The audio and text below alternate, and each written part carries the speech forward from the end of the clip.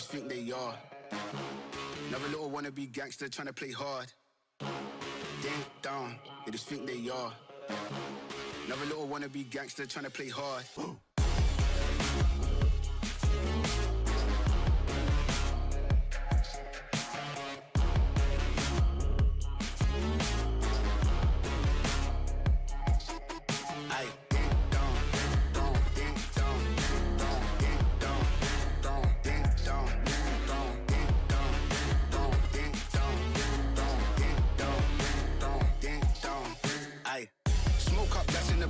Free up the guys and dip out the ends. Jump in the ride and burn out the rims. Don't stop, don't coach, the boy that I'm in. Now we doing the block with the up for events. Skin kept close cause you plotting on them with the tits on 10. Batch in the back that's on tap, all ready to go and jump in.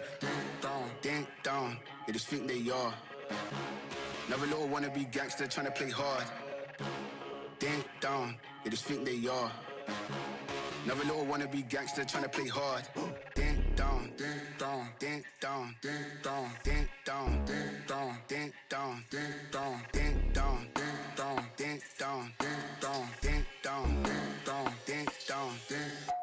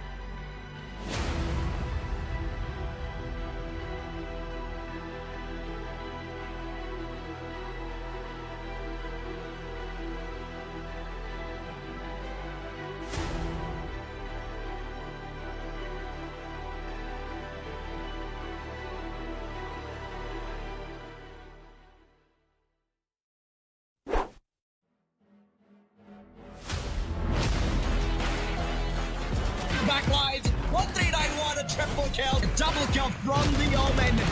And this guy is spotted the Martyr 4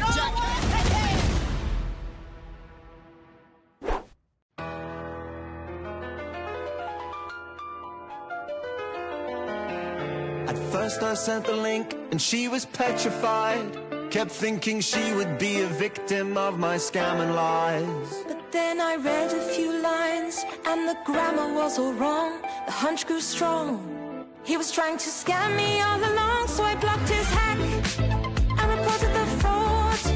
Oh, she even blocked my number and my phone calls from abroad. They'll try to tempt you with rewards and a fake prize. You shouldn't crumble. You should report these shady guys. Well, no, not I. I will survive for as long as I report the fraud. I know they won't survive. I've got great advice to give. Reporting is imperative. They won't survive. I won't survive. Scammers these days have a no new trend. It's a call from the police, but it's all pretend. And you'll regret it later if you don't report the call. But that's not all. They'll get all your details, they'll have it all. So take their advice and report our lies. Just call now and give these guys a rude surprise. I've got great advice to give. Reporting is imperative. I will survive. I will survive. Hey, hey.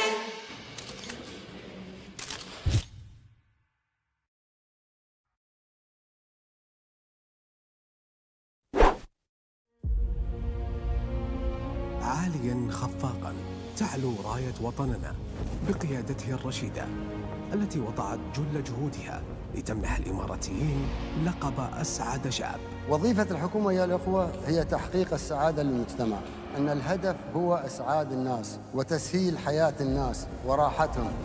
من هنا كانت فكرة إسعاد. ولدت في إحدى الوحدات التنظيمية بشرطة دبي عام 2018 لتكون هدفاً لتحقيق السعادة للمجتمع، لأن الإنسان السعيد هو الأقدر على العمل والإنتاج لتنمية وتحقيق الازدهار والرفاه.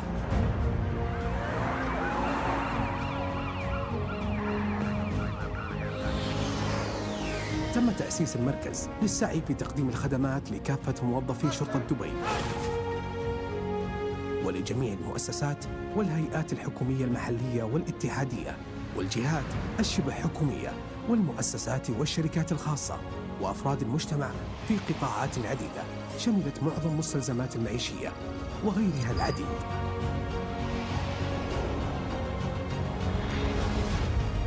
يكمن الهدف الرئيسي من توفير هذه البطاقة بالمساهمة في إسعاد الموظفين من خلال المشاركة في تحمل الأعباء المعيشية بتوفير خصومات معتبرة في مختلف المجالات منها الصحية والتعليمية والأسرية والسكن والترفيهية وغيرها، وتقديم مساعدات إنسانية ومجتمعية للمحتاجين من مختلف شرائح المجتمع، حيث تجاوزت بجغرافيتها وأهميتها لتشمل العديد من الدول والقارات بعروض ونسب مبهرة تتناسب مع العرض والطلب لكافة شرائح المجتمع. أشكر سيدي صاحب السمو الشيخ محمد بن راشد على إطلاقه هذه المبادرة. لم تقف بطاقة إسعاد عن التطوير في تقديم المزيد من الخدمات، فقد أطلقت مبادرات مجتمعية وإنسانية تعنى بتقديم المساعدات المالية والعينية والمعنوية للعديد من المحلات المجتمعية والإنسانية، والتي تم تغطيتها بالتعاون مع عدة رعاة محليين وعالميين قدموا كافة الدعم لتكون هذه المبادرة ذو قيمة وفائدة في جميع القطاعات، بناء على التوجيهات الحكيمة لسمو الشيخ محمد بن راشد آل مكتوم الذي يسعى دائما على أن يكون السباق في مبادراته البناءة والهادفة لإسعاد الشعب، أن المواطن أول وثاني وثالث. كانت هذه المبادرة التي أصبحت شعاراً للتقدم والتطور بتأمين الخدمات والتسهيلات لحامليها محط أنظار لكافة القطاعات، فقد حصدت بطاقة إسعاد العديد من الشهادات التقديرية على أدائها عمل التنظيمي كأفضل فريق إداري على كافة الأصعدة. والمشوار لا يزال في البداية، لأن التطلعات المستقبلية ستكون أكثر شمولية مع التركيز على روح الفريق، الأمانة والمسؤولية والحرفية. I love you.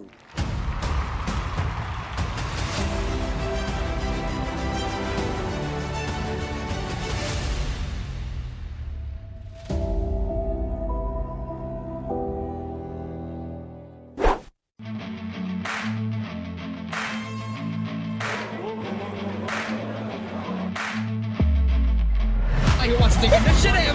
Tenso deciding he wants to fall back the judge. That gets a triple. What is happening to Smash right now? He's got the knives. One more shot. Is there.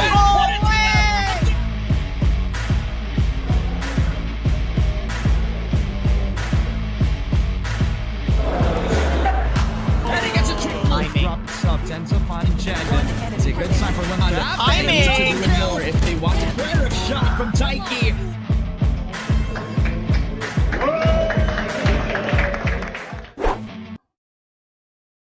Greetings and salutations, everybody. Good afternoon. My name is Caster JT, and with me is the one and only Wasabi. How you doing? I'm good. I'm excited. I mean, yesterday we were only able to cast one match, but then I'm hoping we're gonna see more action today.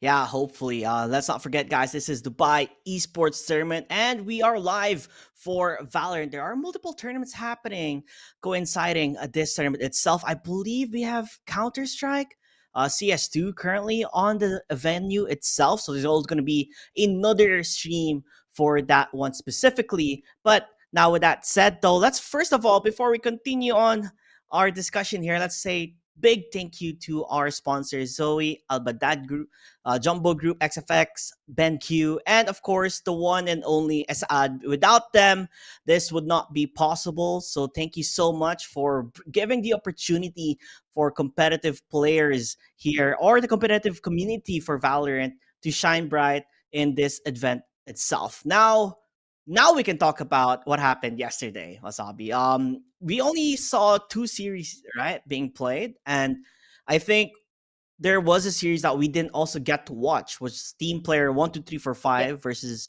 Team Pogi, which is, by the way, Team Player 1 2 3 4 5. I mean, like at this point, you're like, guys, what team name should we get? So it's like, just put whatever, it's fine, anything. The guy was I like, mean, okay. they're not wrong. They're not wrong as long as they do good in the matches. As long as they're able to play well, the team name doesn't matter, right? Yeah, I mean, they did qualify going to the next round, right? And I guess 1 2 3 4 5 means we are 5 players and we are one team. So I think, trying to kind of make it sense as much as possible. The series that we did cast yesterday was Hyper Modern up against Last Second. First map did happen in Bind, and it was a nail biter of a match itself, Wasabi. Take us through on what Yeah, happened. it was a super crazy match. At first, we just thought that it would be a one team winning it out, but in the second half of the game or in the later half of the match, we just saw it go back and forth between both of the teams, and it was absolutely crazy. I think we got about 5 overtimes in that specific match, and I don't know, we were just waiting for one of them to really step up their game, and Mhm. it really took a lot of waiting and a lot of changes, a lot of adjustments from the players before we saw that. Yeah, really good plays coming from each team. Like we talked about in the first half, we saw Last Second with their double duelist setup, really making it work. And then afterwards, in Hypermodern, with their defensive setup, it proved to be, or when they were attacking, I mean, they were so hard to handle. And it goes to show, like, going for a double duelist setup here is a double-edged sword. It either works or it either flops. And sadly, they did get the later end of it. Now in map number 2, I believe this was Haven, right? And they went again in the Yeah. side of Last Second. They went again with a double duelist setup. Yeah, but it didn't really work in their favor. I mean, even if double duelists, you'll expect them to do really well in the attacking side. They weren't really able to stand up a chance. I think they were only able to get like 3 or 4 points on the time that they were on the attacker side, which really just affected them greatly, and they weren't able to win that game number 2. And of course, that just means that Hypermodern was able to close up that series really easily. Yeah, definitely. Last Second double duelist. You're starting on the attacking side, but could not, do much on their chemistry on their end. I felt like, coming through that a very close map number 1, then coming to map number 2, where the momentum from the get-go was destroyed. It was stopped, and it was just so hard to crawl back. And the moment we went to switching sides, it was just too late.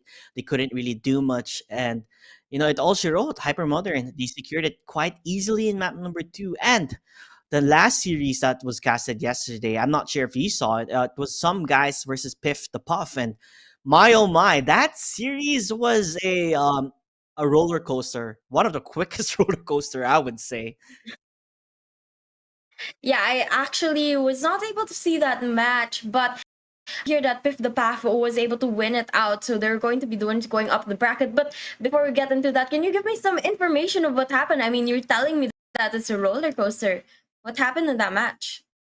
Well, it just went 13-1 and then 13-4, I believe. So it was a big disaster. Map number 2, they went for a triple duelist setup on the side of Piff the Puff, and it was just monstrous. Like, they had total control of the game. Some guys could not really get a standstill or put a foothold onto the momentum that Piff the Puff had. It just felt like they were just the most prepared team coming onto this matchup. And you can tell on how they played their movements, their strategies, even just the duels, right? They are winning their duels out, 1v1s, 1v3s. Like, everybody on that squad itself were the star players. I wouldn't be surprised if they even go for 4 duelists or 5 duelists just because of the amount of star player that they have in this squad alone. Yeah, I don't think that will work out very well. But um every age has their own role, and you can't really stack up on one specific type. Like, you can't have all duelists. You have to be able to play flexible with having initiators as well as like sentinels and controllers, because those are the people that help you break into certain sites and make pushes.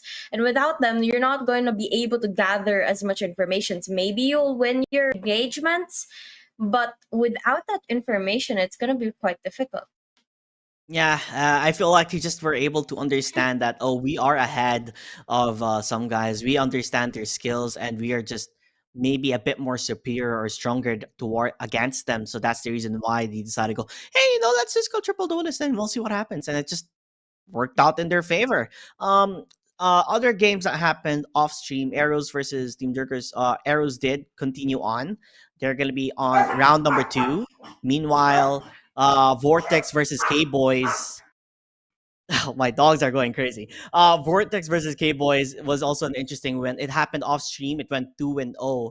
So let's bring ourselves onto what we're expecting on this day itself, Wasabi. What are the matches that we're gonna be seeing on stream? And hopefully this time, no delays.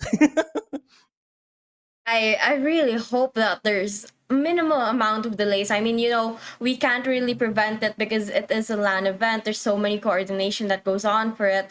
But hopefully it will stay on time and that we're able to watch all of the maps or matches at least. And I hope none of them get, pushed back or done off live, because I'd really like to see all the action. And I think your dogs aren't just being kind of crazy. I think they're excited for today. I think they're excited to see the match. Exactly. Yeah, I mean, that song like "Who Let the Dogs Out." They just really wanna watch the games and they're waiting for it. And let us see the brackets here. We're currently going to be watching Foza up against Akatsuki. The next match after that would be Purge versus Scrubbots. Next would be Cosmic X versus Pawns. After that, Forsaken versus Team Risky. And I believe a lot of people are looking forward to seeing Team Falcons. They are, so far, I guess, a lot of eyes are on towards them as they are potentially the favorites to win this tournament. So they're going to be up against team player 1, 2, 3, 4, 5 that we didn't see yesterday play. So it's going to be interesting to see on that match itself. So, of course, they're going to end it on a bang with seeing how Team Falcons will do. I mean, it's going to be the first time being shown on stream as well. Yeah. Yeah, I mean, they're a team, as you were saying, they're a team that a lot of people are excited to see. And that's also because of the reputation that they've brought into the tournament. That a lot of people have been anticipating to watch their game. Unfortunately, as you said, it yesterday, which just makes it a little bit more exciting now because now people know that they're already to the second round and they've won their first set of matches, and now we're going into the second one, and it's more action coming in from them, hopefully. What are the chances Team Akatsuki, their IGNs are actually from Akatsuki? I don't know. Are you a fan of anime? You know, there's a lot of anime fans who play Valorant. So like, you know, Well, Itachi, you know, all of these Pain. Oh, that would be very interesting. I mean, you gotta stick to your name, right? You're the Akatsuki. yeah. I mean, it would be nice if they stuck with the theme, but we'll have to see like later. Really did, but I think that will make it a little bit more fun to cast if they stuck with the names. For sure. I would love to see it. But in terms of the maps that has been played, we have yet to see Ascent. We have seen Bind, we have seen Haven. Like those two have and Split. So those three maps have been played so far in this tournament. Meanwhile, Ascent, Breeze, Lotus, Sunset have not been, picked so far. And I believe just seeing this map scenery that we're having right in front of us, is it potentially map number one gonna be Ascent? Hmm. That's a question. I do love Hmm. Ascent. It might just be foreshadowing our maps for series number one, but we'll have to wait for the screen that actually tells us the map picks and bans before we really go in depth about this specific map. But yeah, I think this map is like a fan favorite. A lot of people love playing in this area, and it's a little easier in comparison to some other maps that have three sites because this one's limited to two sites in that middle area. Mhm.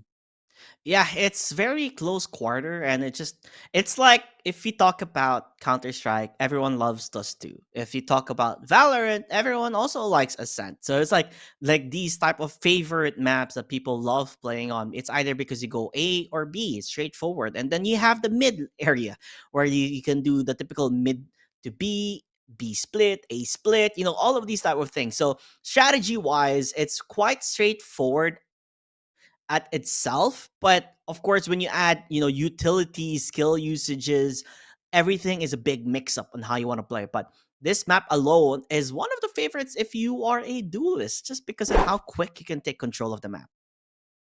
And right now, the maps are showing, and it looks like we're actually right. Ascent is going to be map number one, followed Lotus and then Heaven later on. But I'm actually reading the comments right now, and some people are saying, "Oh, I'm tired of Ascent." But the nice thing about Ascent is that it's a map that everyone's familiar with. Everyone knows it. Hmm. Is that you know what to expect, and it's all down to the skills of the players. It doesn't Hmm. matter whether like, oh, I'm not really familiar with this map, I don't know where to go, what angles to hold down, but because everyone's familiar with it, a lot of people have played it. It just means that it's all going to be down to how well they're using their abilities, how well they're holding down angles, how well they're able to get those picks on each other. Yeah, and definitely execution is the name of the game here. But I'm more excited to see map number two, Lotus. I mean, that's such a mixed ball here.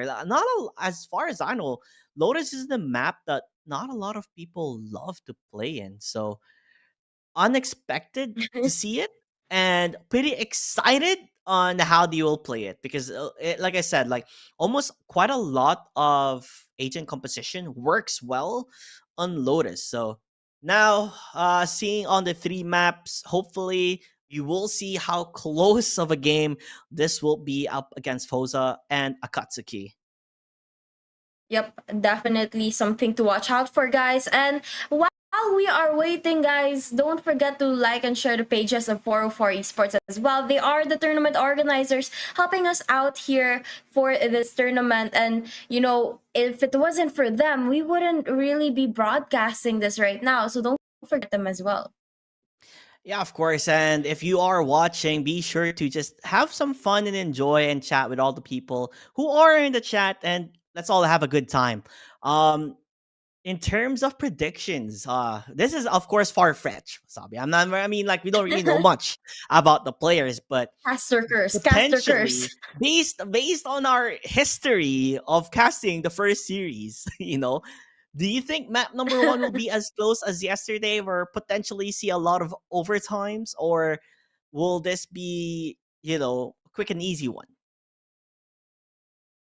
I definitely is a close one because that I think in comparison to Lotus, it's map that has the most possibility for a close game, and that means it's just gonna bring more action for us casters, which of course we always enjoy, right? Yeah, definitely. And now putting the ball onto the room here is that agent compositions on towards Ascent. Normally you do see now Viper being picked, Omen being picked, these type of agents who weren't necessarily always as popular, especially in Ascent. You usually get your typical Killjoy, you get your Cypher now because he did get buffed, you have your Sova, like all of these, agents always being picked, but now it's kind of different based on the new buffs and in the new play style that we've seen pro players and pro teams have been using. Now, what do you think is the ideal composition if you're going to be playing in Ascent? Like, what agents would you have if you were the one choosing for the teams here? That's a little hard. I think I would bring a Killjoy in, and I would also probably bring an Omen in as well. But Mhm. for the others, I think that really depends. I think a cipher might help a lot as well to be able to get informations with the trapwires and etc. But again, it depends on the players and what they pick. And right now, they're deciding that on the sides of the screen. Uh, Brimstone, currently, or Breach as well on the other side. Like these, type of, I would say, agents just destroys the lockdown from Killjoy. Like they have a way to make sure that if a lockdown does pop up, it can get destroyed. So if they are gonna go for the Sova, the Breach, it makes it easier not only of course to get information, entering, concuss, stuns, and all of that, but they have a way to stop the lockdowns. So that's pretty big. Now, in terms of duelists, though, Reina versus the Jet, what could you say about that? I mean, you have the mobility versus the 1v1 type of Reina where you can always heal Hmm. and go Empress mode. Well, every agent has they have their own quirks, and I think it's more of the execution that matters because Mhm. every agent can technically be used in any map. It's just about how you're able to time the abilities of the agent and exactly where you use it.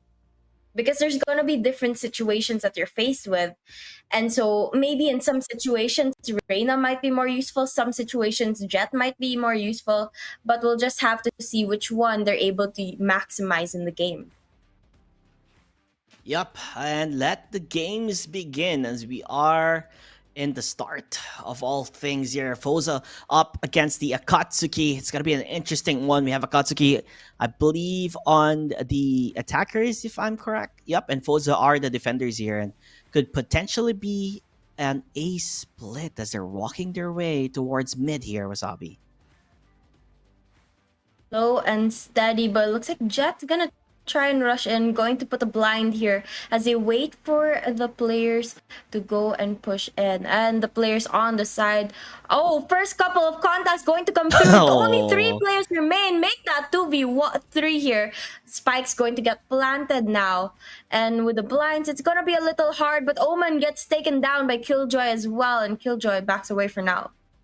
Yeah, it's just a lot of trades here and there. You don't know where the final player is going to be, but Mugiwara will be able to find the final shot, the final nail in the coffin for them to win the first round here. And so far, so good on their end. They didn't really take their sweet time, right? They just realize, okay, let's execute immediately. Smoke mid, rush from short, take control of the A side, destroy the door, and peek at the same time.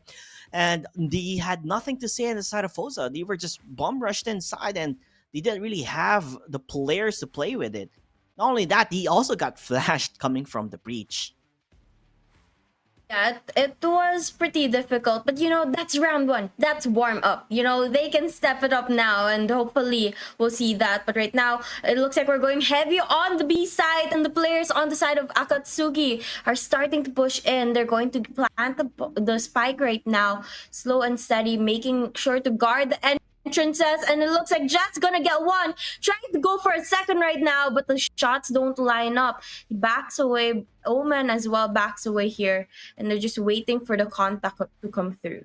I like he wants to go really close and personal, because they have, I guess, a Bucky or a Shorty at hand. Didn't really do as much as they can. Meanwhile, Horizon, he gets a free gun. Okay, it's still possible, but Base, no way are you going for the knife. No way, you gotta be kidding me. Yo, he wants it! Wasabi, he wants it! He's looking for it if he can. Going for the peak. They know where he is, but the shot from behind, though. They rather go for the gunfight instead, as a classic will be used to shut them off. An ace, he does die to the spike. But nonetheless, though, you know, they do get a couple of kills, which will set the economy of Akatsuki of, you know, they did buy a while ago. Now they have to be a bit more careful on what guns they have, because this time, Fosa, they have the buy around. And I see an Odin on Panu. Yep, right now it looks like they're going to try and get this round to their side. I mean, they're investing into those rifles and the Odin as well. And if they're not able to maximize it, it's really going to bring them back to zero. But right now, look at this, the push about to go towards the A side. They slow things down right now. Just going in from above. I love it. Kill, gets one, but gets taken down as well. And now the blinds not allowing them to enter just yet. They're gonna use a drone to try and get sights here, but doesn't spot anyone yet. It's a pretty good way of like trading it off immediately, but the TP, that's a bit too much here from Base. I mean, I was not expecting him to just go, you know, YOLO, and it didn't work out in his favor. Meanwhile, though, they did leave B side, but a quick rotation now coming from Fosa. Understanding we cannot just let them take B. We need to be watching. We need to make sure that the opportunity will not be there, because it is their buy round. And like you said, they need to make use of this Odin and their guns as much as possible, because, you know, the economy will not be in their favor if they don't do well. Well, so far, it looks like they have the numbers. It's a good start of the round, but they only have 25 seconds left, and the plant hasn't come down as well, so that's gonna buy them some extra time too. But now look at this, the players on the side of Akatsuki going towards the B side now, and it's all clear. None of the players on the side of Posa is going to be at that area, so they're going to get that plant easy. But Sova gonna scan the area. They find the players, the Odin trying to wall bang them down, but it doesn't connect. And now we just have to wait for the push to come through. Yeah, Mugiwara, everybody, they're just waiting for the entire unit to be ready. But Hai, he does find one. He's looking for more. Ace with the judge, making things work. But the Odin, the spray down, it's just too much. Ooh. As they do finally get around. This is the buy round that they had to win. Okay, so at least they're not in heavy waters yet. So only a 1 round difference. And all smiles on the side of Akatsuki. They were like, you know what, it's okay. Like, they get that one, no worries. And quite young players here, by the way, coming from the side of Fosa. Yeah, definitely looks like, you know, they're just laughing about it, having a good time. Looking to pull it off again in the next round after winning the first match. But look at this. It's getting pretty close. I mean, it's still early in the match, but it's a pretty close match. It looks like that Odin definitely paid off. And since they weren't eliminated, they're going to be able to bring it on to this next round that's just about to begin. And with that, it's going to be a little bit more difficult for the players of Akatsuki to get this round. Oh, they had the paranoia, they had the flash, they just played it tremendously well, but they're just not looking at the right corner. The Odin will be there, but he figured out where he is. Wallbang galore. Mugiwara, he finds that pesky Odin user. Now that they have the site, they're just gonna take control. Ace, who's so close, yet so far, could have gotten shot there. Footsteps have been heard. Aizen will fall down. Same with High Base. He is activating his shots, and so far, so good as he finds the triple. And you know, a bit of a glorious moment for him, I would say. Insult to injury. But, you know, that is going to be another round win for the side of Akatsuki after losing one. And it just makes it a little bit harder for the side of Fossa. But luckily enough, they still have some cash to spare. And they're going to be able to pull off rifles on their sides. Look like both sides has an Odin as well, if I'm not mistaken, and that just makes it a little bit more even. But look at this, the opening going through right now. Jet going to push in, going to look for the engagements, but doesn't spot anyone, doesn't find one, but gets all kill onto Sova and goes back away. Going up on Heaven, going to spot 2, but decides to back away due to low health. And it looks like we're going to be down to a 2v5. The players on the side of Akatsuki might just be able to close this up.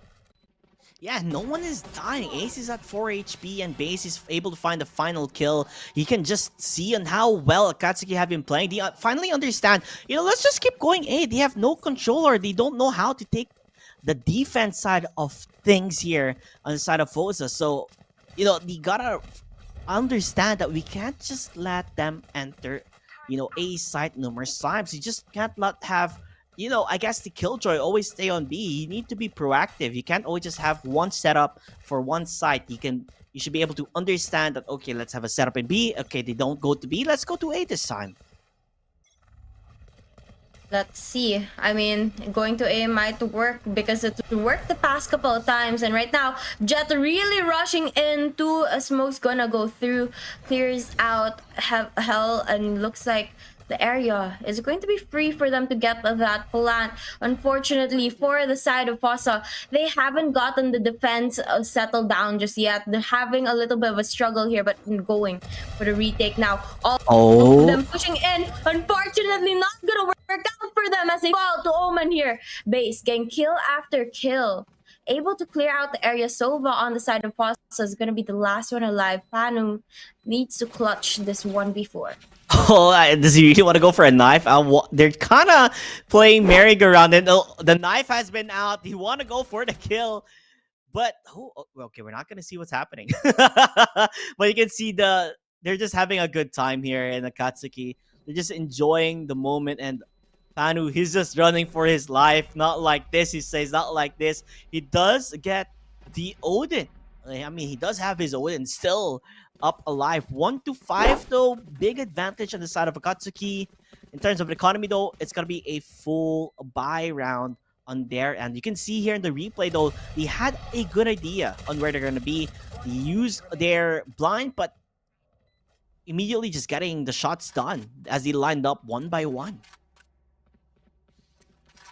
One by one, but you know, that's all it takes to be able to win out the round. And as long as you're able to clear everyone down, how you're going to be able to win the game. But look at this, Akatsuki, they're going for a little bit of a change here as they go towards B side. They're going to be able to get an early pick.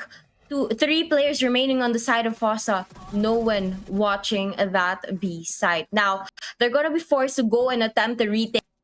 So far, they haven't been really good at doing that. So I'm not sure if they're going to be able to pull this off. Let's see what changes they'll be able to make to get this round to their side.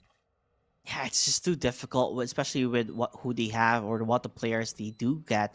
Meanwhile, we see an Omen lurking around the corners. Base, he's gonna go for the pick. No, Base, don't do this. Don't do this. He's smiling. He knows what's gonna happen. He goes for the knife. He gets 1. He gets 2. The assassin of Ascent. Base. My oh my, you can see Akatsuki enjoying, living this moment here happening in the venue alone. Well, that's gotta hurt in the side of Fossa. You just got knife, bro.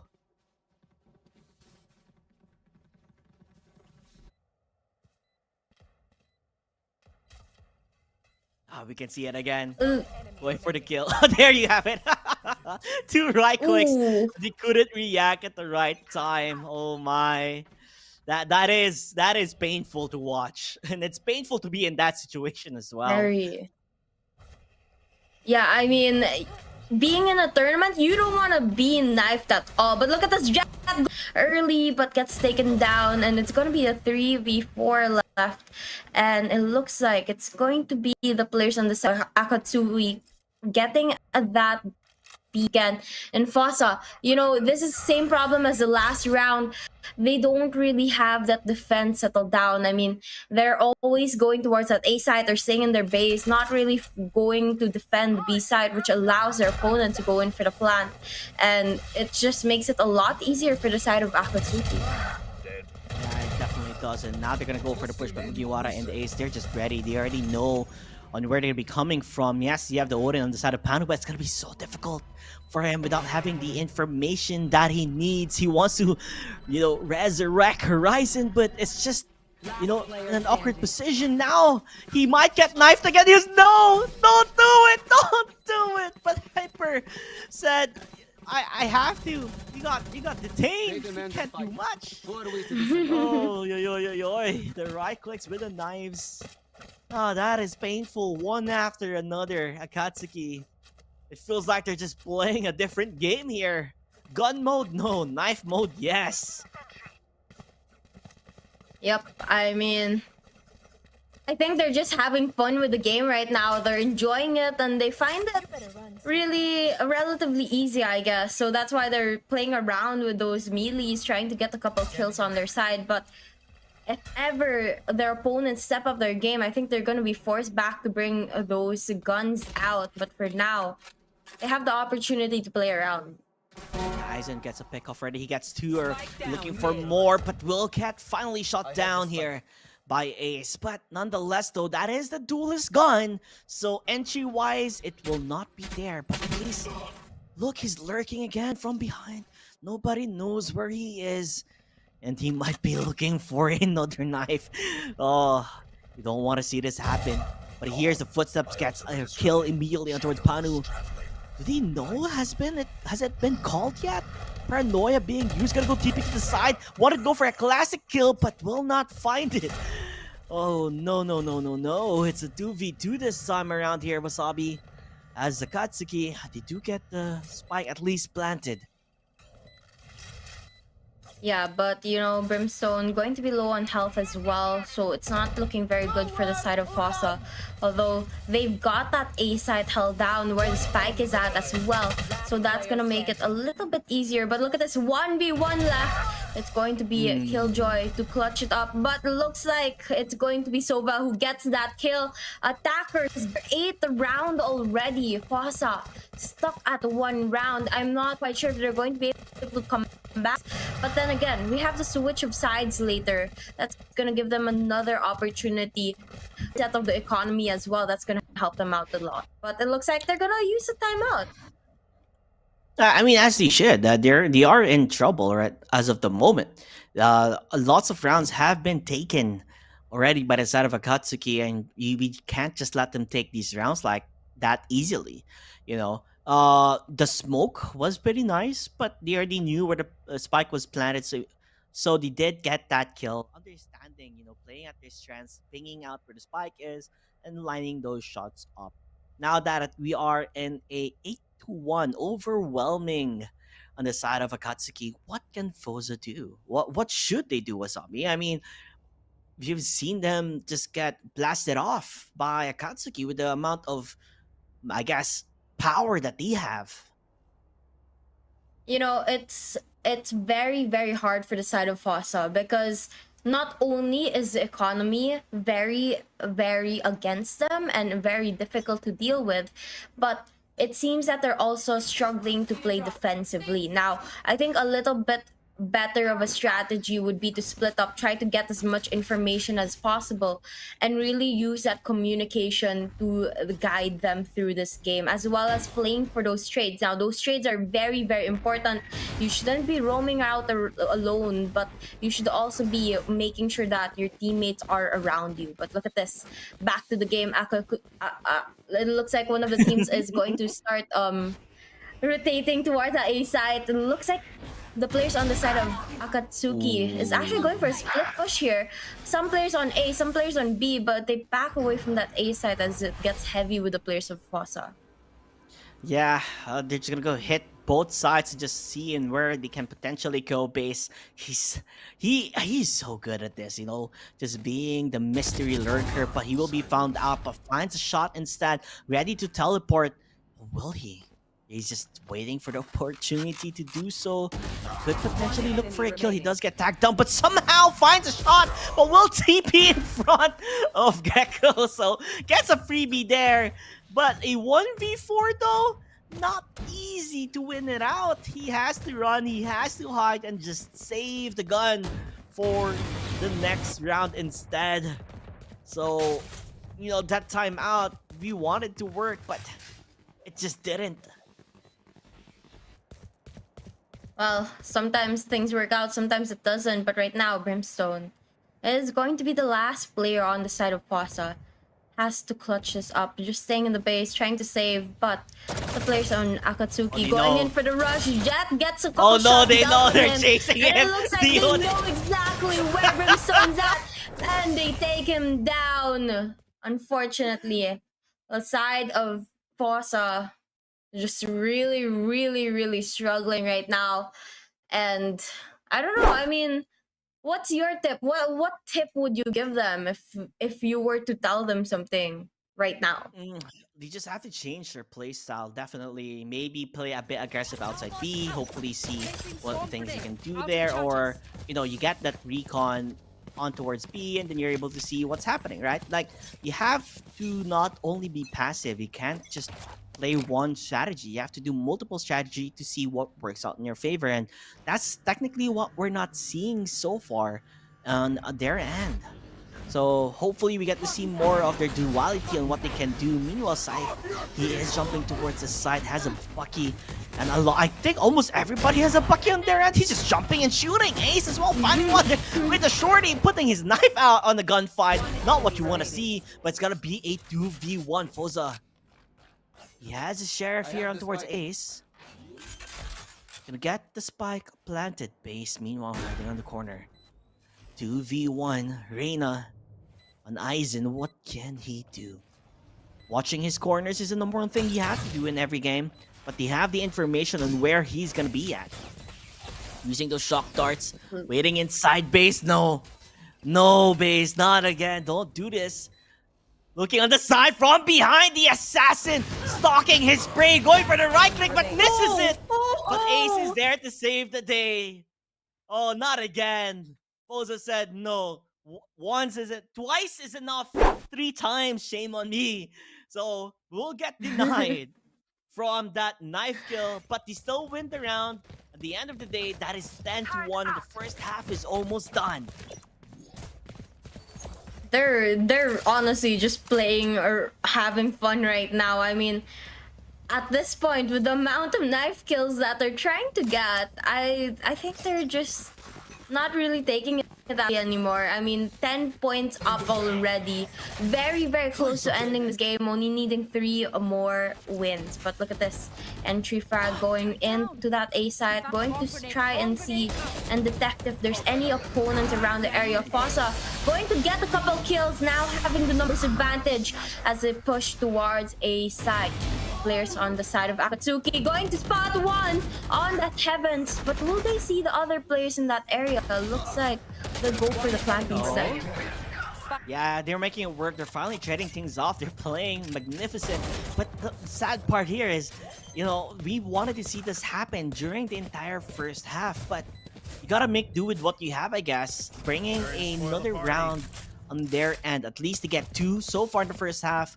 Maybe we'll see things differently this time when we are the ones on the attacking end. But this is what I wanted to talk about during the agent selection phase, the moment that you see the two different types of duelists, right? You have the Reina, you have the Chat. The difference between them is quite huge, right? You have the mobility, you have the dash, you can enter in the side, you have the smokes to enter in. Meanwhile, Reina does the flash, does the heals, does the dismiss. Not entirely an agent that can easily enter because you don't have that mobility. So let's see how well they can play with the strengths that they have this time in the attacking side. Yeah, and you know, another thing that's really helping the players of Akatsuki is that Omen, Jet, and Sova all have 14 kills. They're always able to get those frags and get those kills, which opens up the area and makes it a little easier for them to play around. And I guess that's why that they're making it very, very easy for them. But look at this. Change of strategy for both teams. I love this. Holding down their I love position. this. Pasa trying to play Yeah. hide and seek here. Yeah, I love it. I love it. It's just so fun to see. They're ready for it. Go for the peak base with a shorty. They're wrecking havoc here. Lots of shots galore, and they're making it work. Hello? The jumping right click from high will stop them at their tracks. It's going to be a 2v1. Mugiwara was not part of that funny shenanigans coming from their end with the shorty build up. You know, shorties are cool and all, but you only have 2 shots, 2 pumps. You can't do much out of it. Well, let's see what Mugiwara has to say here. He has the fault line, gonna stun them, gonna concuss, hoping to get the shot, but not able to find it as Aizen finally has room to breathe here for the Sarafosa, making them win the first pistol round. Kind of brings them in a upper edge in the upcoming round, which would be their bonus. Yeah, let's see how that bonus round plays out. I mean, Fossa to bring their points up to 3. I mean, they've been stuck on that 1 point for very, very long. And finally, they're turning things around. And with them starting the second half of the match with a win, it's going to be a lot easier for them to get that economy to their favor in the later half of the match. But right now, they're going for an aggressive push towards mid, gets one right off the bat, and they push across, trying to rotate. But they're trying to look for the players on the side of Akatsuki as well. He's right around the corner, and now the push is coming through. Killjoy gets taken down by Soba, and Soba just beams the last one down. And there, it looks like Fossa is gonna win another round. Yeah, I do love the confidence here. They just go for a full buy. We're not looking for a lot of Spectres. Only one player went for Spectre. It's going to be the Killjoy. But other than that, everyone bought rifles. Everyone bought Vandals. They got the Odin. They got everything. And a timeout immediately from Akatsuki. I guess it's time to regroup. This time we do have the guns. We do have, you know, the rifles at hand. Let's strategize and play this well. As you can see on the replay and how they're playing this. He saw the jumping right click or jumping judge on base, but they were able to spot them out. Hanu wanted to get the kill, but Horizon was the one who's able to shot things out for them. 4 to 10 in terms of economy, just because I believe Omen bought, right? He does not have as much credits as he wants to have. But judging on how he was playing during the first half, I don't think it's gonna bother him as much. Well, we'll have to see once this time out is over. But right now, you know, I'm sure the players on the side of Akatsuki is, wait, stop, pause. We cannot slip up now. I mean, after they've gotten this far into the game, 10 rounds to their side in the first half, they cannot slip up here in the second half. And if Fossa is able to pull off something like this, it's going to be one hell of a ride for them, and it's going to be very, very fun to watch if they're able to actually tie it up. It's a hard one, honestly. It's a miracle that they're looking for, but the possibility is still there. I love the duels, the confidence. Aizen looking for the peak, but will not be able to find it. He does see someone jumping on towards A short, but they're just baiting things out. He's not even going for the trigger finger here, because you can potentially shoot him too. So he just needs to find the opportunity to do so. But nonetheless, they're playing slow.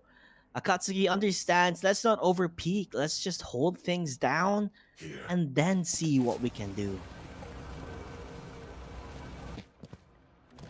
Trying to gather more information. They use the drones to go enter into the B side, but it looks like smokes are gonna block their side right now. Miguwara, only player in the B side, but going to call out for backup right now, trying to get more players on this area as the players of Fossa start to push in.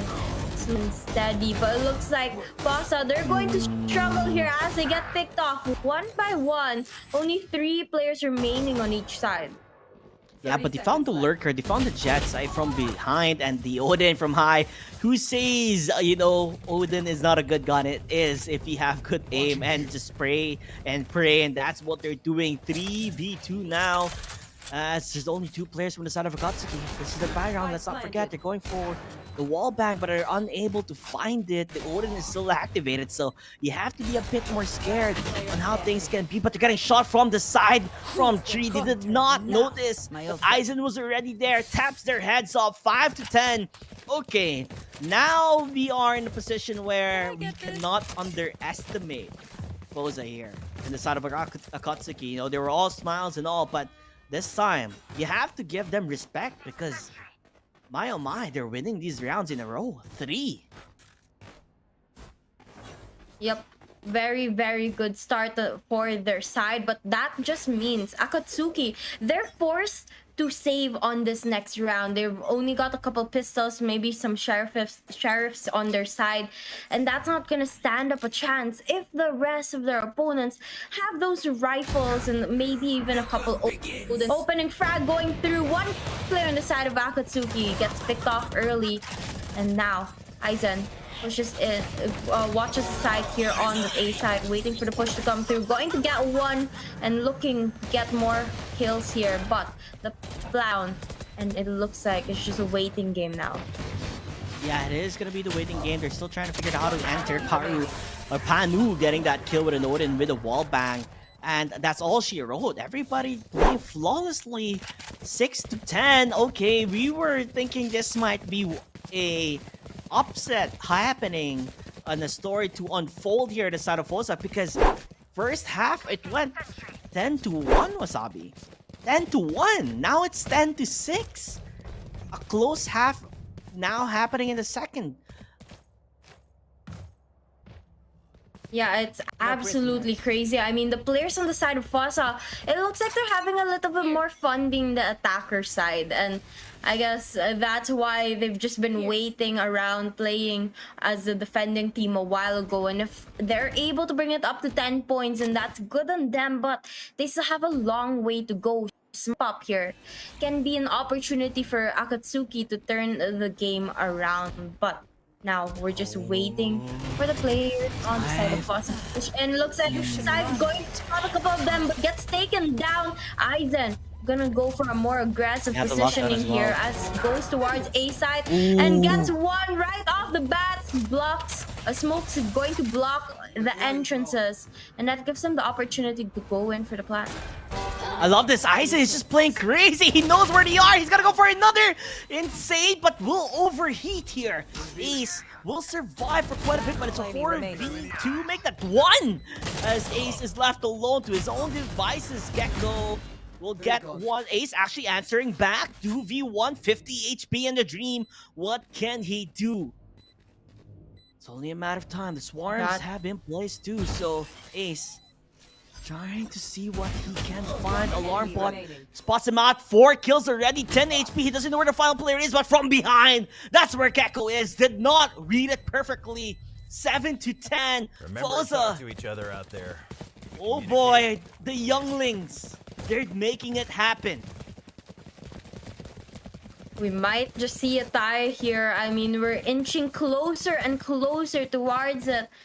And Akatsuki, I don't know. I mean, no round wins yet for them in the second half of the match.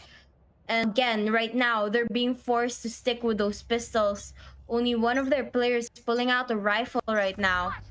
And it's gonna be a very, very difficult one. But look at this now. Slowly the push is going through mid.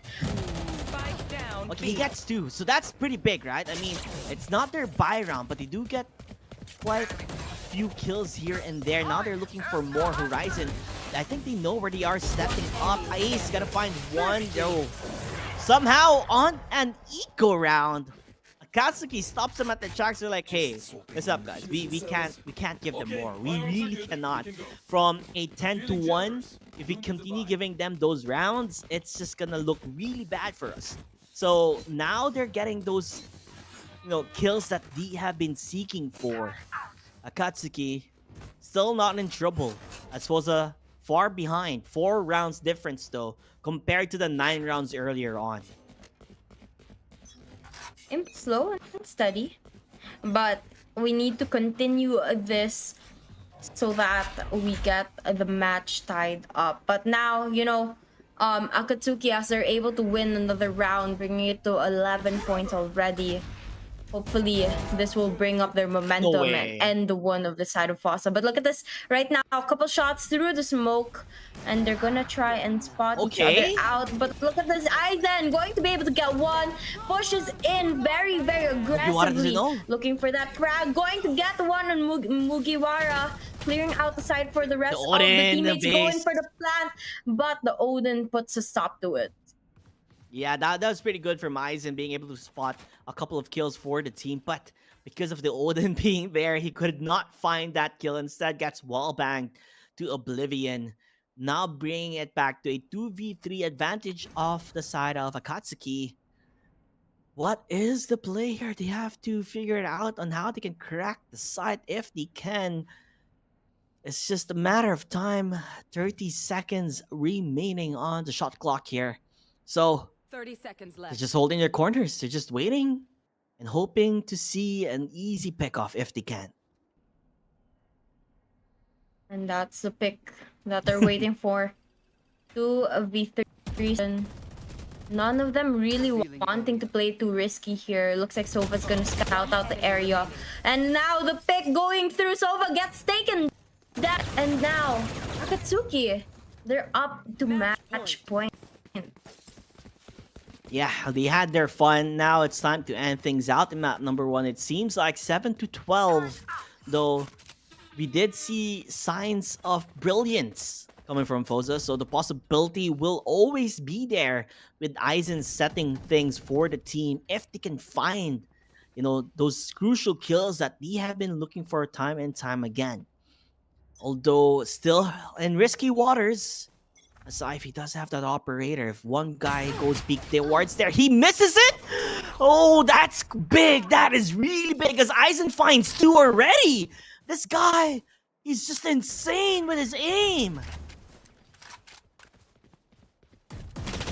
Now we can see Aizen going to mid, gets taken down base with the Odin, just beaming everyone and trying to get those kills. But will it be enough? Because it looks like they're going to be down to 2 players on their side, and we just have to see if they're able to clutch up this round. Fosa, Panu going to push towards the bomb right now, trying to look for some opponents around the area, but doesn't spot anyone yet. I like his recon. He's gonna be able to see on where they're gonna be hiding if they go towards that area. They're gonna both use their drones to get information. They understand no one is in help, but they're from above. The Odin, will he go for the wall bang? Not able to find it. But the orbital strike, if they do touch that spike, they will figure out and fry them if they can. Could be a save instead for Akatsuki, and it looks like that is the call here. We cannot lose money. We cannot lose these guns. Because the momentum, if it continues to push towards Fosa, it can get closer and closer like they have done before. And honestly, kudos to Aizen. This guy is insane with his shots. He opens it up for the team, to get that possibility of winning. They're doing it tremendously well. And now the match is very, very close to changing tides once again, as Fosa was able to win another round to their side, bringing 8 points. But again, Akatsuki, they only need 1 more point now. I'm not sure how much wiggle room that is. They only have 1 opportunity here. But look. the side of Fosa, small mess. They're playing aggressive. Now Jet, very, very aggressive. Paranoia. Oh no! You gotta be kidding me! Just beaming at that Odin, and Looks It like looks like Aizen's gonna be things the last player. have been really bad for them. They play aggressive this time, Wasabi. He decided we can't just stay inside. We can't just go for duels. Let's go aggressive. They had the setup. They had the paranoia. They couldn't do anything. They couldn't see anything. As a Katsuki, it seems like they finally found their number. As the Oda and Hipper, oh, he misses the shot. Empress mode currently up. The one true queen. But Mugiwara is hiding towards the corner. We'll be able to find it out. And the shot, the nail to the coffin. He finally found it. Akatsuki will win map number 1, Wasabi.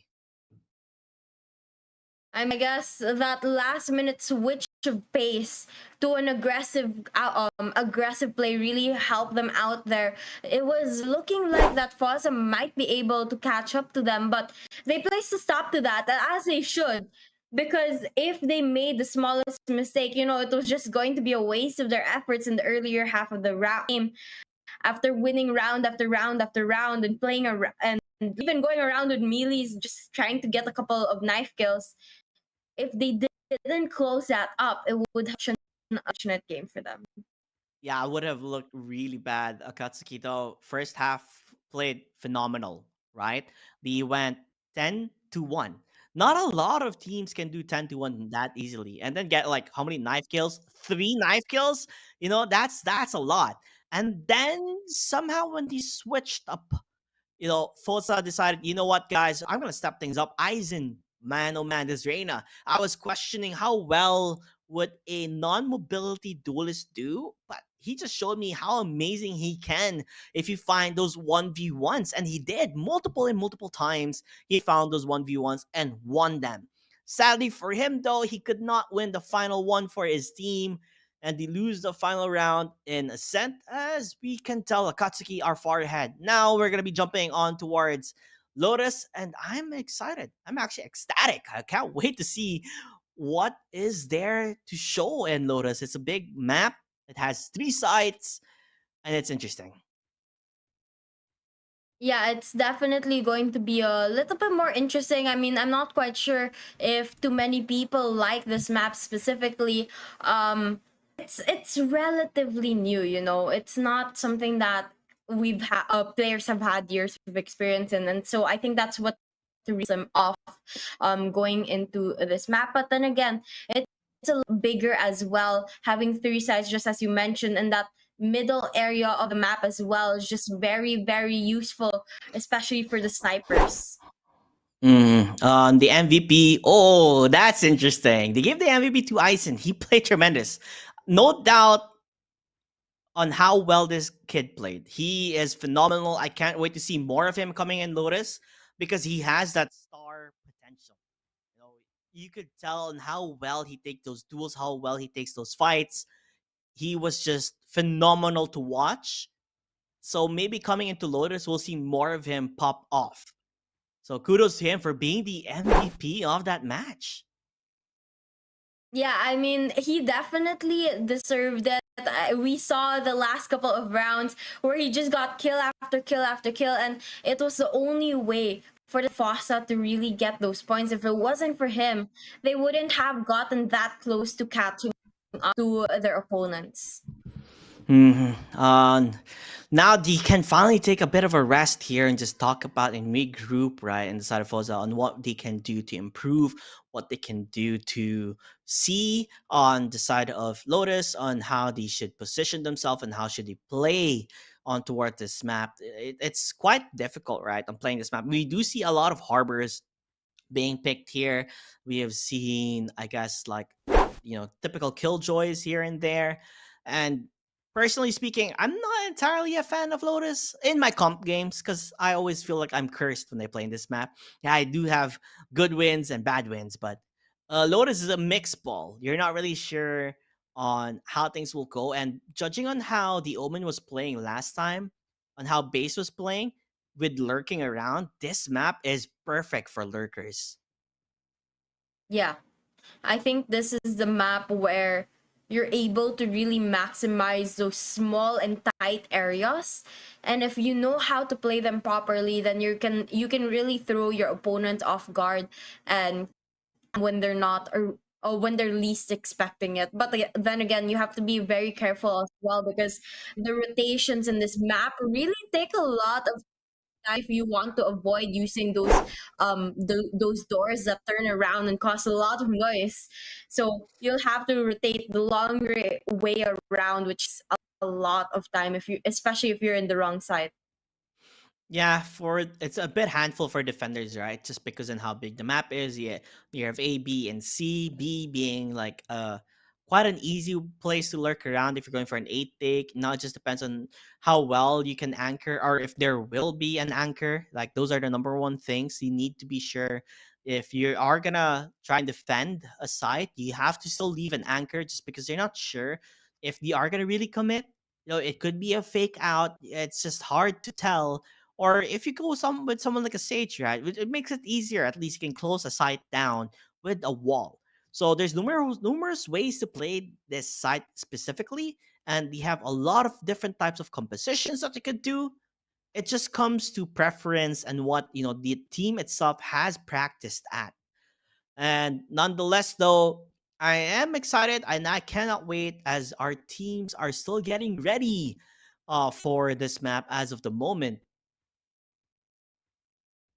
Yeah, I think you're absolutely right. Having a sage to wall up one of the sites will definitely help a lot. But I also think, out either an omen or a killjoy will be useful to gather information, especially with the traps and the turrets that you're able to set up in the sites. That will help you gather information to know whether or not your opponents are pushing into that area, even if you're not there. In terms of duelists, we haven't seen quite a lot of them. I guess the only difference that we've seen Raze, Reyna, Jet, and Neon. We have still yet. Oh, we also saw ISO yesterday. So ISO was also played yesterday, and he played really well. So we only have not seen, I believe, we haven't seen Yoru and Phoenix. So like these duelists have not yet been picked so far in the tournament. I Phoenix is a bit questionable, I guess, when it comes to Lotus. Like more or less, you would pick him in a set, but not Lotus specifically. But still possible if they choose to do so. He does have Run It Back, where you have 2 lives, so that's pretty good as well. And then Yoru with the TPs, with the fake outs and the flashes could be a possibility as well. But I feel like I do like my duelist being mobile.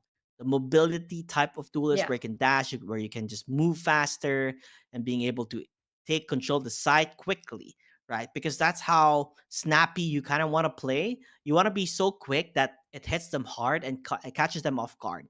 And that also helps when you have those setups with the breach, with the concuss, with the stun, with the flash. You kind of want to just time things out here. But we've also seen chemistries such as Astra and Raze and this part of the map where you do have the gravity well into a paint shells, which works well. The combo does wonders. So I wouldn't be surprised to see if players do decide to go for that route instead. Yeah, it's definitely possible to have a large variety of a mix of agents at play, but I think I do agree with you when you were saying that you like your agents mobile, and I think that's why Jet has always been a fan favorite, not only in this map, not only in the map that we just played, but in general. It's because you're able to use that mobility no matter what map you're in, as long as you know what areas to be at and what areas to be going towards. And I think Jet is one of those characters that, or one of those agents that once you're able to master them and you know how to time the usage of the skills, you can really use it anywhere in any of the maps in Valorant. Yeah, and I like I said, it's super exciting to see. Let's just give a rundown, by the way, so that everybody knows on what is happening here at Dubai Police Esports Tournament. We're currently in the first series as of the moment between Foza up against Akatsuki. After that, we're gonna have Purge versus the Scrub Bots. Next would be Cosmic X versus Pawns, Forsaken versus Team Risky. Actually, I think a lot of people are also looking forward to. And the final one would be Team Falcons versus Team Player 1, 2, 3, 4, 5. That will be the final game of the day. But we have just begun here in the first tournament game in day number 2. And so far, everything has been rather interesting, as we can see in our very screens as of the moment. This is Team Akatsuki. These guys, they have had a lot of fun in map number 1 with their funny shenanigans, and the younglings in Team Fossa. You know, they may be young, but they are deadly.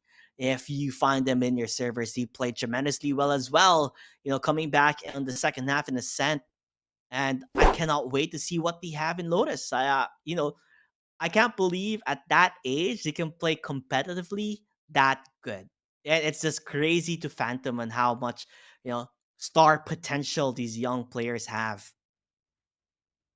Yeah, definitely. And even if they're already doing good, even if it's um they're just trying to figure things out, it's a very good start for them to be in a competitive scene like this, because there's a lot of learning opportunities for them, and this exposure at an early age is gonna help them if they decide to stick with esports long term.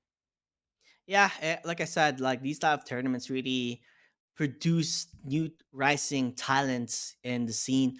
And I wouldn't be surprised if one of the players from Fossa will, in the future become a star player in the Middle East, just because on how well they have been playing.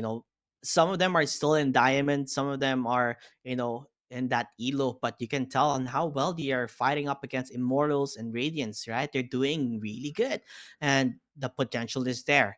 So that's the reason why I really can't wait to see how well they can do in map number 2. But Akatsuki is still a force to be reckoned with. I mean, second half wasn't as good as they wanted to be, but you can really see that if they get the ball rolling, if they go to that very serious game face mode, it's so hard to crack them down. Yeah, it's very very difficult when they take things seriously.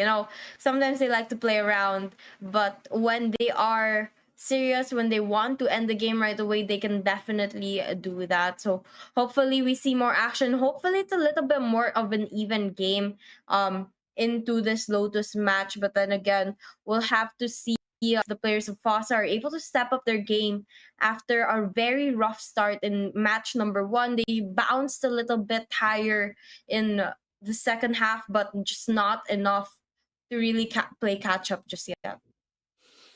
Yeah, and I think we might be jumping in soon. I hope so, because I could hear on my headset last player standing, and I'm like, wait a minute, I don't see the game yet. Yeah, Maybe the I was admins are playing thinking some about that Valorant. as well. Hey, I want to get invited too. Come on, invite me. I want to play some Valorant. Yeah. So far so good in terms of things to expect. We could potentially see a map number 3 if played well for Fosa. Other than that, though, everything has been smooth sailing. So far, if you are in the venue, I would love to see you guys take some videos of the venue itself and tag 404 Esports so that they can show you or repost your stories. I would love to go to the venue, by the way. It looks really cool. There are lots of things to do. I did see some VR setups in the venue as well, where it's like a full bodied VR. So I would love to try that out. I haven't tried VR as much too. So I feel like it's a neat experience to try. Have you done VR before, Wasabi? Yeah, I stole my friend's VR. What VR did you try? Because there's a lot of VRs, right? There's the Vive, the Oculus, I actually do not Meta. know. I saw it on the table, I placed it on, and I was like, okay, how do I press start here? But there's so many VR games too, and I don't know. But I feel like you'll get so into the environment once you're in a space like VR, and maybe it feels kind of weird. What you see is not technically exactly there, but you feel like you're there. yeah, it's pretty funny. I was doing it. I was in their living room. Later on, I was in their kitchen. I don't know how I got there. That's pretty that's interesting. I'm surprised you didn't hit any walls. Maybe because I Oh, think I did hit nowadays. a couple of walls. Okay, so note to self: play VR in a very big open space. In Yeah, my area, yeah. I cannot play VR because we have stairs up and down, so that would be risky. Oh, But though that's very risky. Yeah. yeah, although I will not play horror games. Horror games have always been the worst things I cannot handle horror games. I don't know. Do you like horror games? Because I can't handle horror games, and I know VR games have horror games as well. I haven't tried a VR horror game. Horror games in general, I'm pretty okay with, but I haven't tried a VR horror game, and the closest one I got was a shooter game, and Mhm. you're shooting zombies, and it was on the VR, and that one already I was already screaming because they were like swarming me, and I was like, oh, Yeah, I I do not. can't do that. I died Yeah, several times. Yeah. I think I'll just see the zombies and I'll just take the headset off and be like, nope, nope, nope, not gonna do it, It not looks gonna do it. very realistic. Yeah, I think that's the thing with technology nowadays. Like they can make things really realistic. So that's pretty cool. So if you guys haven't tried a VR yet in the venue, be sure to try it out. It's pretty cool, pretty awesome. I know there's a lot of gaming PCs also there currently being displayed. Oh, I I love believe gaming XFX and PCs. everything. I mean, let's be honest, who doesn't love gaming PCs? And looks like we're showing the preview again of Lotus, but nonetheless, right? There's a lot of events happening currently on the venue itself, so you should definitely drop by if you can, especially if you live in Dubai. I'm hopefully gonna drop by later on today just to see it out, check it out, maybe put a couple of video stories of just being there because it's pretty cool environment, pretty chill as well. So meet your fellow gamers, make new friends, see the community as a whole. It's just a good feeling to see, right? When you see people that Yeah. enjoy the game that you play as well. Yeah, you know what else? I have a request for you. When you're there, if you ever get to go there, go take some Mm-hmm. pictures of me. Take pictures of I'm gonna edit myself into there. Okay, I'll do a selfie, Yeah, yeah, and then you yeah. just edit yourself And there. You know, just I'm gonna Photoshop, edit myself into the photo. Yeah. and I'll be like, "Wasabi's in Dubai." Oh, I made it to Dubai, guys. Yeah, we're built here. Maybe in the future, who knows, right? Maybe in the future, that would be really interesting to see. Because so far, this entire year, I guess for Dubai Police supporting the esports scene in Dubai specifically, it's been so well, and I feel like it's just gonna be nonstop support coming from them and the gaming scene in general in UAE. So I could not wait to see what we have plans for 2024. Probably more Valorant because Valorant has always been their go-to, and Valorant seems to be like one of the strongest games here in the community as a whole. So I'm pretty stoked about that. Maybe we'll see more other games like they're doing now, right? They're doing, I believe, Tekken.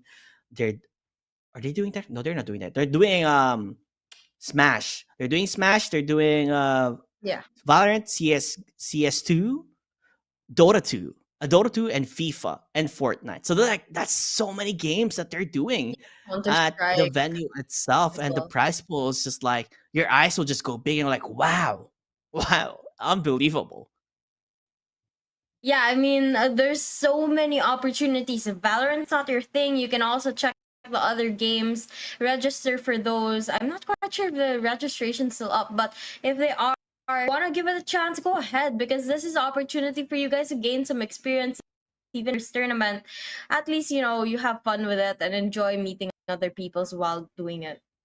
Exactly. I'm always about the guy about making new friends, right? And it's always Yeah. nice to find new friends to play with as well. So definitely you guys should go there. Now we're going to be going to the game finally in Lotus. I am so excited to see what is up, and Agent Picks Wasabi. We have Yoru. Yeah. Boza. Oh my. Leon. I think we gotta see how things are. I think Foza are in the attacking side, so the names are kind of need to be swapped around here as the ones who. Wait, am I wrong? Am I reading things correctly? Yeah, Foza is the one Fosa is attacking. going to be attacking. Yeah. There you go. There you go. Magically There. fixed. Thank you, production. Thank you. Although the team does blind himself, and still Aizen on that Reina. He loves his duo, but Syph, oh my god, the lurks. He doesn't see anything. He's inside the the old and smoke. Oh, let's see how well that works out. Are they gonna check their corners? It seems like they are. Eisen will be able to spot, but gets killed instead. Sai finds a shot. Ooh. It's gonna be a trade-off though. 4 versus 3. Seaside is up for the taking if they will commit. Let's see if they decide to go towards that area, because of them are actually rotating towards that part now. But a couple shots going to go through. No contact just yet. The side of Fossa is going to be a little bit on a disadvantage as they're down to 3 players left. But we'll see what they make out of it. It looks like they're inching towards that seaside and trying to go and get that spike planted. Little did they know that both A side and B side's clear for them, and they're going for a little bit more difficult side to attack right now. But you know, we'll see. I'll have to find out if it works out for them. Yeah, if they do have a flash, definitely it could possibly work out. So probably get a flash and then go for the peak. And although you don't want to do that, you team flash instead, and from above, that's where Base is gonna get his kills. Quad kill coming from Base, holding things off. A misplay on the side of Foza by flashing his own team. Not necessarily the best thing to do, right? A lot of mistakes were made. Nonetheless, a good hold coming from the side of Akatsuki. Oh, and the flash is in the highlights, but right now, Base's quad kill as well. Part of that highlights. Very, very good start for their side of the game. But right now, looks like we're going to be starting round number 2 pretty soon. This time, not risking it at C. They're going to go towards mid as well. And Sai's going for a very aggressive play, but not able to line up the shots yet. Going to only get one. Make going man mode. And going to go get a couple more kills onto their side. Only 3 players remaining on the side of Plaza. Look at this. Going absolutely crazy here. Yeah, that's insane. He's gonna get a free gun though. And this is Eisen, overhealed and ready, but does not find the gun that he's looking for. Will he be able to spot the corner over there? Nope. Ace will fall down instead. That's a free gun if he takes it, but decides to stick with the Ghost. He does have a Spectre. Doesn't really use it yet, but does have the spike. 2v1. Trying to fake out A side, but will turn around. He's gonna go for the loop-de-loop here. Wasabi and C side. This guy, he's playing it so smart. Yeah, I mean, rotating to another side is always helpful, especially if you know that one side is being heavily guarded by your opponent. And right now, that's gonna buy a little bit of time for the side of Fossa. Going to get that spike initiated. And now just waiting for the retake to come from the side of Akatsuki here, who's right around the corner, but no sudden move from any of the teams yet. Oh, Eisen's gonna spot them out, but he's gonna get double peek at the same time. Wanted to go for the 1v1s, but will be denied. Although still an expensive buy from Akatsuki, as they did lose a few members of their own. It looked really well, by the way, on how Saif was playing, right? The moment where he was able to get those martial shots, no scopes, it was tremendous. Yeah, very good play for them, but they definitely have to continue the momentum that they're on. And the side of Fossa, they have to start getting more kills. Looks like they're going for a full buy right now. And I do see an Odin there as well. So hopefully they'll be able to maximize that, especially considering that their credits are very, very low now after this full buy that they're pulling off. They're also risking a little bit on those armor. Not all of them have full armor. Some was sticking with the half and just investing into the weapons instead. But finally, the walls go up, and now we're waiting for a first contact. Couple blinds going to block off the areas, and the players on the side of Akatsuki going for a split defense here, trying to get as much information. Blind going to go to that B side. Will they push in? Looks like they decide to back away for now. Yeah, they were just checking if someone's just hiding on the box area, just to make sure they don't get, surprised. But not gonna be able to find anybody. Still getting ready. The decoy will be there. They do shoot it out, so information has been given. Still, though, at a standstill. They're playing rather disappointed how Hipper will Any moment now, the shot, contact's not gonna be gonna able go to spot them out Hipper properly. going to get taken down. Yeah, exactly. So a good start here coming from Fosa. They're finding the shots, they're finding the trade-offs, and they're making it work so far for them. But Ace with a headhunter and Bay shotting them, not allowing them to even enter an inch towards B's side. With that small entryway, Bay's finding another on his end. And the smoke will be there, but Aizen, Empress mode, ready to burst things open. If he chooses to do so, but it's still risky if he does. He goes for the push, he's playing it like a crazy madman, but Mugiwara just precise with his shot. 3-0 this first half. It kind of looks like something that's happening like previously. Well, Akatsuki, if they keep up the same act as a while ago, they'll be able to win out the round. But then again, they struggled on that second half when they're placed in the defending team. So they definitely have to take this one more seriously in comparison to a while ago, so that their are high up there when the switch of sides come through. But now, starting the next round, Fosa. Oh, the scythe? Okay. Going to try to beam everyone down, but gets taken down in turn. Miguara gets taken down as well.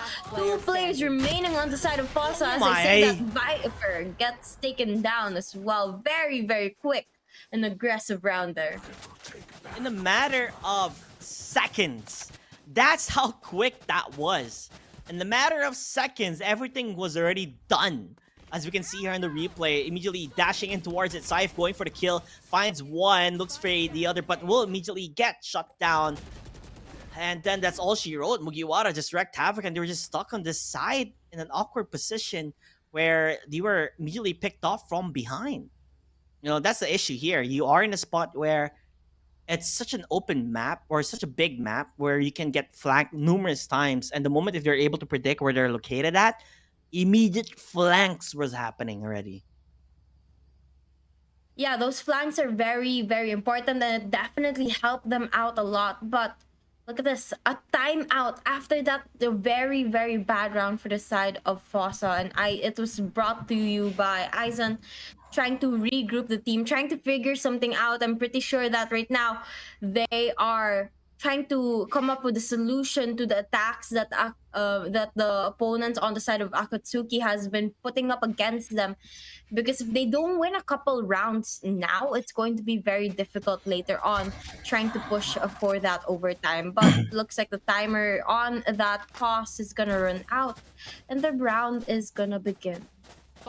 Yeah, definitely. And hopefully they're able to figure things out on their end, because like you said, this is risky waters. You don't want to give them too much of an advantage on the side of Akatsuki. The team flash again, you can tell like he's telling his teammate, guys, stop flashing your teammates, because it's not helpful. It's really, you know, making them less motivated, you know, on playing the way they want to play, and losing Aizen immediately, that's a big loss. Very, very bad one for the side of Fosa. But now with that, I think they're deciding to back away from that area for now. Hipper gonna have to watch out, because there's a lot of people right around that corner, not going into contact with them just yet. It looks like they're gonna try and scout out the area, but look at this aggressive push, but pays for it. Scythe knows the information now, spots out a couple players, gets a couple kills before getting taken down. 3v4 situation here. Hipper going for a more aggressive play. I love the play. I love the play. Triple kill right off the bat, going to get another round to their side. It was like a gift wrap for him already. It's like a present that's yet for him specifically to open, because they were just lined up in a tiny corner where it made it so easy for Hipper to get the kill. We're gonna be able to see the replay there. You can see how well he played this, right? He's gonna go for the flash onto, here's Hipper. Okay, he's gonna go for the flash, goes for the peek afterwards, pre-fires the corners, which is really tremendously well. Finds one, and then goes for the peak and pre-fires, and he knows where they are, immediately getting that kill. So Hipper, hats off to him, understands how he can push so far, so deep, and it's working out so in their favor as Akatsuki full on aggression, even as defenders. But look at this Neon about to come into contact with a lot of them. Gets one, gets two, double kill there, and going to try and get the last couple rushes. Oh my gosh! You cannot do like this. You cannot. And it looks like Neon's gonna spot that last final kill. Rushing in movement! for it. Will she be? He tried to fake it. I love it. Round, but gets taken down. I don't know if you noticed. What?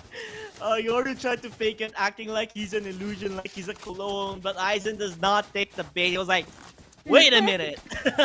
Wait a minute. That is not a clone. Shoots him immediately. The movement was insane. You'll be able to, I guess how Syph was playing, right? Like he finds two because they're blinded. Immediately dashes in after the concuss. Slides, finds one, finds the other. Oh my. Almost even gets the ace.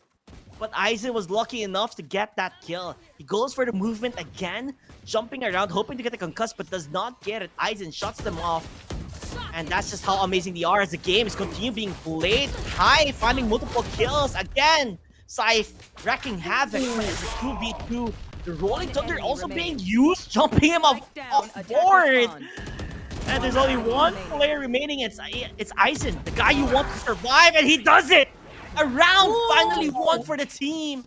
Aizen, the man, the myth, the legend for Team Foza. Aizen finally bringing a round home to the team. But look at this. As we take a look at the scoreboard so far, Aizen, the only one on that double digits for their side of the team. The rest really struggling to get those kills to their side, which is becoming very difficult for their team to deal with. I mean, one round win so far is, as the game said, embarrassing for their team. And now we're just hoping that they're able to turn things around. Looks like they're going to get the headshot, make it two, and trying to get a couple more here, but the shots don't connect. I mean, okay, man. This guy's got no chill. Right click, ADS, headshot, one tap to the other. Just destroying them, dismantling them, and safe. He knows where they're at. He wants to go for the big pre-fires. He hears the Odin, but goes for the duels first. Gecko, he gets two.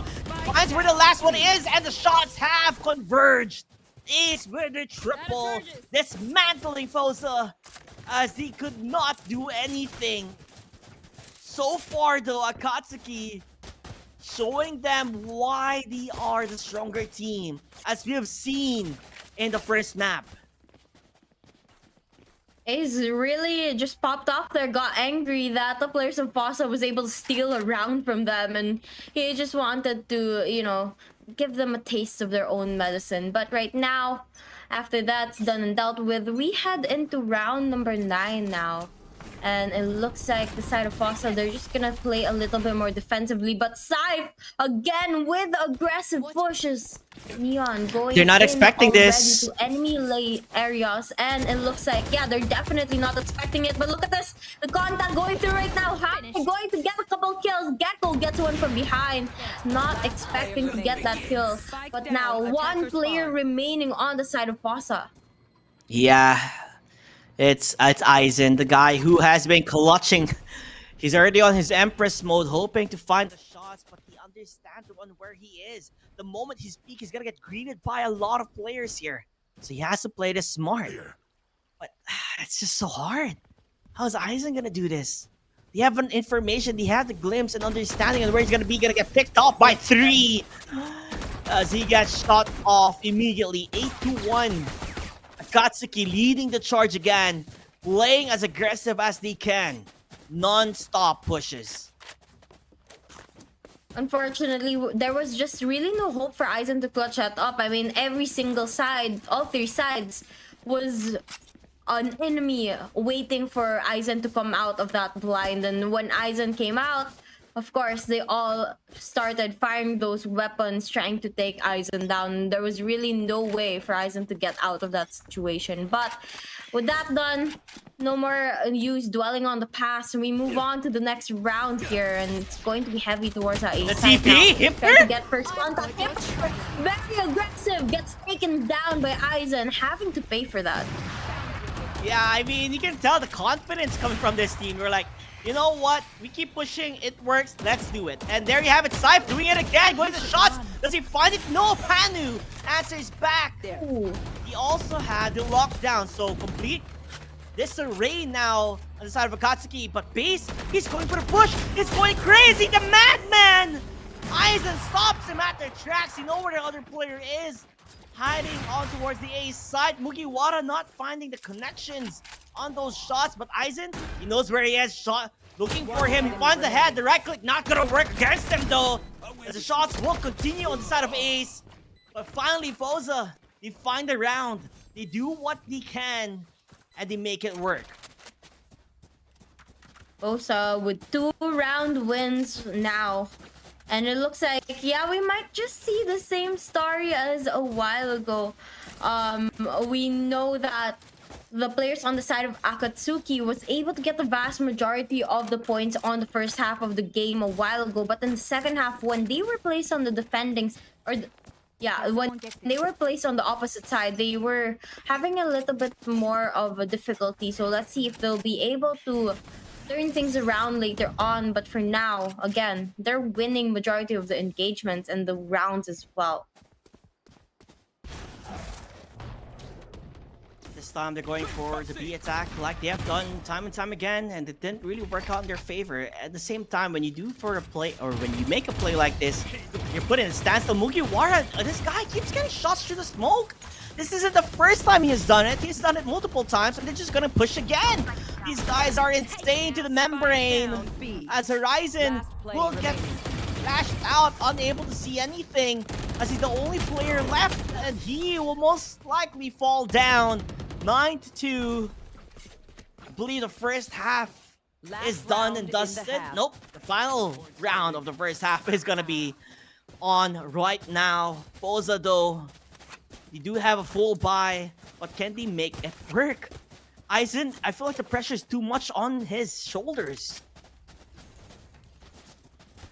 I mean, definitely a lot of pressure considering that he is the one doing a lot of the work for the team. But again, you can't let that pressure get to you. You have to be able to use it to advance your skills and get those last kills, or get the kills that you need. But right now, again, on the side of Akatsuki, they're going to go for a split defense here, distributing their players throughout sites, trying to gather information. And Foza playing it very, very slow. No sudden movements from them, but just as I say that, they slowly inch forward, trying to get a couple shots. They try to look for the opener, the area for them to push into that C site. But Neon and Omen already waiting for the attack to come through. And Neon, again, a very aggressive player, Cyphers, goes straight and gets one, making it 2. And oh my gosh! Here, gets it perfectly.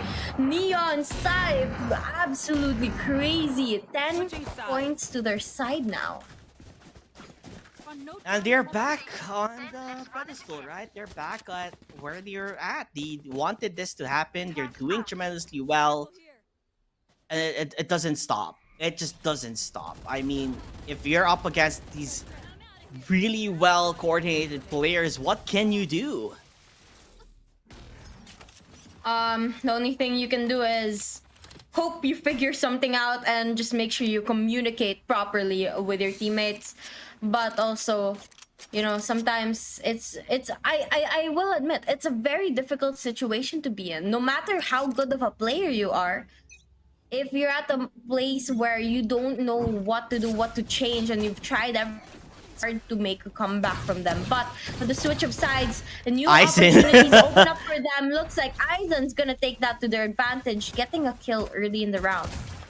Yeah, and that's what he needed. That's what he needed to do, and they're making sure that with that kill, it set things up for them. They lose the duelist that they needed, the mobility duelist. Now gone, but Base still finding those skills, finding those, victories that they're looking for. Bring it back to a 4-on-4. Seaside will be up for the taking as Base secures it for his team. So pretty big, and somehow even shoots through the smoke, tags them down quite a bit. And now only a 4v4 remaining. Ace going to get the spike planted, and just like that, it's down. But a lot of the players start falling to their knees. Omen gets taken down. But from behind? Straight through. Mugi Wara gonna get one there. And it looks like they'll just have to fight for the retake now. Yeah, 2v2, not gonna be an easy one. They have the flashes. If you want to try to push towards the side, it's in an open area, so it's much easier to play for the picks. Only a matter of seconds though, so they have to commit into this, and they're gonna falter instead. As match point, I believe, is on the side of Team Akatsuki in map number 2. I don't know. I mean, this is a very, very difficult situation that Fosa's in right now. And we do know that a while ago, they were able to bring up... They were in the similar situation about 2-3 points a while ago, but they were able to bring it up to 8. But I'm not sure if they'll be able to do it again. Right now, they call for a timeout, trying to strategize. And what strategy do you think they're going to pull off next? Is going to be a big question here, and a big determiner of whether or not they're going to be able to play a little longer in this match. Yeah, I mean, you're put in a situation where you have to think, do I go for a, do we force buy this in the next round, or do we buy rifles on the 3rd round? Because usually this is the bonus round, right? This is where Team Akatsuki is going to go for the bonus buys, the Spectres or the Guardians if you choose to do so. And then Fosa will be sticking on the pistols. If they do that, though, that gives them the possibility of losing to a 12-2 and then buying rifles on the match point round. So, you gotta have to debate on the decision making on what they're gonna do. And it seems like, judging on the buys that you have as of the moment, they are gonna stick with this pistol. They're gonna go for the save. Save, and later for the rifle, but Neon Scythe going to go in very aggressive, just as usual. Look at that movement! Now, into Seaside they go, going to get Fosa? movement definitely on right now. Looks like there's only going to be one player left on the side of Akatsuki. Yeah, because Gecko got 3 kills from only using the swarms. Everyone just ran towards inside, and they forgot, oh guys, there's swarms. So immediately getting killed just because of, the kit coming from the Killjoy. So job has been done. And they get free guns at the same time. So big win for Fosa. It's just a moment of, seeing how well Hipper is going to do, as he's the only one left alive for his team. Time to jump. And now Hipper has to clutch this up. Very, very difficult situation that he's in. And he has a spike as well, so he gets to dictate where the engagement's gonna happen. But rotating around. Has to be careful. Right from the corner. He gets 2? He'll get one back away. Teleports out of that. Oh, he gets 2. Yeah, you're right. He gets 2. Going to go in for the plant now. 1v1 situation. Doable for both of them. Cutting through. Yeah, but this just makes it, I guess, much closer for the side of Akatsuki. Let's see how Fosa Sky is going to be able to play this. He's not looking at the right corner. Oh no, he's not going to go for the knife. Oh my gosh, not again. Not again, Hipper. The knife. Match point. Besides not to shoot, you are not worthy to get killed by the gun. Gets the knife instead. Check your corner. Oh, he should have checked his corners. The pressure, it was just too much from the side of Fosa. Quite unfortunate way to die. I mean, at the very least, it could have been a gunfight between the two, but Corner's not checked. One will have to be knifed, killed, eliminated. But done with that, we go on Fast to the next movement. round. Again, the players on the side of Akatsuki on match point already, looking to end the game already. And looks like Sai going to go aggressive, but Base for that gets taken down. Horizon on the Base? side of Fossa, going to get a Base? kill. Base! Aggressive 3 kill there! Right off the bat, only one player remains on the side of Fossa. It's like I'm watching a frag movie. Horizon is like, you know, guys, just kill me. I can't do anything. It's over. It's just over. Akatsuki played out their hearts. They showed why they are the team to continue on. And geez, the amount of knife kills that we saw in this series alone is just too much. It's just too much. Oh, It I think is very, very. It is a very, very, a very fun match to watch. I mean, unfortunately, was just a little not able to keep up with the players of Akatsuki, but the plays, the pushes, the execution from the side of Akatsuki, putting all of us on the edge of our seats, really bringing the action for FC and making it a very interesting match. I have to say kudos still to Aizen. He played really well, even if they were always at the back end of things. But Akatsuki as a whole, as a unit, as a team, the chemistry is phenomenal. The aggressiveness, I love it when the team has so much confidence where they will just, even if they're defending, it looks like they were the attackers, right? They were always the ones hunting on towards the side of Foza. It was nonstop pushes from all ends. And Scythe, the Neon, just bonkers, honestly. Tremendous play from him. Yeah, I mean, when I saw that Neon on the list of agents in the game, I was like, oh, we gotta watch out because it's going to be a very fast rounds if they decide to use Neon and maximize the movement that Neon was able to bring into the game. And with that, of course, Scythe is going to get the MVP title of the game. Neon, again, such an amazing play in that last match. Yeah, I mean, kudos to him, man. He's just full confidence. Sometimes when I see players like this, I want to be like that too. Like, you saw how he was just able to do with his movement. His movement was so insane, and the slides and understanding on how to peek and the right opportunity to strike. He just moves so quickly, goes for the stun, and then gets those pickoffs time and time again. Scythe, congratulations, dude. You are the MVP for that entire series. I would say so. He just played phenomenal with his Jet on the first map, and now he's Neon on the second map. Tremendous plays coming from him all around. Now, I'm pretty sure they're kind of set up the interview with the side of Akatsuki on how things were going and how things were played, because honestly, I would love to hear from them on what they were thinking, because the confidence of doing shorties earlier on towards the boathouse in Ascent was very funny and creative, and then just going for the knives so many times in this tournament. How many knife kills did we see? 5? I think at the end that will add you 6, right? When you finally killed the last player inside of Foza in the final round. So it's just so many knife kills that I was not expecting today. Yeah, it definitely made it way more fun, but I really am curious on what was going on to their minds game, especially on game number 1 in the later half of the match where they just started losing consecutive rounds to Fossa. I'm sure they're pretty stressed about what was going on, but they were able to regain the momentum that they needed to close up the match, and I think that's a very good recovery from them. But I'm pretty sure at that moment while it was happening, they were stressing.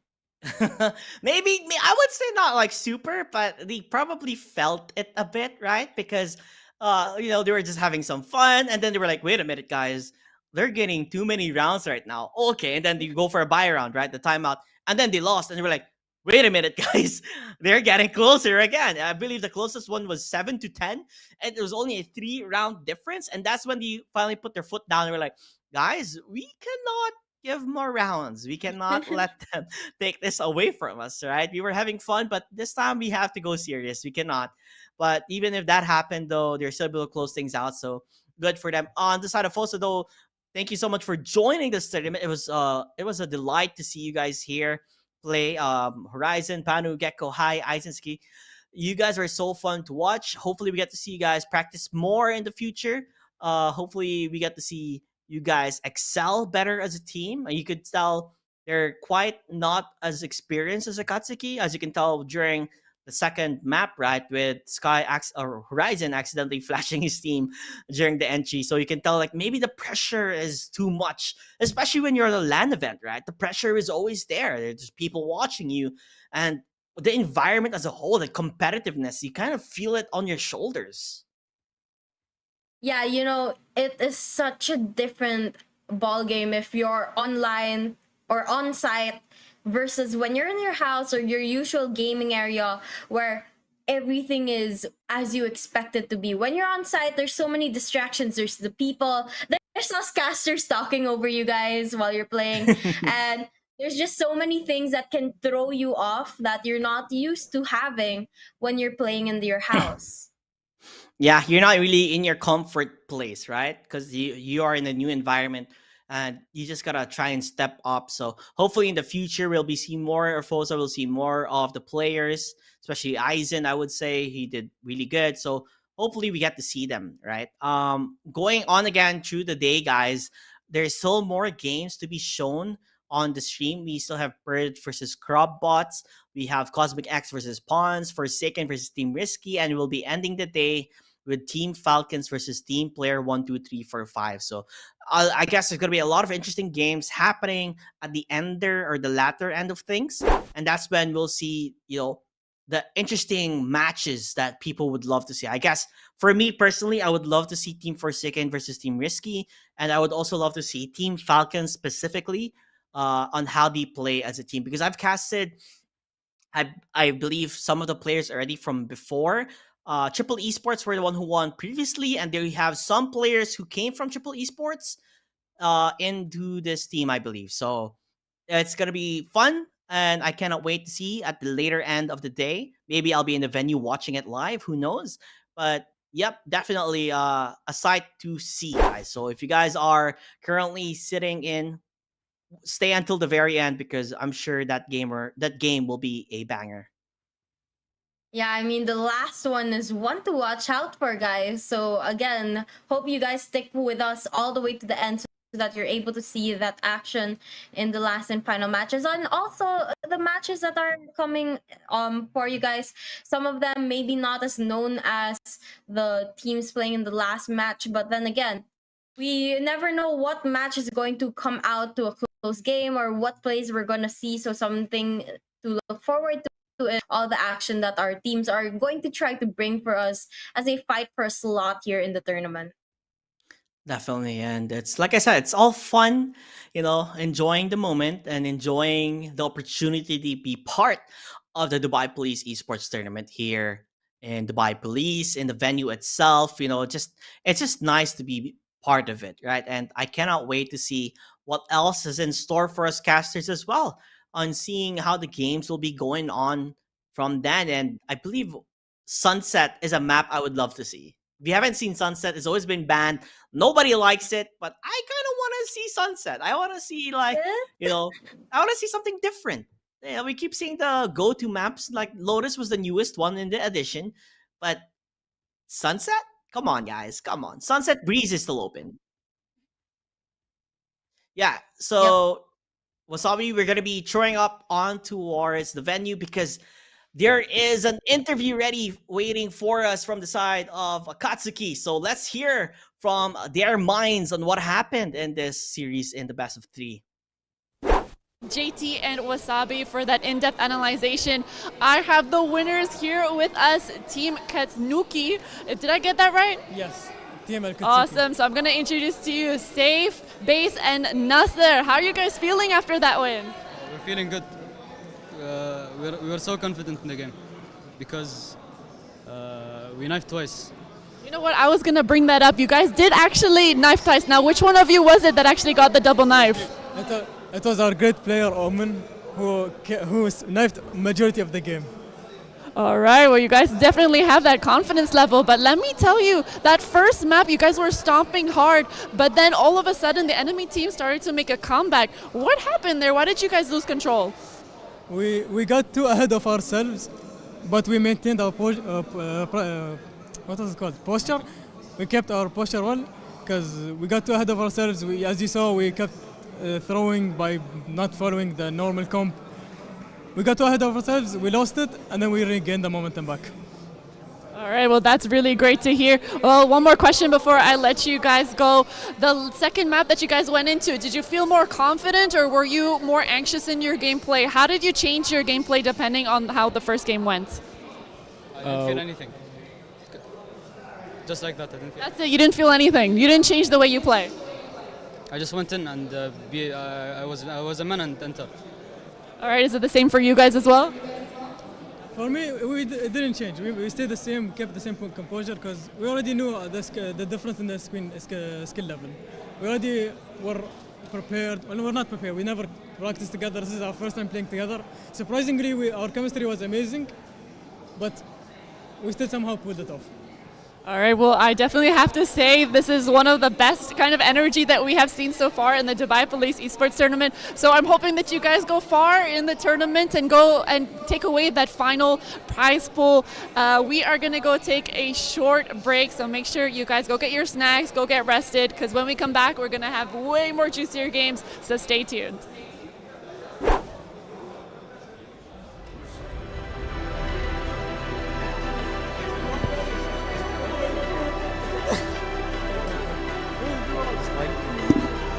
Mic doesn't work with everything. They were hearing them.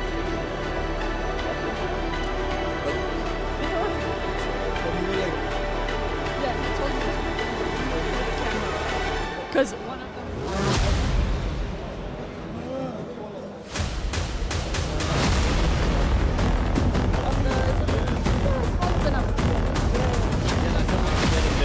Yeah, no, this is just for the highlights. Thank you so much.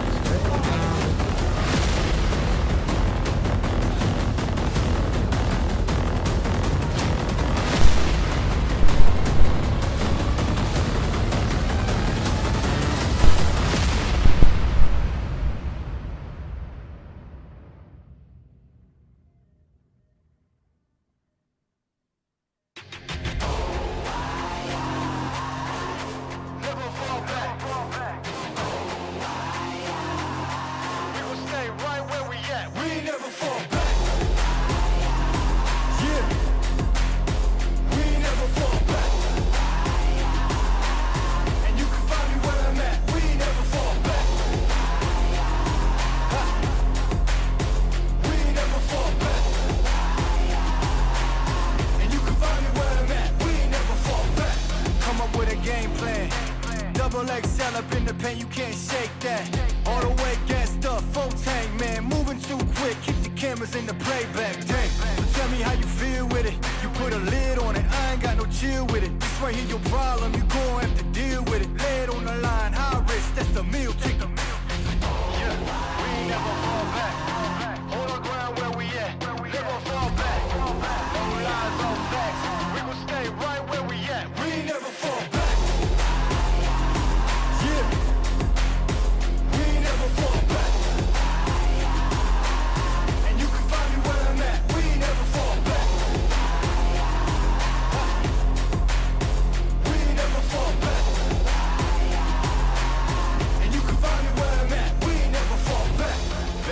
Down, never falter. Came with the hands out, get them off us. I'm 24/7 in the office. Pay attention cause I ain't repeating offers. Yeah, never met a man I've been scared of. Careful, you gon' get exactly what you asked for. Here for whatever you bring me, getting handled. I answer to no one, I don't need the hassle. Yeah, we ain't never fall back. Hold our ground where we at. We ain't never fall back. Hold our ground where we at. Never fall back. We ain't never fall back. Hold our ground where we at. Yeah. No lies, all facts. You can find me right where I'm at. We ain't never fall back. We ain't never fall back. Yeah.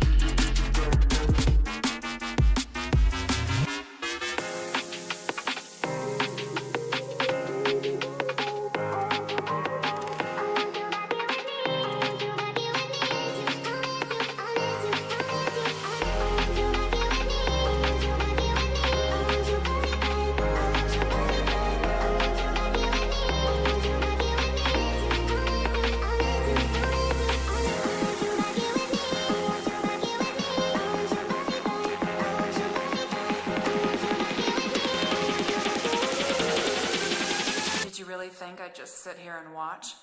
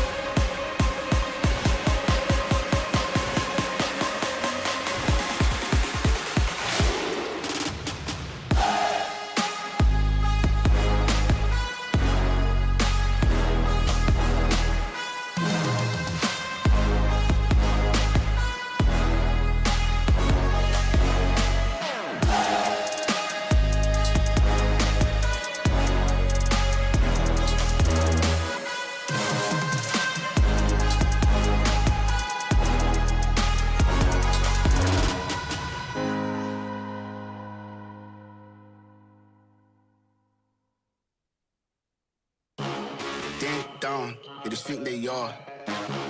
Another little wannabe gangster trying to play hard. Ding dong, they just think they are. Another little wannabe gangster trying to play hard.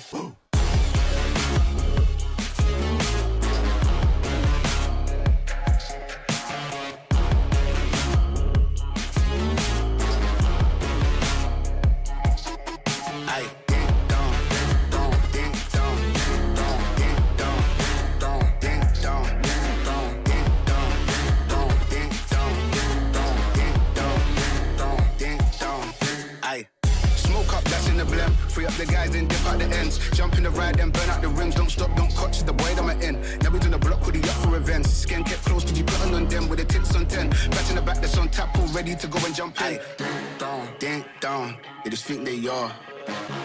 Another little wannabe gangster trying to play hard.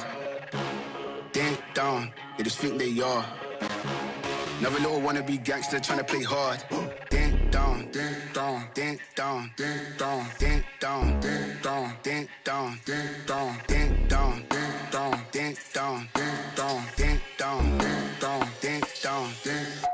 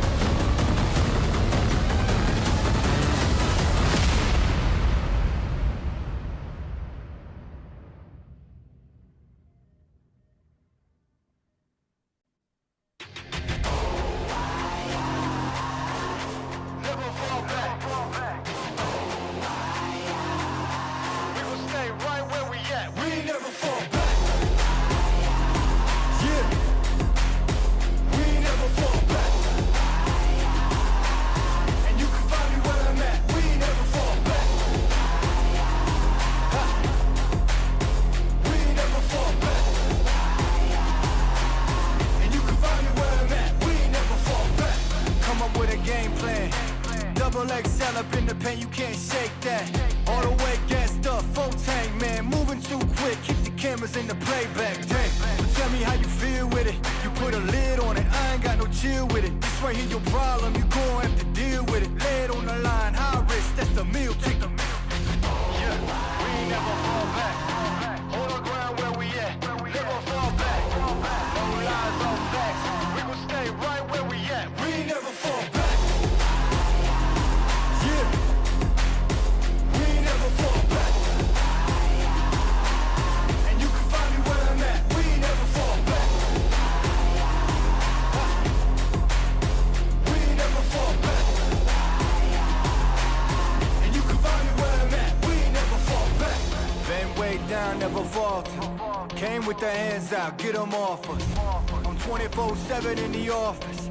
Pay attention cause I ain't repeating offers. Yeah, never met a man I've been scared of. Careful, you gon' get exactly what you asked for. Here for whatever you bring me, getting handled. I answer to no one, I don't need the hassle. Yeah, we ain't never fall back. Hold our ground where we at. We ain't never fall back. Hold our ground where we at. Never fall back. We ain't never fall back.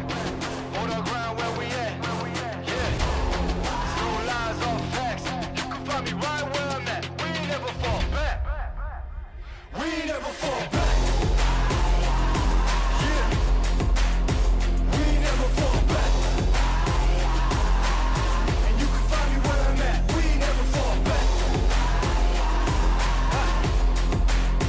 We ain't never fall back. And you can find me where I'm at. We ain't never fall back.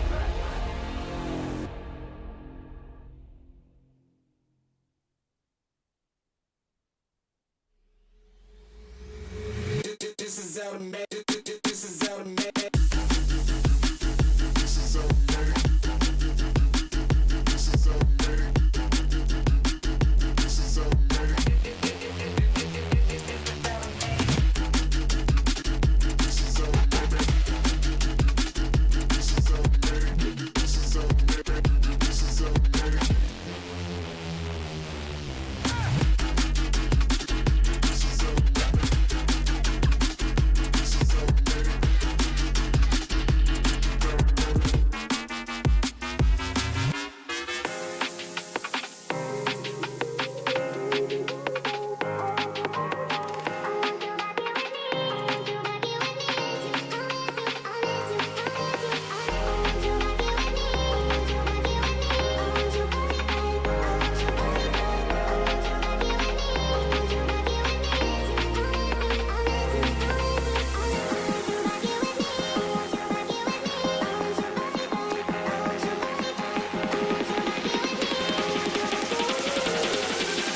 Did you really think I'd just sit here and watch?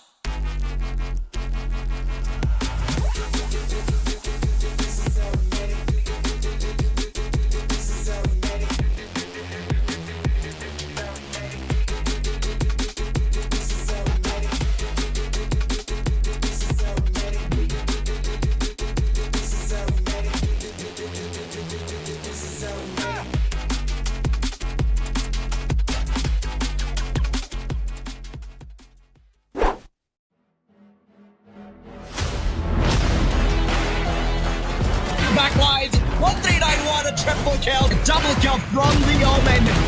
And this guy is spotted the more tier 4 jacket.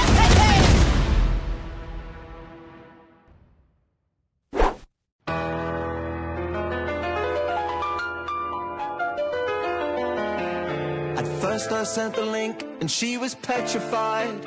Kept thinking she would be a victim of my scam and lies. But then I read a few lines and the grammar was all wrong. The hunch grew strong.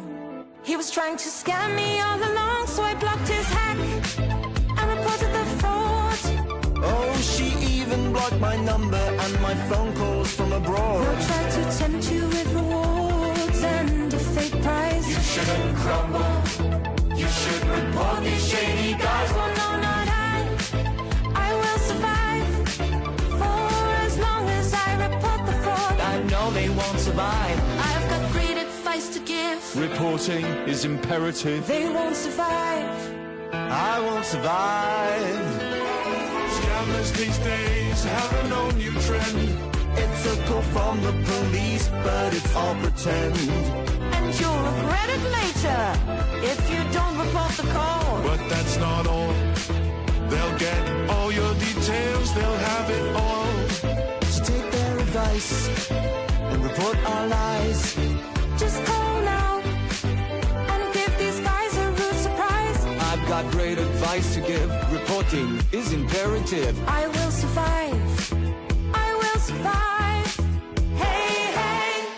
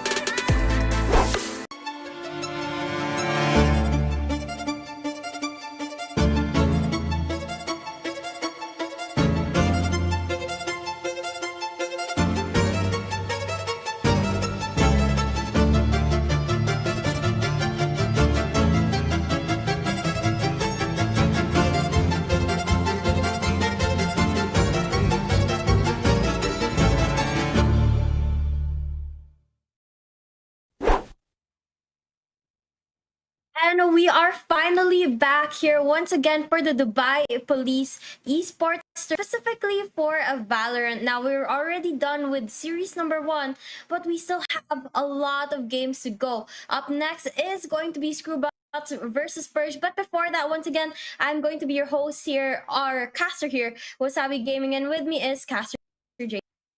Hello, everybody. I hope you guys enjoyed your short break. I mean, 30 minutes, I think that's enough, or an ample amount of time for a break before we jump on to our very game. I've heard they've already done the map picks.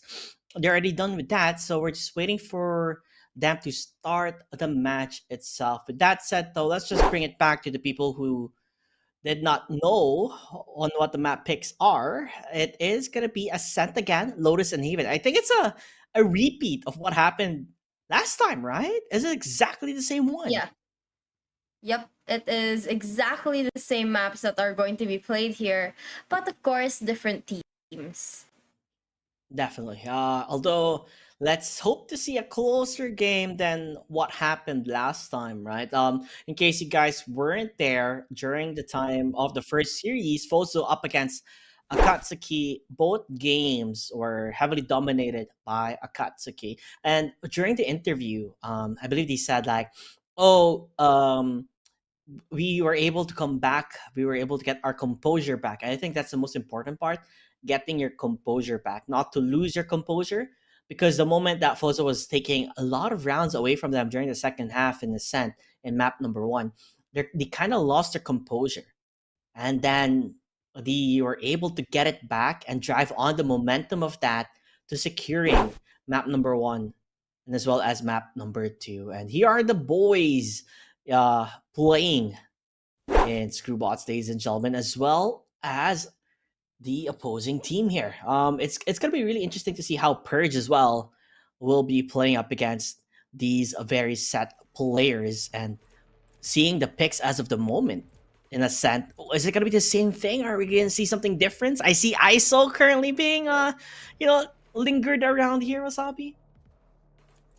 Yep, a little bit of a different set of picks here, but we'll just have to see if they decide to stick with what they have right now. But across the board, it's kind of similar. I mean, we have Jet, Omen on both sides. We don't see, however, Killjoy on the upside as well as Raze and Omen. But it's going to be a little, or Cypher, sorry, not Omen, Cypher. But it's going to be a pretty similar group of agents here going up against each other. Definitely, like I said, the mobility duelist is one of the number one things that they like using on Ascent, just because on how quick you can really jump in towards the site itself alone. Like we saw how Saif in Akatsuki last time in Ascent, he was able to just smoke in, dash in, and just take control. And that is what they're doing here. Meanwhile, though, double duelist or the single duelist, that's what they're thinking about. And it seems like they are gonna go for a single duelist instead. Different compositions from one another. The other side, they have a healer on Sky and the Flash. Meanwhile, Breach has a concuss, has more of the stuns, the flashes. So very different compositions here and there. And this is the first time we're going to be seeing Cypher in Ascent. So that's another thing to be, to look at, because Cypher in Ascent alone is a bit annoying to play up against, especially on how many setups you can do in a single site alone. Yeah, there are a lot of different ways that you can, with these agents, use their abilities and their smokes and all the other things that they have as abilities. So I think that's going to be quite interesting to see. But it sounds like we're about to head into I know you guys are very, very excited to see the match. So we're not going to keep you guys way longer. Right now, the players on the buy round still awaiting for the walls to go up. And it looks like they're going to try to start getting ready for the match to begin. Yep, so it looks like the attackers here are gonna be Screwbots. Meanwhile, the defenders are gonna be Team Purge. So let's see how well they can do. Although defending with Cypher is one of the best things you have, right? So they don't really have a KO to stop your utility, right? If you have a KO, you can get suppressed, and when you're suppressed, your utils are useless and you can't use it. So any setups will be destroyed, but they don't have any of those. So it's gonna be interesting to see how they're gonna push towards the side, because even I hate pushing towards the side that Cypher is in. Yeah, it's very difficult, but again, there's a reason why they're in this tournament, and there's a reason why they're competing. Be able to prove that they're good enough here. So let's see if they have the skills and abilities to pull it off. Great Wall's about to finally rise up, and it looks like the players on the side of Screwbot is going to slowly inch towards mid now. Yeah, and Kaito already getting one kill, looking for another. Bill buys a share for Redley. Meanwhile, the leader gonna start things up for them, and they do get 2 kills already. Jumping on towards the B side, making as quick as possible, watching all those corners. Those are very important, even pre-firing certain angles. That's what you want to see. Meanwhile, Views, though, gonna get away with 2 kills, and that's pretty big on their end for the side of Purge. 2v2. You can't really tell where they're gonna be pushing, and let's see how well they're gonna play this one out, Wasabi. Well, with the spike already planted, they have to go in for the retake right now. Looks like 1v1 shot and an easy defuse as well, with a lot of to spare. And Sammy is just enjoying it. You can tell, like, the 360 defuse, like, I got this, guys. I got this. I saw him. I saw that pixel. I shot him immediately. Perfect headshot there on his end. But I think we gotta give kudos to Views, right? He stayed really well on towards B boathouse and able to find 2 kills. Kind of sets things up for his team. Well, he has to be able to do that. I mean, he has to be able to assist with the setups, getting ready for the push of the opponent to come in. And that's exactly what he's doing. So that's going to help them a lot. But again, first round done with. Now going to the second. A couple of blinds going to come through. And it looks like the players hold down their ground, waiting for contact. A lot of shots being thrown at mid. There is a lot of shots, you know, just making sure that everything's safe. And I love this one-way smoke that they did on towards A. You know, it's so hard to just go for the peak. And because of that one way, they're going to be able to tell where the opponent is immediately. No, they decide to back off. You know, don't play over-aggressive. Play a bit more safe, right? This is the bonus round for the defenders here. Let's not forget. So, let's see how well Kaito can land his shots. Hoping to find one, but through the smoke, spraying it down. Not able to get it. Meanwhile, Banger finds Sasa through the smoke. Spray and pray. And they're making it work. Again, the leader. Like last time, he does find the first kill for his team again. I mean, his name is the leader for a reason. Hit and run here. About to push towards the A side. But leader! The leader gets one! Keeps going for the second, but the shots just don't align. Goes to back a little bit. Waiting for the opponent to peek the corner, but none of them wanting to go in for that engagement just yet. He goes around, rotate around onto the A side, trying to catch them off guard. But will it be enough? And it looks like the rest of the players are going to rotate towards B now. With death, and now it looks like View is going to get kill after kill, looking to get Killjoy taken down too, and gets that easily. Yep, it's over. It was too late. The Views, he's just so good at anchoring a side. It's just so difficult for them to take the side with how he's playing. He gets that recon done, spots them out, uses the ADS to line things up perfectly for him, and shuts them out immediately. Although the leader, he did play really well earlier hand there, finding 2 kills of his own, but could not find the third. Still, nonetheless though, it's gonna be the buy round. It's the rifle round. This is where it matters the most and how well they can play out on it, right? Yeah, this is definitely the most important one for both teams, and especially for the players on the side of Screwbot, especially they are deciding to put a little bit of an investment. But what's quite surprising is some of the players on the side of Purge, they didn't even bother to pick up a rifle. I mean, they're sticking with the pistols. It's rare, and it looks like they do not change their ways just yet. Yeah, it's mostly B, right? That they've been attacking from mid. And then somehow, some way, they always get stopped at their tracks. Although finally, the shot clock is moving. The timer is moving. It seems like there was a bit of a technical difficulty for quite a few seconds. But nonetheless, the operator from Cairo, it's ready. The op is there, so that's pretty big. It's a big pickup. All it takes is one shot, right? You only need one shot. And hit him in the body enough to get that kill. So let's see how well can Cairo really play around with it.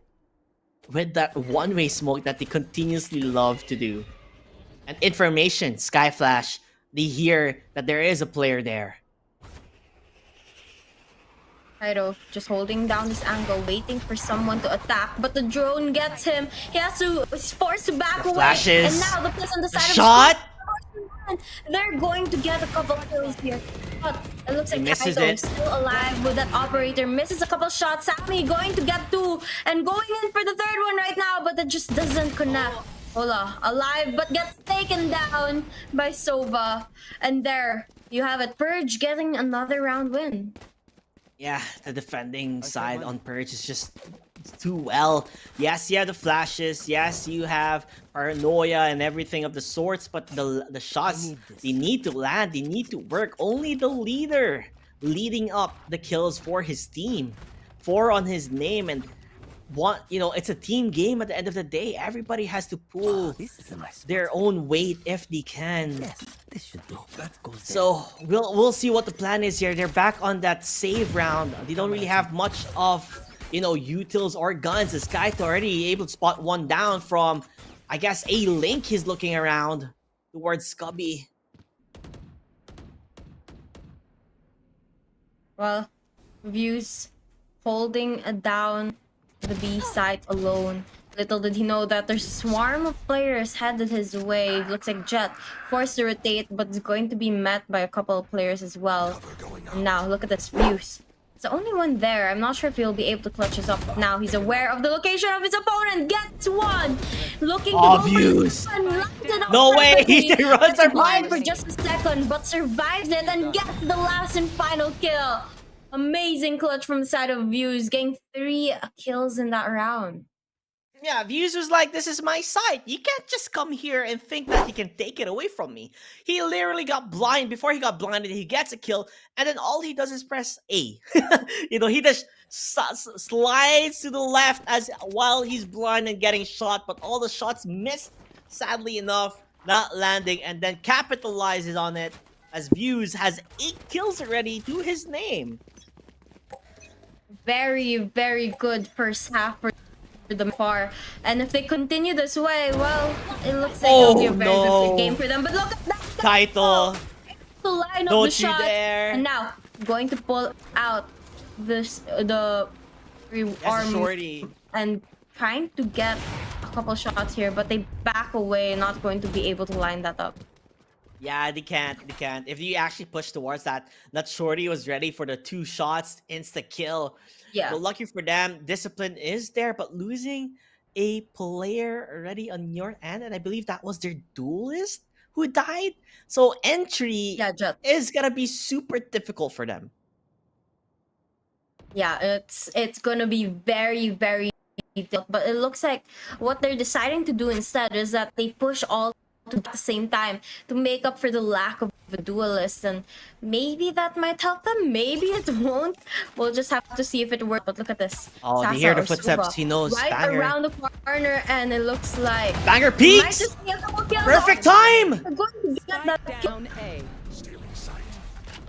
Yep, and that's all she wrote. The leader is the only one remaining. He is getting kills, but kills will not mean victory. As Purge 5-0, unstoppable force with the momentum that they have. Not only that, but they are also a little bit, well, they're not playing it super rushed each round, I mean, but definitely playing it a little on the faster side. They wait for the right moment, they wait for just a second, and then when they push in, they just go all out, getting all the eliminations needed to be able to end the round really quickly. And they don't really need to play time or wait out for them to come through.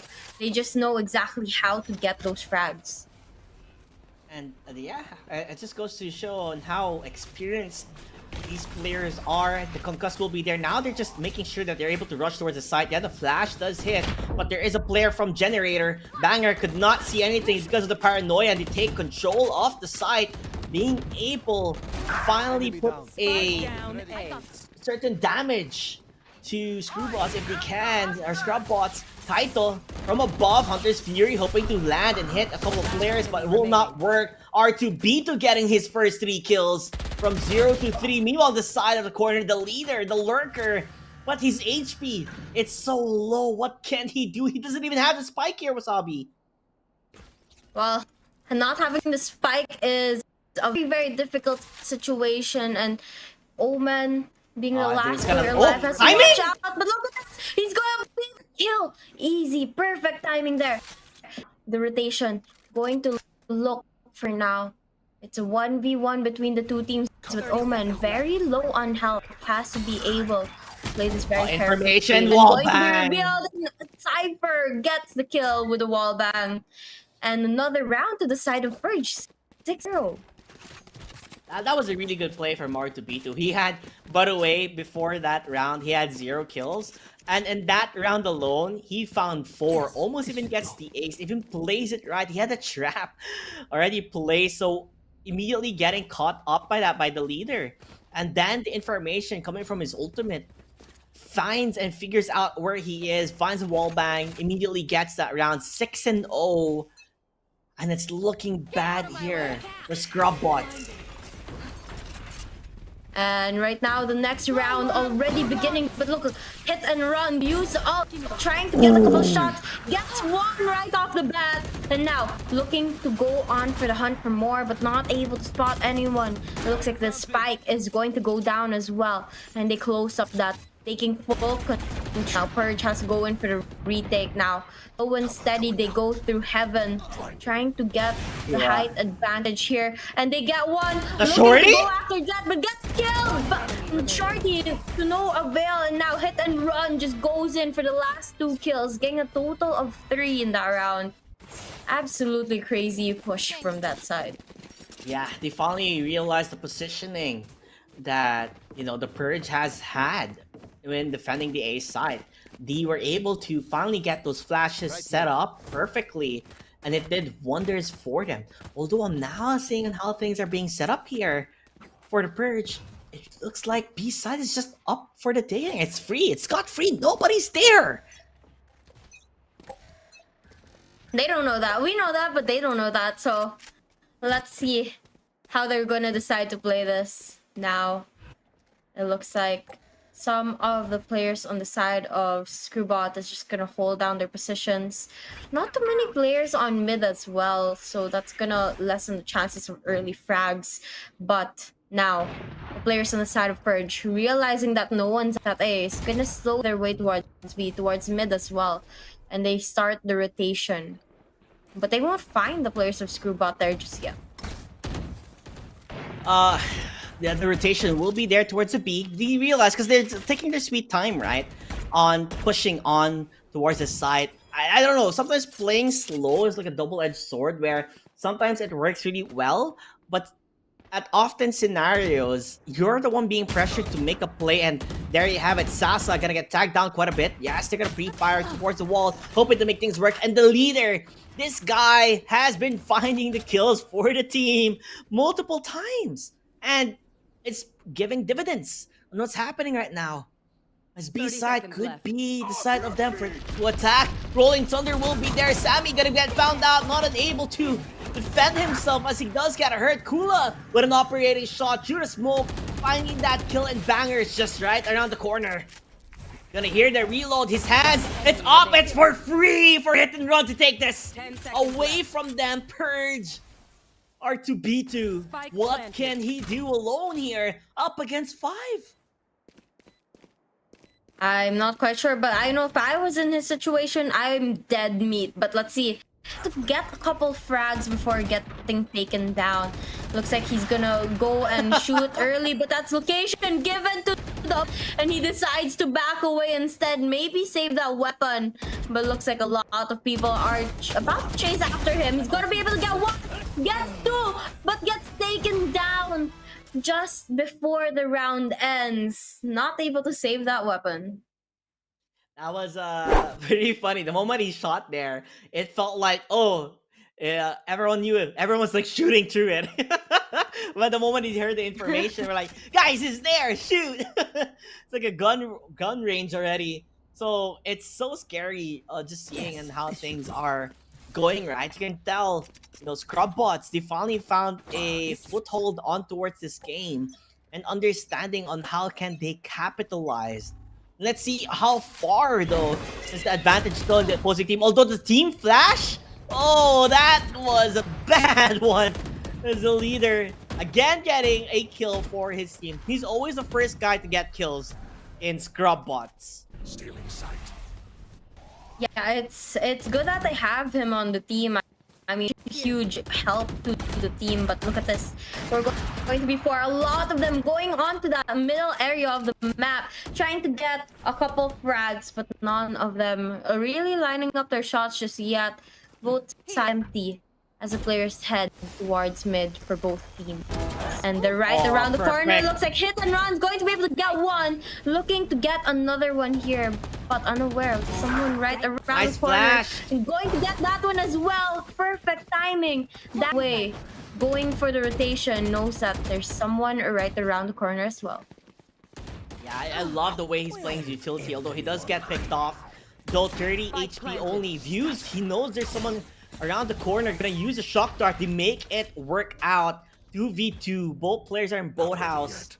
With R2B2, he is rather low as last seen. 20 or 40 HP. Views though gonna get found out. The pre-fire will be there, but he does tag down Joe. We're gonna go for the peek. Amazingly done. He played like a buck. R2B2 with the quad kill. An amazing play coming up for Purge. It was looking risky for them, but they crawl back. Good comeback, good recovery from the side of Purge, able to get the rounds back to their side. But again, the momentum has to continue for this up. But I don't know, I think it's a pretty good start for the side of Screwbot. They've been able to win 2 rounds a while ago. They just lost one now, but they're finally starting to build that momentum. And of course, that's also going to help their economy as they're able to get a couple rifles now on their side despite the most recent round. Oh, the shot, the one-way smoke. I love to see it. These guys have practiced their hearts out in the scent, understands the boundaries that they can push. Kaito getting that one with the help of his teammate. And it just stops the aggression already on the side of the attacking here. Scrub bots in disarray on what they can do. 7-2 could possibly go 8-2 if things do not go their way. Now, both teams going for a split here, all scattered throughout the map, just waiting for more information on where the players might. Going to go towards B, trying to cause some chaos here, and then it catches the attention of Sky here. He's going to be with Omen as well, but going to back away, and the rest of the team going to that A side, hit and run, going to get taken down, and the spike gets dropped to the floor. The players on the spot gonna pick it up, go for the plan, but Views is right around the corner with the rest of the goes team for the to go beat. for the retake, and right now go through, and it looks like they're going to be able to pull it through the side of Purge, able to take the rounds back to their side. 8 points to their name already, and I feel like the match has started. We're already entering the second half, about second half of the match. Yeah, when you look at it, right, on the big run here, the leader, he's definitely already trying his best, but you need everyone else to really, carry on their weight. Joe, Sasa, Hula, even Hit and Run is having a hard time just trying to enter because of how pesky this Cypher has been playing R2B2. Really just changing the type of setups that he has. So it just stops the momentum of them trying to take a side. And overall, the way they strategize is just too good. Lockdown currently being used here, Wasabi, so it could possibly be a B or a fake take as a side is for free. Well, now it seems that they are aware of that information. They're gonna back away from that B side, heading towards mid. It looks like some of the players also going to go to A, but it looks like Sky going to get kill after kill, but needs to back away as well. And now Jet gonna pull out that ultimate from behind, but not able to get anyone. Omen gets one, and we are going to be down to a 2v2 here. Yeah, and let's not forget, Banger, he is 30 HP, so he's rather low. Views though, gonna try and spot them out, although the Pixel, they're able to find it. The wall bang, you know where the player is. Banger from behind with a set of his own set of kills here. 4K on his name. Everybody's getting quad kills one after another. We saw Views, we saw R2B2, now it's on towards Banger with a 4 kill of his own. It's just the way they're playing, they're just playing way too good. Thus, it's so hard for scrub bots to get an inch of amount of just taking control of the game. Yeah, they are finding it very difficult, and right now, sometimes their weapons are not even good enough to keep up with their opponents. But right now, luckily for them, they're going to be able to pull up a couple of rifles to their side, and it looks like Cypher is gonna put a lot of traps onto that A side. That's information. Them smokes gonna block Jet's view, and it's like R2B2 going to shoot wildly here, trying to get a couple kills. But nice Jet kill. rushes. Oh, he gets two. That's another one. And it looks like it's taken down. Omen going to go and get the 2v1. rest of the kills to the side. Killjoy is the last player remaining on the side of Screwbots. Yeah, Kula. What can he do? He only has a bulldog. It's still hard. He has the spike though, so he could rotate if he wants to towards the B side, if he can. But Omen, his eyes are on the prize, knowing that he could possibly be towards Garden. But still playing slow, waiting for the time. Will the timing work? Sammy not gonna be spotted. Oh, but they don't see each other. You don't know yet, but if he taps the spike, they're gonna know. He's just making sure it's clear. Spike currently being tapped. Information has been heard. Sammy is just around the corner, waiting for the opportunity to go for the peek. He will find it, but Kula is just one shot better. Yes, the revealing of the area. Not gonna find him. He's hiding out towards generator. Gonna go for the peek, and he finds it. What a clutch from I mean, able to take that the side of Screwbots now, and that's 3 points. But now the switch going to reset those economies and hopefully give a chance for Screwbots to play catch up, as now they are the defending team and the players on the side of going to be the attacking team. Looks like for this start, they are going to inch closer towards the A side. Not quite decided on what they should push there, as there's a couple of players back away. But we'll wait until the walls come up, and they'll be able to turn this game around here, Caster JT. It just really depends, right? This is the difference between Cypher and the Killjoy. We'll see how much of an impact are these two agents in their defensive sides, right? Because we saw how Cypher R2D2 played really well. Meanwhile, the leader is gonna get concussed by the dog. He's gonna go for the shots, but Kaito, he does find it instead, trading things off. Again, Kaito, crisp, perfect, and towards his shots. 3 versus 2, and Kaito smells blood in the water. Looking for more kills. This man, he knows he has the aim, and he knows where potentially the players are. He hears the shots. Gonna go for the peek. Kaito with a quad kill of his own. Like I said, quad kills after quad kills. This team, rise or shine, they're making it work on their favor. Everybody here can get frags of their own. And now the players on the side of Purge up to 10 points already. Scrubbots at 3.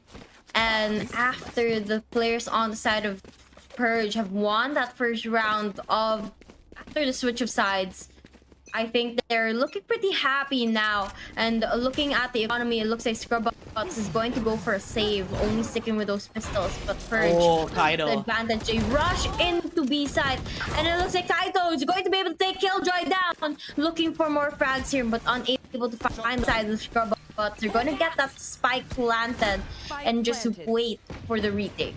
I think Kaito's just waiting inside with a judge, and he does show his explosive powerhouse of a play.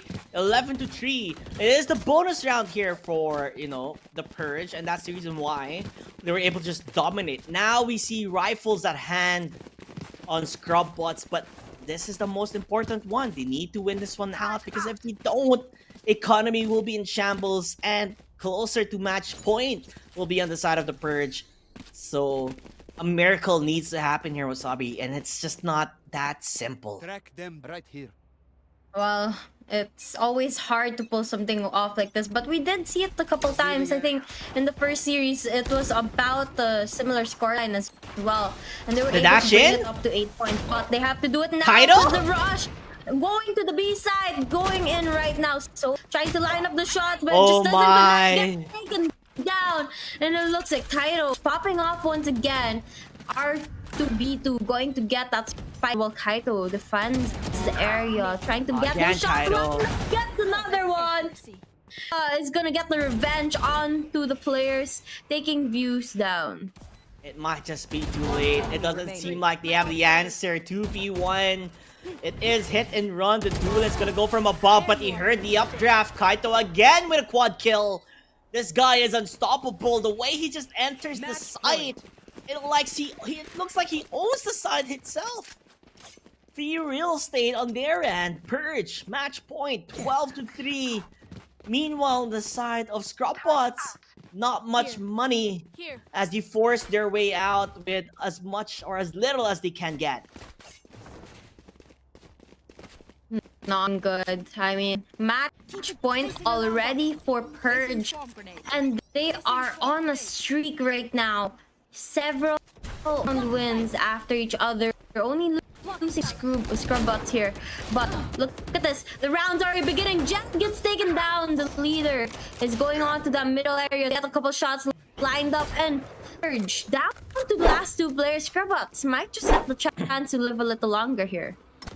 Yeah, they will possibly live to see another round as they change their strategy. And I just love the fact where, you know what, let's play aggressive. Let's just go towards mid and see what can we do out of it. And they got so much. Currently bringing to a 4v3, making that 2v3. No, never mind. Views! Answers back and possibly can win the round. Although it's going to be a 1v2 here. Sova left alone to his own device. Kula finds the opportunity to go for the peak and does get that one. 12-4. Not too fancy here for Scrubbots, but still a big deficit for them to climb on. And now, Scrubbots, they stay alive from that round. They finally win in this win the game half, but now with their right hand, this is any small step up. What they do is going to whether or not they're going to be able to play another round. And now the walls go up. The leader going to peek at this, trying to find a couple of opponents, but no one is seen just yet. And it looks like the push is slowly coming in, but gets taken down. Trades coming through. 3v3 situation. Yeah, not too bad. Leader with a one-way smoke. He said I could do it too, and he did. He showed them that how well he can use it. Meanwhile, information, yes, being taken, but the spike currently planted. So it's all about the post-plant situation here. How well they can defend things out for him. Meanwhile, Sasa gets caught jumping, but 5 HP. Still healthy enough, I guess, to grab a kill. But Views peeks back.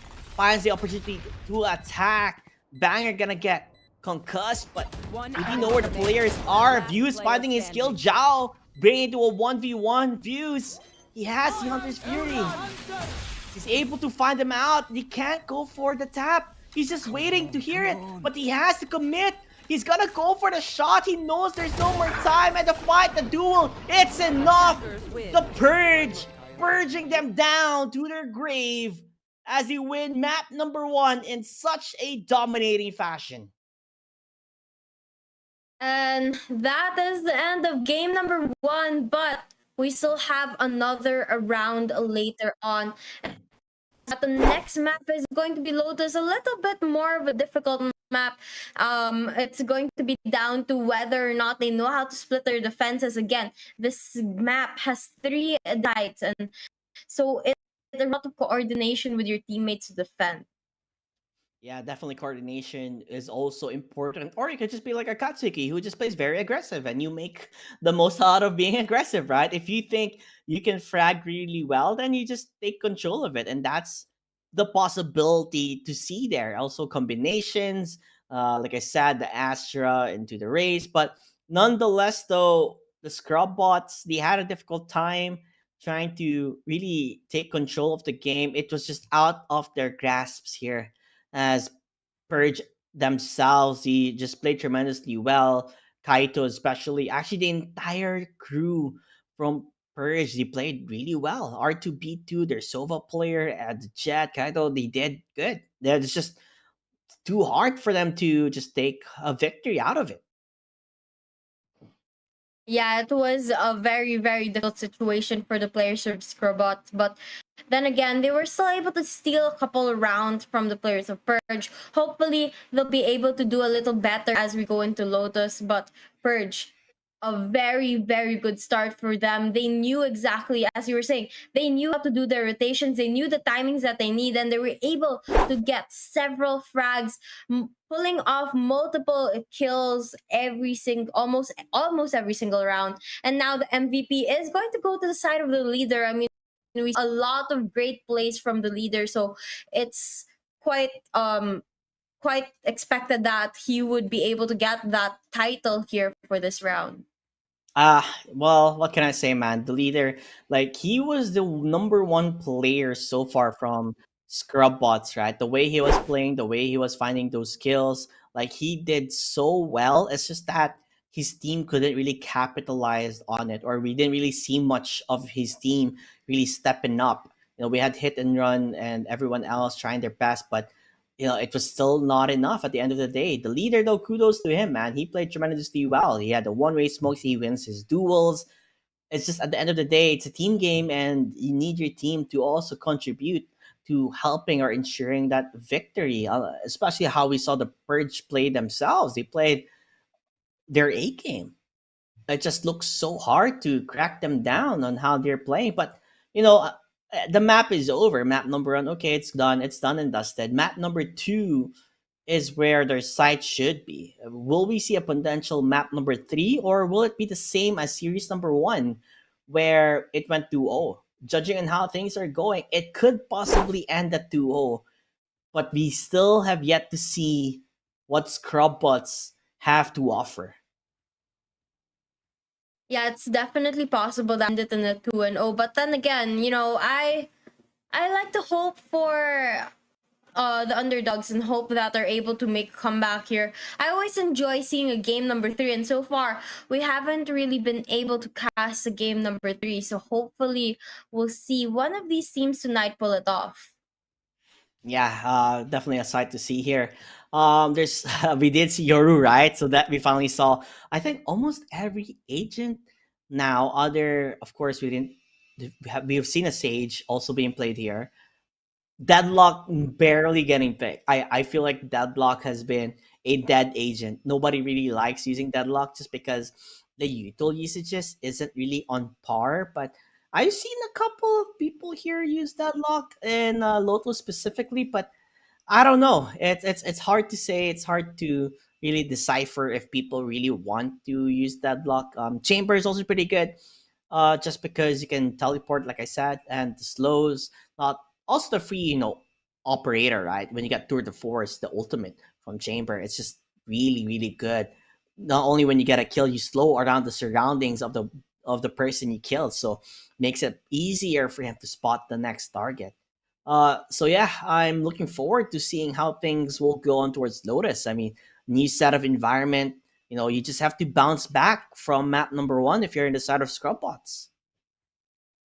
Yeah, I agree with you. They have to be able to not let it get into their heads that they lost the first map. They have to be able to continue being motivated as we head into Lotus. And as you were talking about Deadlock, I think you're right. Deadlock could be a possible agent for this map, especially with the barrier mesh to block off one of the sides, block off the entrances. But the same thing goes with possibly Sage. You can use Sage's wall to block off a side so that you only need to deal with 2 sides instead of 3, and that's also going to be very helpful considering that there's only 5 players per team. I hope to see one day 5 duelists being played. A man can dream, right? I mean, listen, think about it. Think about it. If someone does that, you can imagine the confidence that they have going to, during to do it. If you're there listening right now on the venue, tell one of the players, any of the teams, guys, Caster JT is asking for someone to go 5 duelists. Let's do it. I want to see it. I want to see it happen. 5 duelists would Maybe be the player- insane.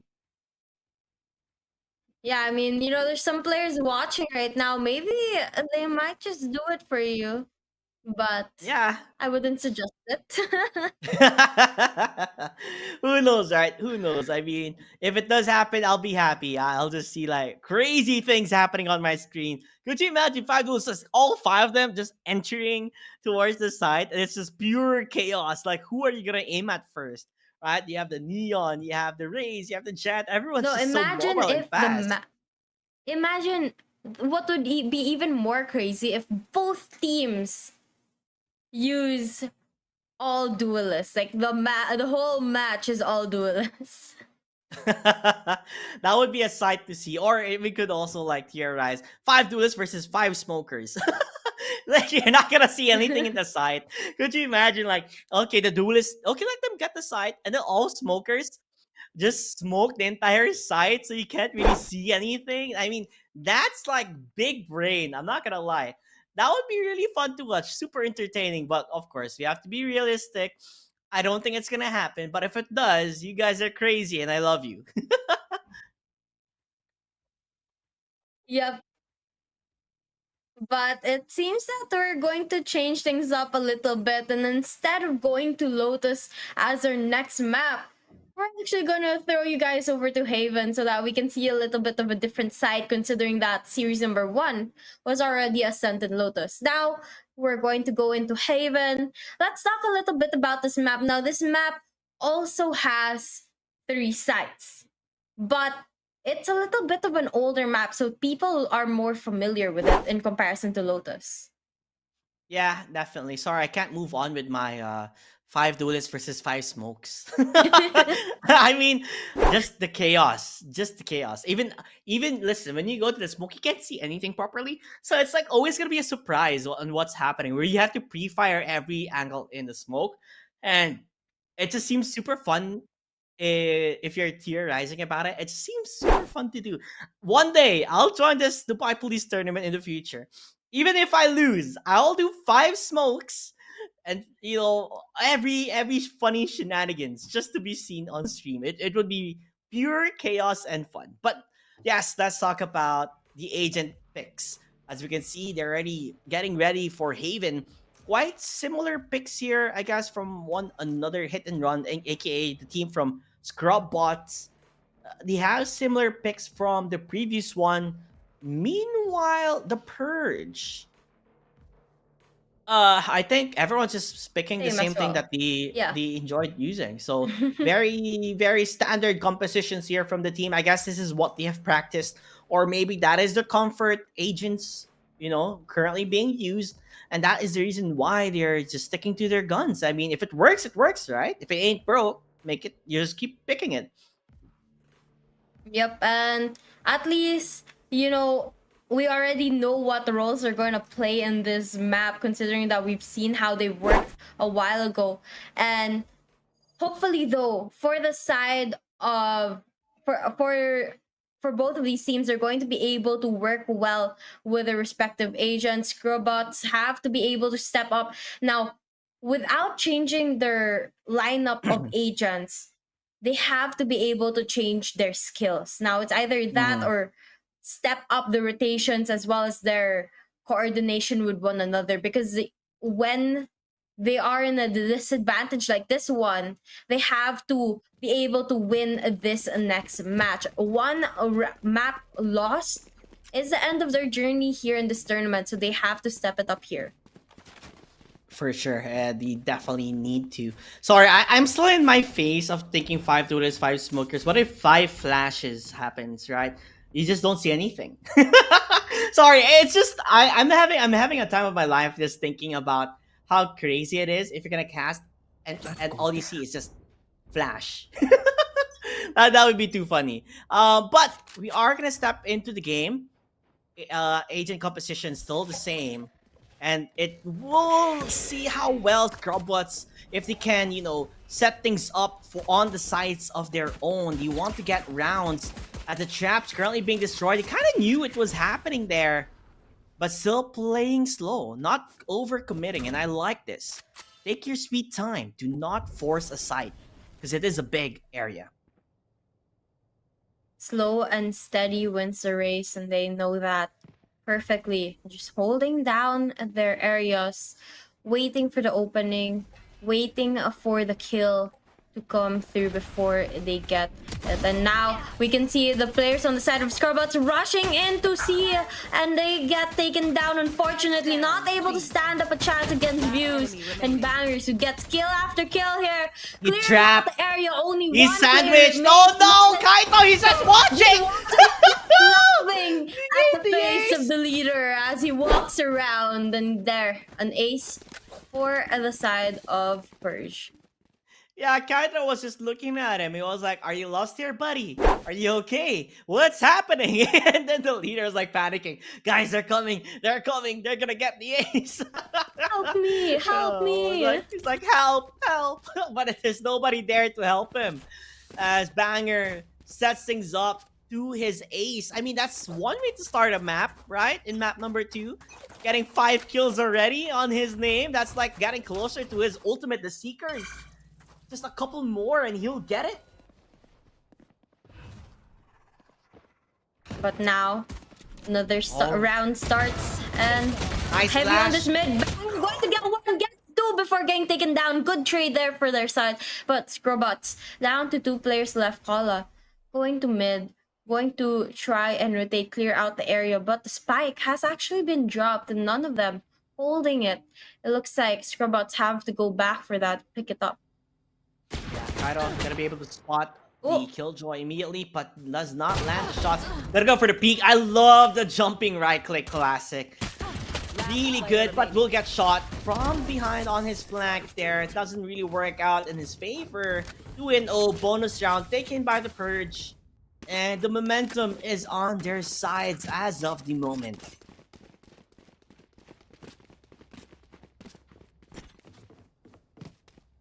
Finally, the players on the side of Scrobots going to be able to purchase those rifles, but unfortunately, they're not going to be able to purchase full armor. They're only gonna have to stick with that half armor, which is going to be a slightly less health in comparison to what the players on the side of Purge have. But let's see if they'll be able to make the most out of it as they push in right now. View is going to get a scan of the area and the drone to spot them out as well. Sees one. Move, everybody. Go for attack right now. Trying to shoot through the blind, but not able to connect it yet.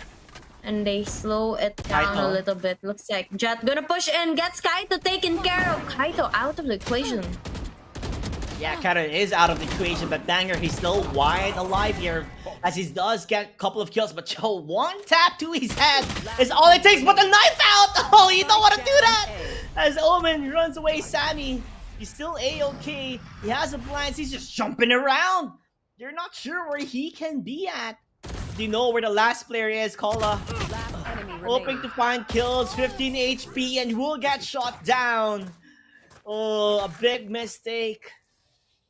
Coming from the side of Scrubbots, they were not expecting a player to already be inside after getting those set of kills on their end.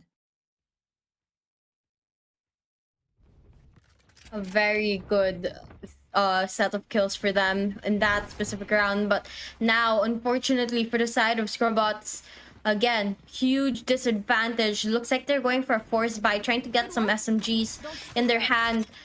But not looking good at all for them. Round after round, they've just been slayed down by the players of Purge. Now, they're going heavy on that middle area, trying to go towards B. But Kaito waiting for them, trying to use the opera, doesn't connect it though. And Sammy here going to try to get Vandal to connect the dots. Spots one, gets taken down, and Killjoy on the side of Screwbots going to be the last player alive.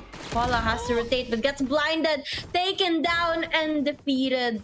Defenders getting another round win, 4 points already. Yeah, the amount of rounds on their end is just climbing and climbing. It's like the same story is being told here on how map number 1 went. It just goes to show they are the superior. It looks like they're the superior team, right? But Scrubbots, let's see. Maybe they have something in store for us that they can change the tide to their favor if they can. But so far, though, if you're on the side of the Purge or you're hoping for the Purge to win, they're looking rather well.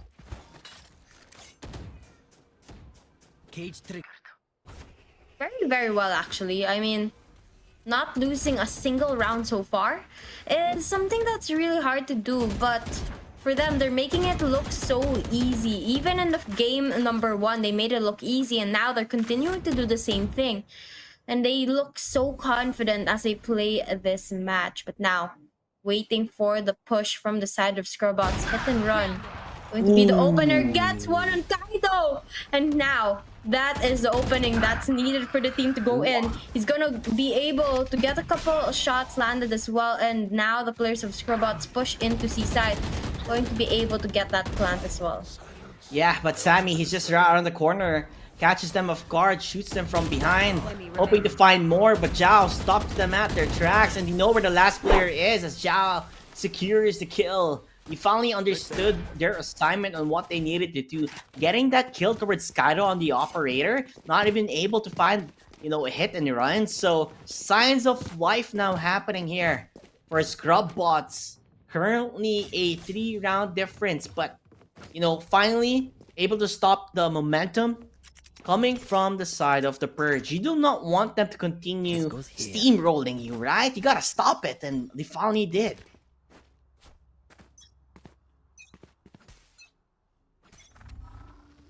1 point to their side. First round, and hopefully more to come. Whoa! Now they slow things down. Kaito able to open it up, getting a kill on Cola. Now Views gonna scan the area with the drone. Spots a couple of the players right around the corner, but hit and run can take Views down if ever he decides to rush in for it, but decides against it as they wait for the right moment. They don't want to play too risky, but they're down on the numbers, and Purge might just be able to get the rounds back to their side with this. The Peaker's advantage here for Views. Knows where they are. Kaito again, crispy on his shots, like we saw during when he was on sewers, and now they're just going around Zhao. He's stuck. He's like sandwiched. He has to do something, and I don't know how much can he do. The moment he gets out from the smoke, they're gonna find him, but gets the shot though to Kaito. Now left alone. Gonna go see where everybody is concussed. Yes, it will land, but it will not kill everybody on the side of the Purge.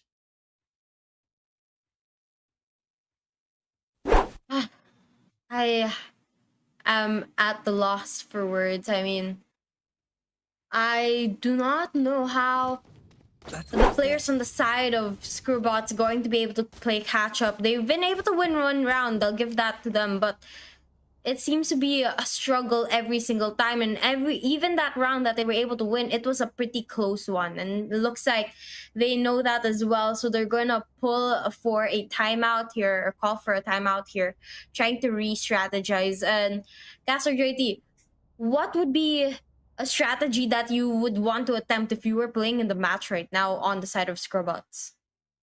I mean, if they do what they did when they won the previous, or the round previously done, you know, they played really well with their utilities, and they just caught them off guard on the way they entered towards the site. And I think that's what they need to do.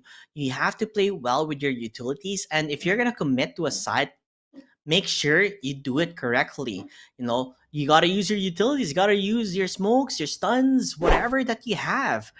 You have to pull it all out, rather than just doing, you know, tipping your toes, right? Dipping your toes in the water, testing it out if it's gonna be okay or not. You know, it's like you're gonna check the water. Is it cold? Is it hot? You know, you're not too sure, but sometimes you just have to fully commit. Yeah, I mean, committing, rushing in, and going for a full attack might just catch your opponents off guard, and that just might be the thing that Scrubbots needs to do to be able to win another round. But it looks like they're not going to be doing it right now as they slow things down, and they go split up. A couple of them on the C side, some on B, and some at mid as well.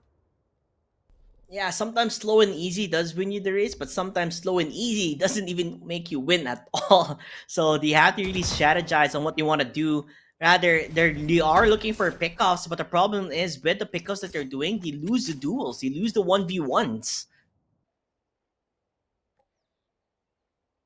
Now, rotation on the side of Scrubbots. They back away from this is that perfect, C-side and Kaito. waiting for contact. Kaito Oh my god, they lined up! The back. They lined up! Gets it all perfectly lined up. Going for more, but gets a little too greedy. Leader takes him down. And that allows them to inch closer towards the A side. Some of them going to rotate around, going to try to push from two sides. But Cypher from the side of Purge going for the backstab here. Yeah, they're getting slowed down to a crawl here. It's gonna be hard if they're gonna commit into this. They're already set up. They have the paranoia. They have the positioning that they want.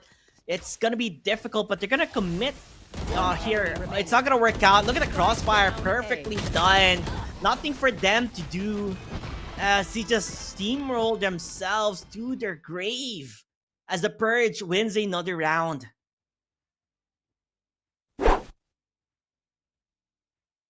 Purge having huge point advantage now.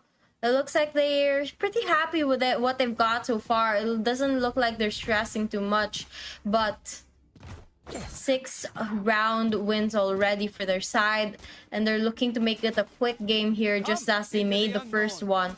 They are going to go in for the more defensive plays once again, but Scrubbots, what will they do now? What is the change that they have brought to the game? It looks like Jet's going to use that ultimate to break in, but Views is going to spot him out, landing up a couple shots, but not really getting the kill secured just yet. Yeah, they have a trouble trying to commit towards the C side. I would love them to just rush A side and just see what they can do with the utils that they have, rather than, you know, going to a site where Cypher is always kind of placed at. So A side should always be maybe the go-to side to go. Meanwhile, Banger steps inside just to see where they are. Gonna go for maybe a play as R2B2 peaks at the right time and gets the kill. Yes, they have, you know, paranoia, but let's see how much that can do. Sasa finding answers here, hit and run, opening up the B side, just chasing off, waiting for Kaido. It's gonna be the 1v1 anime battle here. I love to see it, but will it work out? No, he misses the shots. Kaido answers back. I'm the better Jet, he says, as he's gonna jump and go for the right click, but the leader never gonna give you up, and he's never gonna let you down. As he's still surviving, waiting for them to go for the peak. He goes for the peak, but the view was just too perfect as he get that kill. Again, another round for the Purge. Happy faces on the players on the side of Purge. Scrubbots looking a little stressed here. I think they are going to try and come up with another strategy, but of course, the past couple of things that they've tried hasn't worked out for them. I'm not quite sure what else they can do unless they can pull off something later in the reset or switch of sides. Maybe that will be the opportunity that they're waiting for. But until then, for now, it's a very hard match. And it looks like rushing into the C side right now. No one falling down just yet. What? But Views going to be able to take down the leader. It's blinded, but trying to take down a couple more. Gets one. And now, 2 players remaining on the side of Scrubbots. It's a firing range here, everybody, and they're also going to get information on where they're going to be using your bot. Not the perfect time as R2B2 just steps on the pedestal and shows them who's boss as he win that round rather quickly here for the Purge. Scrubbots not happy at all with their, I guess, performance as of the moment. I think anyone at that situation wouldn't be happy with their gameplay or with the situation that they're in. 1 point up against 8 is something that is very, very difficult to accept, and it is also a very stressful situation to be in. I mean, it's hard to come back from it, and now they're forced to figure out a way out. If they can find a way out, even a way in towards the side is already difficult for them. So we'll see how this goes. Kaito, though, from above, he has the high ground, able to see where they are.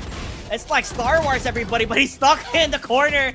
And they're able to find him out. But the Hunter's Fury, it does dabble quite a bit. Sammy from above, also having the high ground here, showing them who's boss. Banger knows where the last or the other player is. Perfect shot. 1 shot is all it takes. 1 ammo. Didn't even have to go for the spray. Hula hoping to light it up, and it does the collat. It hurts perfectly. 2v2 now. Sammy will fall down. Kola answering back. This might be it for Scrubbots. This is what they're looking for. More rounds under their names. Let's View has something to say. He answers back and does get a kill. The leader Will he be the leader for the victory that they need? And yes, he will. Finally, a change of pace here for the side of Scrubot. Starting to look pretty happy. Purge, regretting their choices, I guess. A little bit of a laughter there. Not too big of a deal for them, as they know they still maintain the lead here.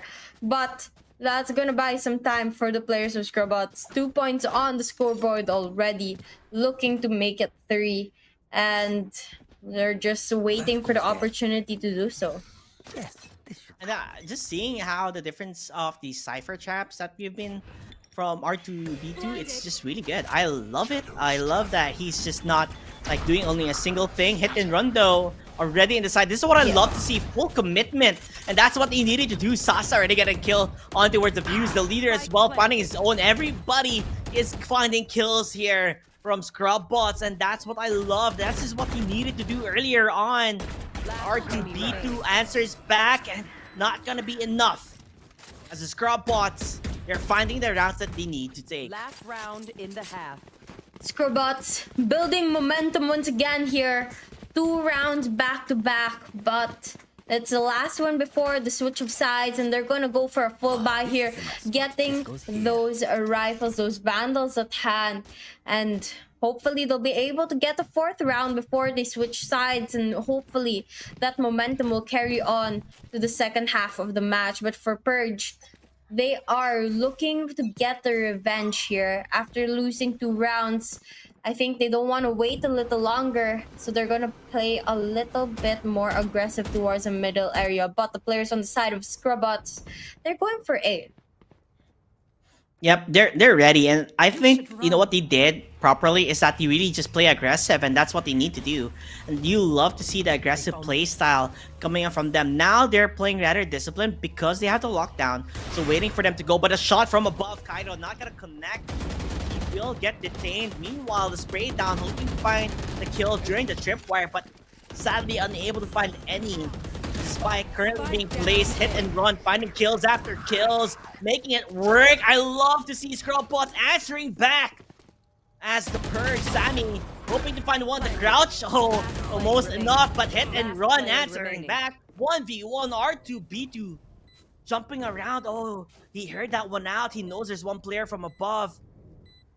Killjoy waiting for him to go down, or will he go down? I must wait a moment. He still have time. Gonna use the camera to might enough get information, but it's just too far from the range. He can't do it. He goes down, and enough for him to get that kill. Cola, what comes up must go down. To the grave he goes. As the first half is over here, Wasabi 4-8. Not too shabby here from Scrubbots. I kind of called it. I mean, I said Scrubbots will be able to get that 4th round, and they definitely did. They did not disappoint in those last couple of rounds.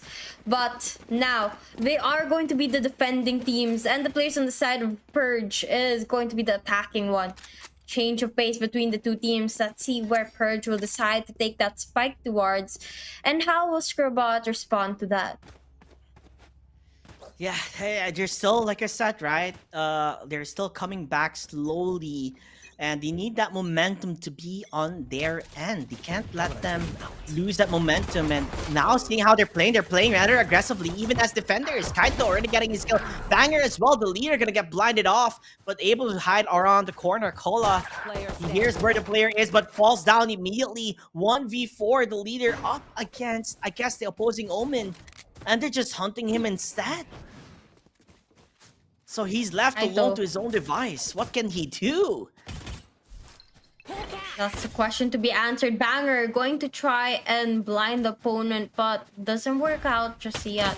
And goes in for aggressive push, spots him, takes the leader down. That's a round for the side of Purge, able to finally bring the momentum back. And that's the first round of the second half. So they have a little bit of better economy now to buy those rifles, while the players on the side of Scrubbots stick with the pistols. A couple of them getting those sheriffs, but it's not going to be enough unless they're able to perfectly get those headshots lined up. Yeah, and the thing is, if you are rooting for the side of Scrubbots, every round matters. They need to get as much rounds as they can to, lessen the deficit that they're at. So Scrubbots, they're playing as a unit this time on towards the A side, maybe predicting on where they're gonna be, but Kaito stops them already as he aggressively pushes in. Let's see how well will their defense gonna be on towards the A side as they're just bum rushing them. But they have to be ready. Sammy getting a kill, the leader already falling down. The updraft will be there from Kaito. He's looking around the corner. Hit and run finds one, but cannot connect to the other. Views finding his own set as well. And this might be it. Cola alone, what can he do? But maybe, just maybe, he might be able to find the answer. But he only has a classic here, Wasabi. A classic up against 3. That's not gonna be enough. Very, very difficult situation. Having a classic, though classic is relatively good considering it's free, but when you're up against rifles, when you're up against SMGs, you just don't stand a chance. And unfortunately, that was the situation that they were forced into. But look at this, Purge now at 10 points already. And Scrubbots stuck at that 4. They need to play catch up once again. And losing that momentum is not going to help them. Definitely. Just looking on how things are transpiring as they're going. But hit and run, Crispy. I love that shot, that confidence that he has. Immediately backs away. Does understand you should not overheat, don't overcommit, and just take one down, pass it around, and go back inside. Let's see now how Sova is going to play this. Defending the A side, because a lot of people are just about to push into that area. But a couple warning shots have gone through, a couple blinds and a couple of flashes as well, but not enough to really warn or call the attention of all the players on the side of Scrubbots to rotate towards that A side. For now, the players on the side of Purge, they hold down their positions heavily towards the A side, but still enough room to move around and rotate back to B or C if they decide to do so. Oh, but they're ready for it. To go for the push right now. Gets taken down right away, but Sammy gets the revenge, gets the trade, and trying to get another one. Going they lined up perfectly, and they get the round to the side of Scrubbots. Yeah, they just lined up in, it's like when your teacher says, guys, one line, please, one line. And Hit and Run just finds the opportunity and just shoots one down and the other connects. So the collateral, just perfect enough for him to get that one. 10-5. Okay, so 5 rounds difference. That was their buy round. Now they're up against the Purge's buy round, which seems a bit more scary. But we'll see how they're gonna really take control, right, on entering a site, or how they're gonna enter a site, especially when you get the kill already towards Hit and Run. Kaito readying for his jump or his dash. The leader finding a kill to R2B2 with the judge, switches his gun immediately. Same time with Zhao, or finding his own sense of kill as well. Will it be enough? That is the main question here, as B side might be the side they're aiming for, as they're trying to enter, but the defense is just too much. Scrubbots are in the advantage, but Sammy answering back. He knows where the final player is, but the leader will be there to be the savior for his team time and time again. That was a close one. Very, very good play for the side of Scrubbots now. And they're looking pretty happy about it. Hopefully, it continues and brings it up to a tie, because right now it's starting to get interesting. 6 points to the side of Scrubbots, despite only having about 4 before the switch of sides. And on the side of Purge, stuck at 10, only able to win 2 rounds in the second half so far. And it's a little bit more of a struggle for them. But now look at this, Hit and Run, going to line up the upper perfectly. Looking for a second kill, trying to get the wall down, but backs away after spotting 2 opponents. Waiting for the moment to be absolutely perfect. But Kaito, pulling out the ult, is gonna try and push into that B side. Hit and Run just really on point right now with his op. finding those shots, finding those kills, dwindling their numbers down from the Purge. Still, they are in a position in the Purge, right? They're still in a position of how are we gonna take control as hit and run? Oh, that was pretty close. Could have gotten that one. Kaito, does he know where the players are? They're just hiding on towards corners. Spots one, gets a kill. Looks for the other, but the leader, he's at the perfect opportunity, at the perfect moment. Banger jumping around. Oh, hit and run will finally fall down. 58 HP though, as they find that kill. Only Cypher left alone, but he's able to plant because there's nobody in A side. Or is he even gonna commit? He's looking around, but he should have just planted maybe to get at least something out of it. Decides to do so, as they're just gonna wait on the side of Scrubbots, right? Wait for the entire team to come and then push. You can't go 1v1. It's too risky. But Chow with an op finds the answer. Leader is happy, pretty happy about the kill. Going to pick up a couple of the secondary weapons that they've dropped down, but you know, they are doing really well in the last couple of rounds. So they all have the economy, the credits to be able to purchase the weapons that they want to be able to get, and that's exactly what they're doing right now. As you can see, we have operators that play, a couple of vandals as well, and all of them looking to maximize the last couple of wins that they were able to bring to their side. But on the side of Purge, after losing 3 rounds back to back, this is their last chance to buy those vandals, and if they mess up again, then they'll be forced to go on to an eco save as they're low on cash. Oh, Hunter's Fury, they already know where the player is. He's stuck on the corner, but he's able to survive for quite a bit. Will he be able to find a kill? No, he will not. As the Purge finding the opportunity that they have been looking for. You know, 3 rounds difference, yeah, but you know, the Purge is closer to winning if they're able to find the kills. Kaito gonna get hurt quite a bit from the wall bang, but not enough to really bring him that low. As the blinds will be there, the op shot not gonna hit, will not connect. Still gonna be a 2-on-4, and he's way up above, hoping to find where they are. This could be a safe play instead from Scrubbots, unless they look for a kill. They're actually rather low here, so if they go for the duels, it could cost them a lot. So save is the name of the game here. Maybe watch their corners at the same time as Same finds the leader and Sasa is alone. Save your gun for your dear life, because you're gonna need it for the upcoming round that we're about to see. A bow and arrow is old-fashioned. Yeah, definitely saving that weapon will be very helpful. And from the looks of it, they are just going to be using... Sasa is going to be continuing to use that weapon, saving the credits for the later rounds. But finally, Purge taking the momentum back to their side, and of course giving them another opportunity to stick with their weapons and get that full buy with the full armor as well. And the round just about to start. Looks like Fuse gonna scan out C side. Uh-oh, they spot a player. Looking for the opponents. Hit and run, going to go in for it, gets taken down by Kaito, and Banger gets one as well. Yeah, they're able to find so many pickups here and there, and it's just not stopping.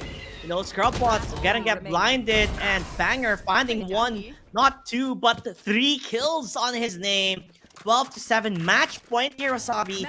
This might be it for Scrubbots, unless they could do something with the economy that they have. It's barely anything. Bad economy will not help them here, and in fact it will be a huge disadvantage for them. Now might just be the last and final round of the match, as the players on the side of Purge are up to match point, and they just need to close this one up. They have several advantages already on to their favor, and if they mess this one up, Scrubbots going to have another opportunity. So this is the moment that they need to be able to take advantage of. Looks like Kaito going to get an early pick, gets one. Sammy going in for the plant right now. Kaito watching the entrances, knowing someone is right around the corner. Yeah, he gets it. He gets the kill first on hit and run. They have the Rolling Thunder currently being used, gonna concuss them as much as they can, but the kills are not in their favor. As the leader, he's just alone up against 4 and will fall down on the hands of Sammy. As the Purge has purged their opponents. And it's over. 2-0. It seems like our series is so far, Wasabi, has been in complete domination. As the Purge will win map 1 and map number 2. Yep. Securing this and ending the series as well. Unfortunately, we're not going to be able to see a game number 3 for this one. And, well, I think it's still a pretty good game. I mean, we saw a lot of highlights for our players in that match, and it was just such a fun game to watch. A lot of plays, a lot of changes, and we did see some live from the players of Scrubbots as well, but it just wasn't enough. Yeah, at the end of the day, you know, it just goes to show Purge was the better team here. They came in more prepared. They had a clear understanding on how to really dominate the game. And they just capitalized on the weakness coming from Scrubbots, where they couldn't really figure it out on what type of gameplay that they should be doing. We did see signs of life from them in the first half here with playing hyper aggressive. And I feel like I really wanted to see more of that. Be more aggressive, be able to just rush towards the side and just pull it all out rather than just playing it too slow, because playing too slow seemed like it doesn't look like it was working for them, right? They did it multiple times and they've lost because of it, with the opponents being able to flank behind them, and it just didn't give them dividends. Yeah, and unfortunately, that does mean we'll have to say goodbye to the players on the side of Scrubbots, but Purge will be moving on to round number 2. I think, if I'm not mistaken, their match is going to be on Monday, and they are going to be going up against Fino later on. Yep, that is rather interesting. Well, we'll see who the MVP is, and it has to be Kaito, man. Like, this guy, he played phenomenal when he was up against, the op against hit and run. He was able to actually get a kill before the operator could even fire. And this is how well Kaito just played. He's just built differently. And overall, all-star player. So kudos to him for being the MVP of map number 2.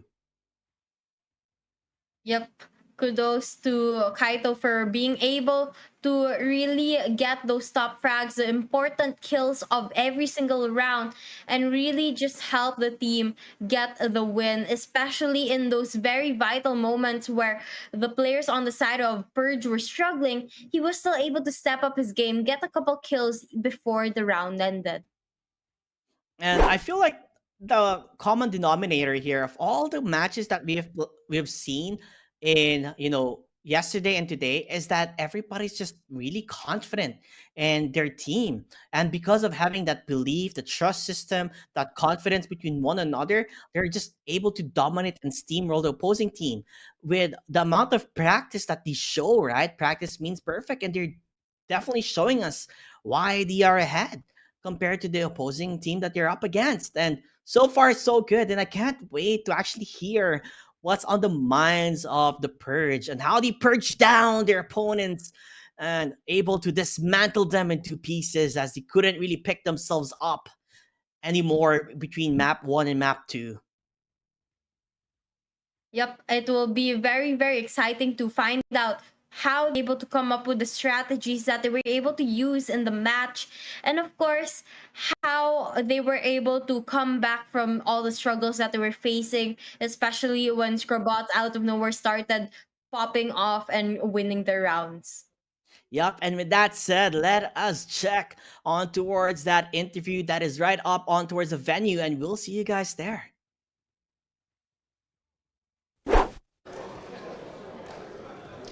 Thank you, GT and Wasapi, and this was an amazing game. I have Banger here from PRG. Hi Banger, how are you? I'm good, how are you? It was a lovely game, honestly. Thank you. How do you feel about the winning? I feel amazing. I'm actually really proud of my team. I didn't expect this because we had some rough games yesterday. and yeah, that's all. That's all I can say. Honestly, you've amazed everyone. First round, pistol ace. Yeah, that Tell was us about really it. nice. How did you feel? I think that really gave some hopes to the team, and it gave confidence to the team overall. And are you excited about the tournament? What do you feel about the organization? Are you happy? Oh, it's to be really here? good. They treated me really well. That's amazing. Is this your first tournament ever? Not really. I've played like a couple of tournaments, but I have been with 404 Esports before. That's Yeah. amazing. A big shout out to 404 and the Dubai Police. Banger, what's your plans for tomorrow and the future matches? Are you guys going to change your strategy? Do you feel like you guys are playing well? How is the communication between you and the team? Our communication is good. We are working still. We are still trying to. We are a really new team, so we hope in the future games we play better. Well, guys, that was the second day of the day, and we're really excited. We're going to go for a short break before we come back. Stay tuned, and we're really excited to see you all. Have a good one.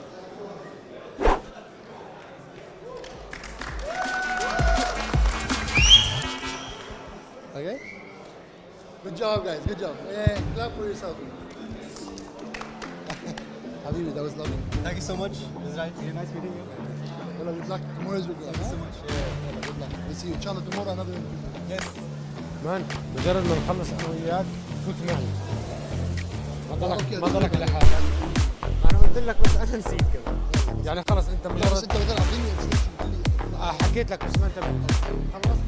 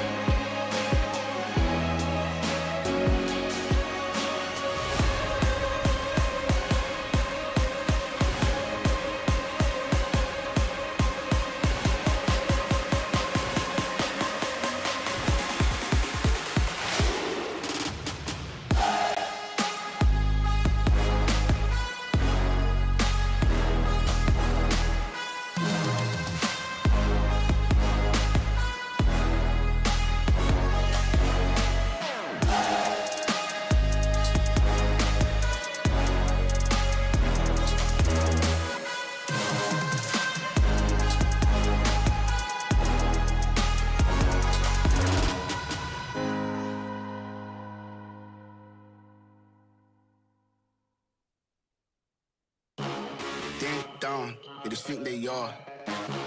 Another little wannabe gangster trying to play hard. Ding down, they just think they are. Another little wannabe gangster trying to play hard.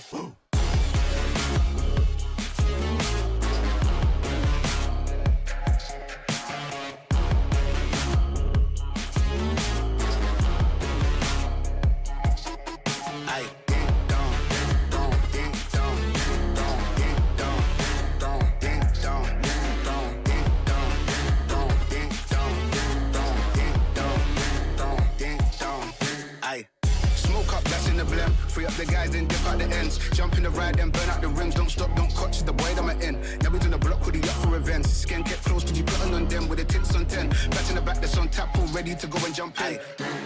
Ding down, they just think they are. Another little wannabe gangster trying to play hard. Ding down, they just think they are. Another little wannabe gangster trying to play hard.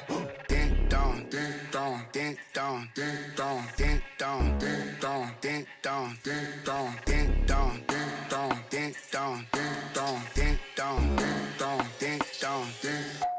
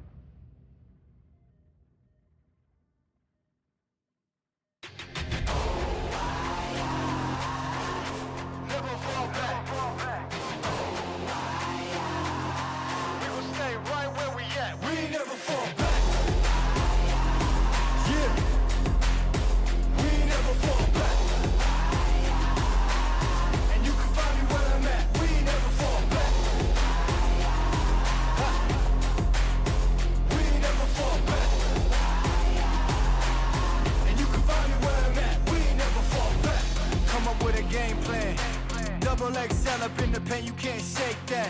All the way gassed up, full tank, man. Moving too quick, keep the cameras in the playback. Dang, so tell me how you feel with it. You put a lid on it, I ain't got no chill with it. This right here your problem, you gon' have to deal with it. Lay it on the line, high risk, that's the meal ticket. Yeah, we ain't never fall back. Hold our ground where we at, never fall back. No lies, no facts, we gon' stay right where we at. We ain't never fall back. Yeah, we ain't never fall back. And you can find me where I'm at. We ain't never fall back.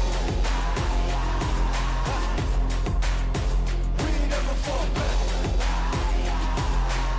And you can find me where I'm at. We ain't never fall back. Been way down, never falter. Came with the hands out, get them off us. I'm 24/7 in the office. Pay attention cause I ain't repeating offers. Yeah, never met a man I've been scared of. Careful, you gon' get exactly what you asked for. Here for whatever you bring me, getting handled. I answer to no one, I don't need the hassle. Yeah, we ain't never fall back. Hold our ground where we at. We ain't never fall back. Hold our ground where we at. Never fall back. We ain't never fall back. Hold our ground where we at. Yeah. No lies, all facts. You can find me right where I'm at. We ain't never fall back. We ain't never fall back. Yeah. We ain't never fall back. And you can find me where I'm at. We ain't never fall back. We ain't never fall back. And you can find me where I'm at. We ain't never fall back.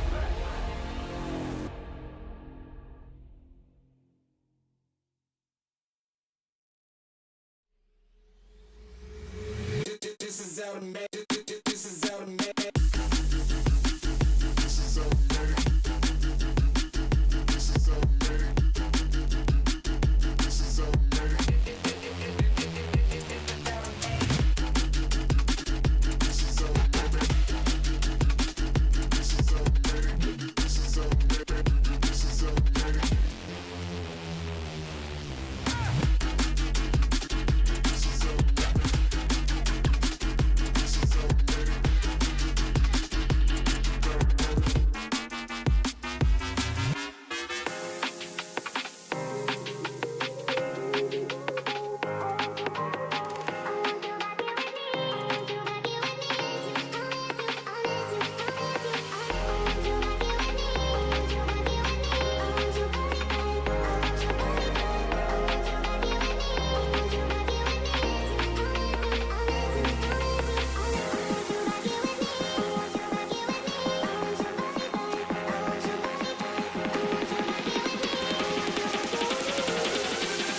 Did you really think I'd just sit here and watch?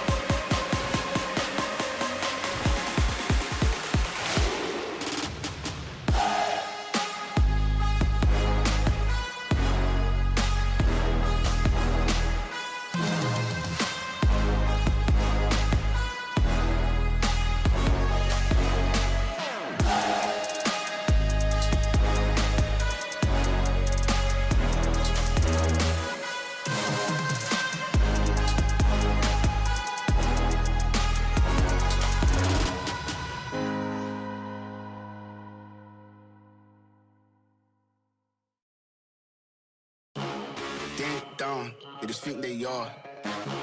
Another little wannabe gangster trying to play hard. Ding dong, they just think they are. Another little wannabe gangster trying to play hard.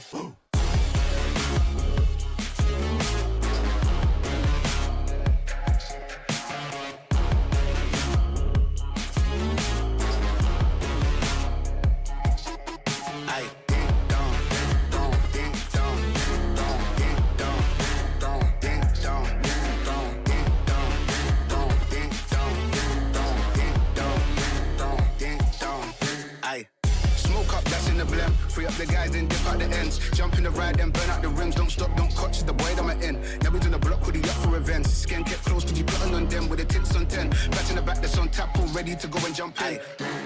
Ding dong, they just think they are. Another little wannabe gangster trying to play hard. Ding dong, they just think they are. Another little wannabe gangster trying to play hard. Ding dong, ding dong, ding dong, ding dong, ding dong, ding dong, ding dong, ding dong, ding dong, ding dong, ding dong, ding dong, ding dong, ding dong, ding dong, ding.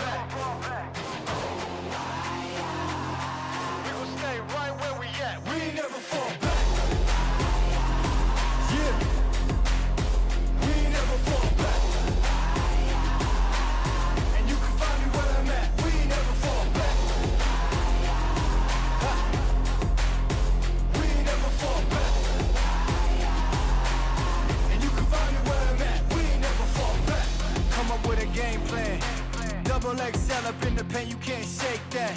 All the way gassed up, full tank, man, moving too quick. Keep the cameras in the playback. Dang, so tell me how you feel with it. You put a lid on it, I ain't got no chill with it. This right here your problem, you gon' have to deal with it. Lay it on the line, high risk, that's the meal ticket. Yeah, we ain't never fall back.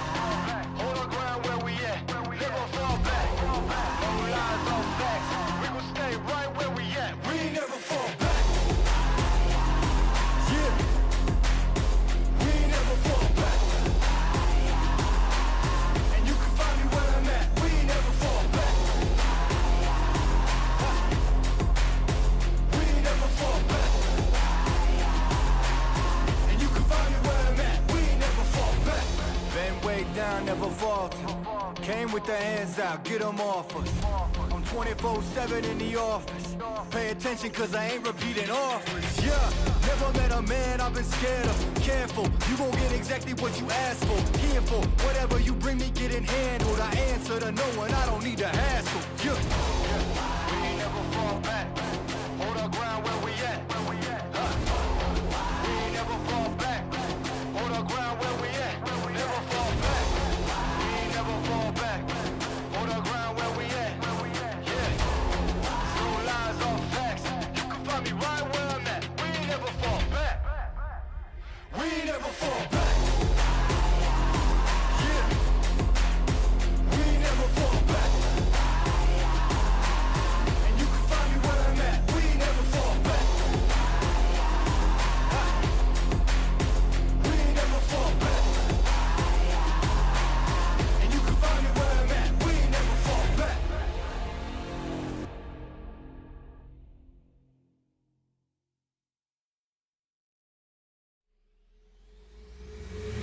This is automatic. This is automatic. This is automatic. This is automatic. This is automatic. This is automatic. This is automatic. This is automatic. This is automatic.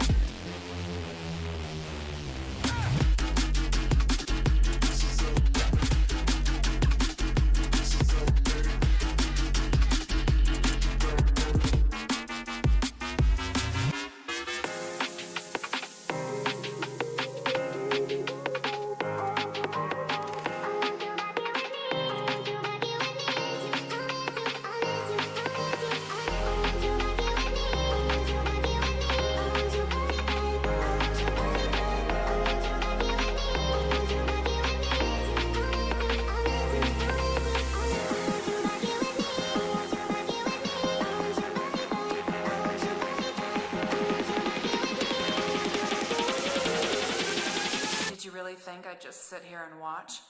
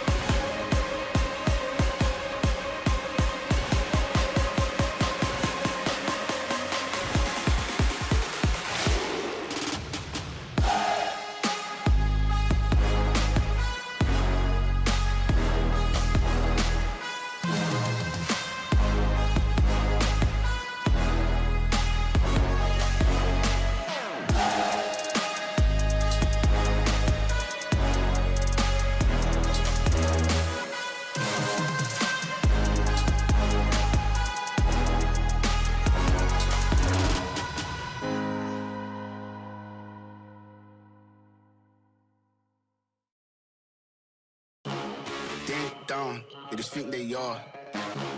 Another little wannabe gangster trying to play hard. Ding dong. They just think they are. Another little wannabe gangster trying to play hard.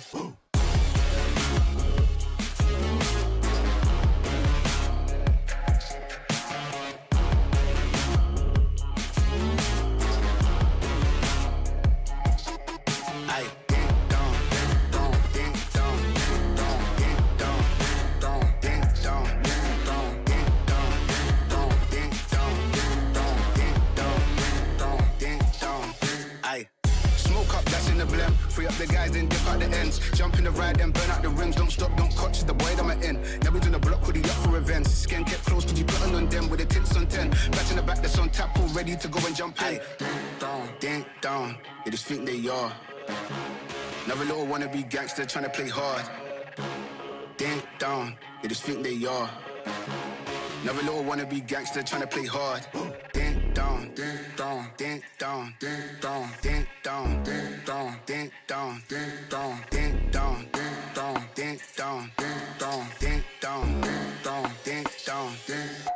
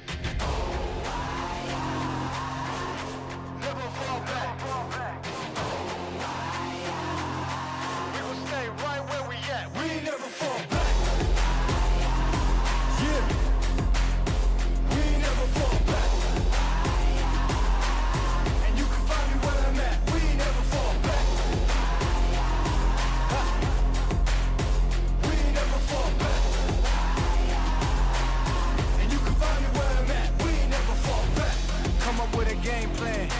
Double XL up in the pen, you can't shake that. All the way gassed up, full tank, man. Moving too quick, keep the cameras in the playback. Dang, tell me how you feel with it. You put a lid on it, I ain't got no chill with it. This right here your problem, you gon' have to deal with it. Lay it on the line, high risk, that's the meal ticket. Yeah, we ain't never fall back. Hold our ground where we at. Never fall back. No lies, no facts. We gon' stay right where we at. We ain't never fall back. Yeah, we ain't never fall back. And you can find me where I'm at. We ain't never fall back. We ain't never fall back. And you can find me where I'm at. We ain't never fall back.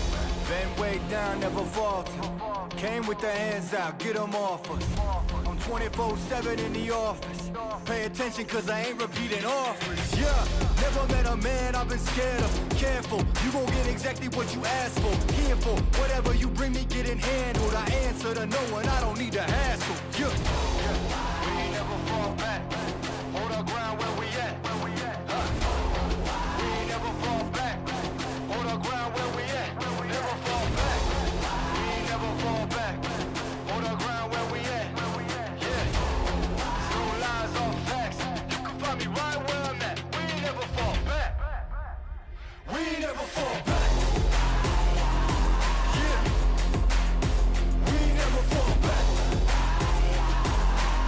And you can find me where I'm at. We ain't never fall back. We ain't never fall back. And you can find me where I'm at. We ain't never fall back.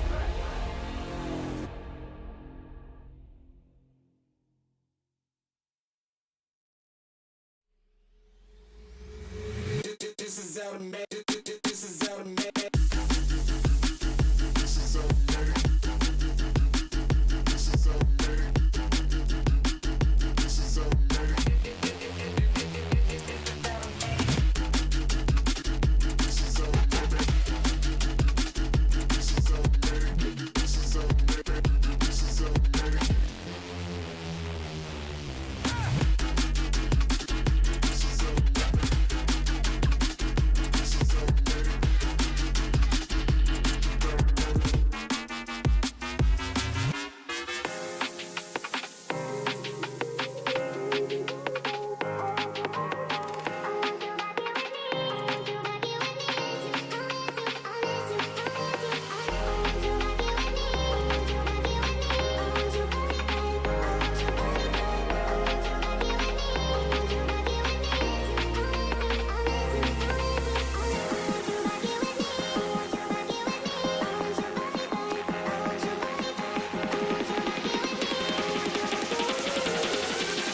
Did you really think I'd just sit here and watch?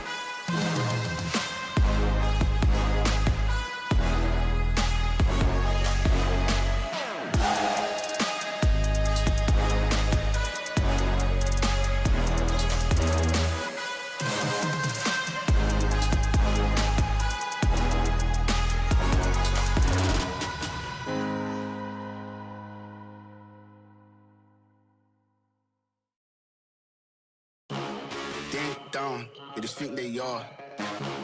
Another little wannabe gangster trying to play hard. Ding dong. They just think they are. Another little wannabe gangster trying to play hard.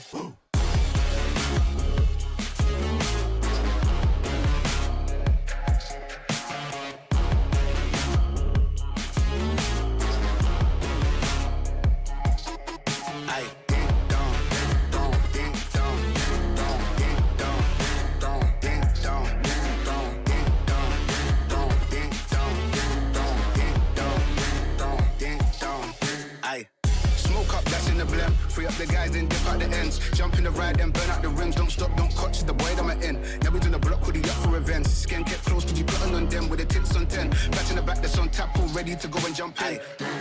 Ding dong, they just think they are. Another little wannabe gangster trying to play hard. Ding dong, they just think they are. Another little wannabe gangster trying to play hard. Ding dong, ding dong, ding dong, ding dong, ding dong, ding dong, ding dong, ding dong, ding dong, ding dong, ding dong, ding dong, ding dong, ding dong, ding dong, ding.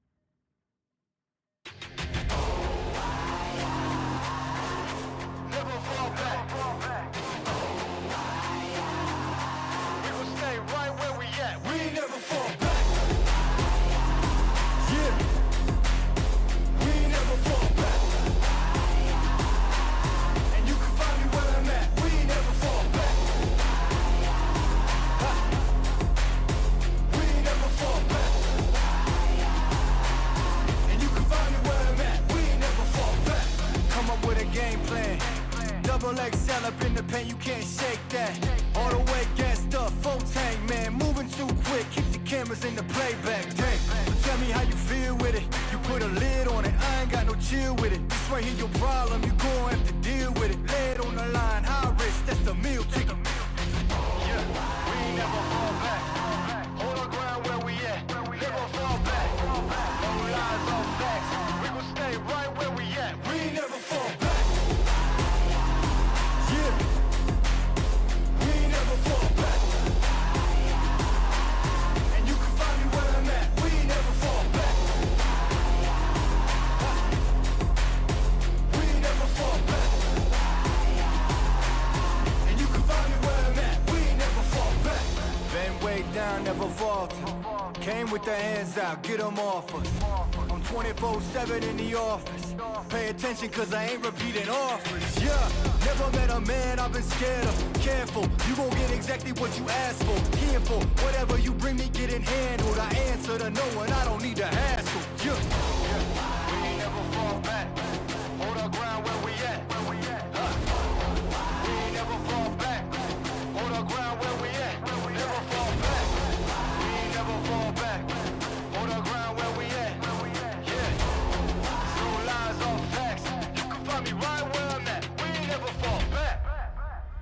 We ain't never fall back. Yeah, we ain't never fall back. And you can find me where I'm at. We ain't never fall back. We ain't never fall back. And you can find me where I'm at. We ain't never fall back.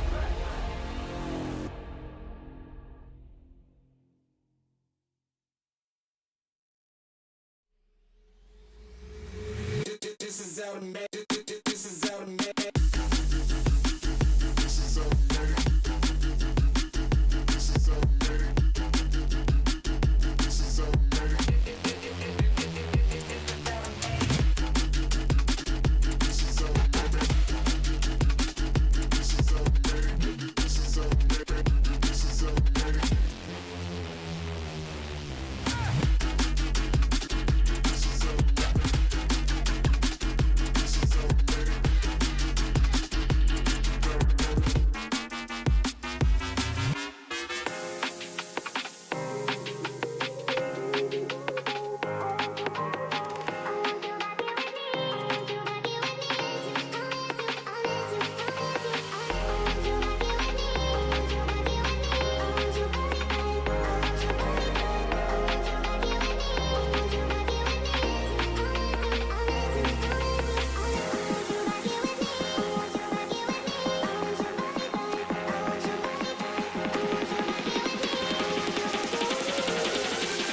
Did you really think I'd just sit here and watch?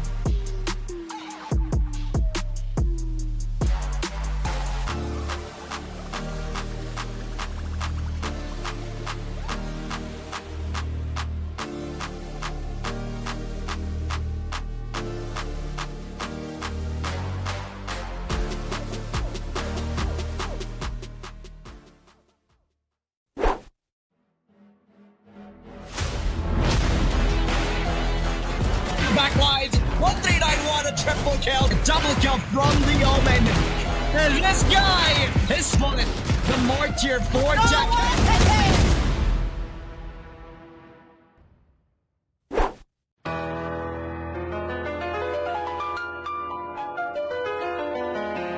At first I sent the link and she was petrified.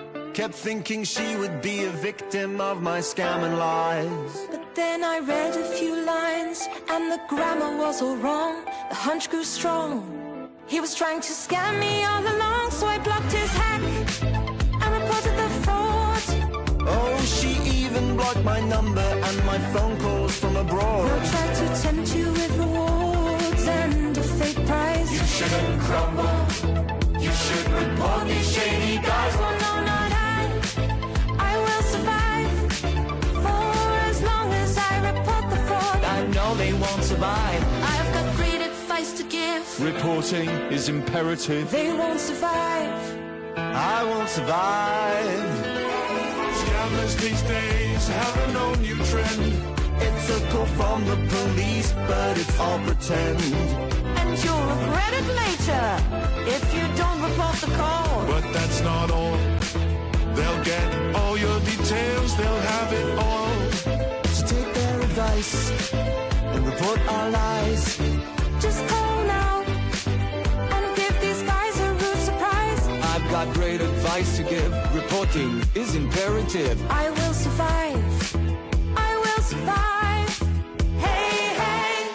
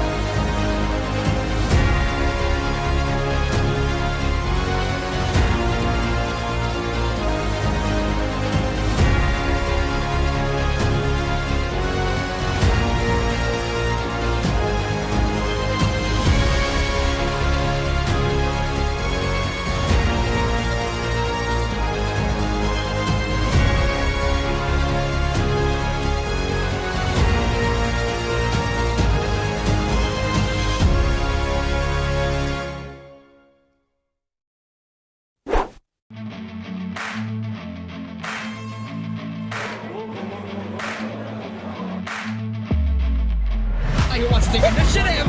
Tenso deciding he wants to fall back to judge. That gets a triple. What is happening to Smash right now? He's got the knives. One more shot.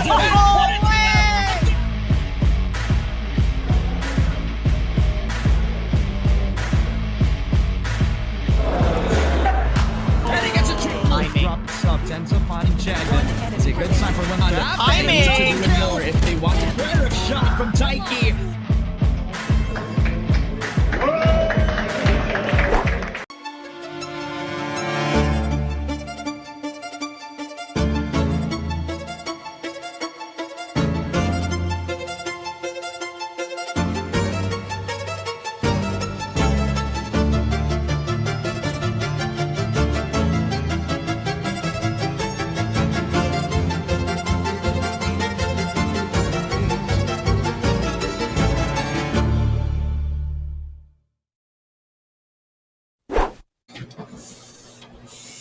And after a long while of waiting, it is game time, ladies and gentlemen. Welcome back to the Dubai Police Esports Tournament, day 2 of our wonderful event. My name is Ramon. With me is Mochi, your casters for the next best of 3. And I've been super excited to do this since day 1. How are you doing, Mochi? You're looking mighty fine for you guys today.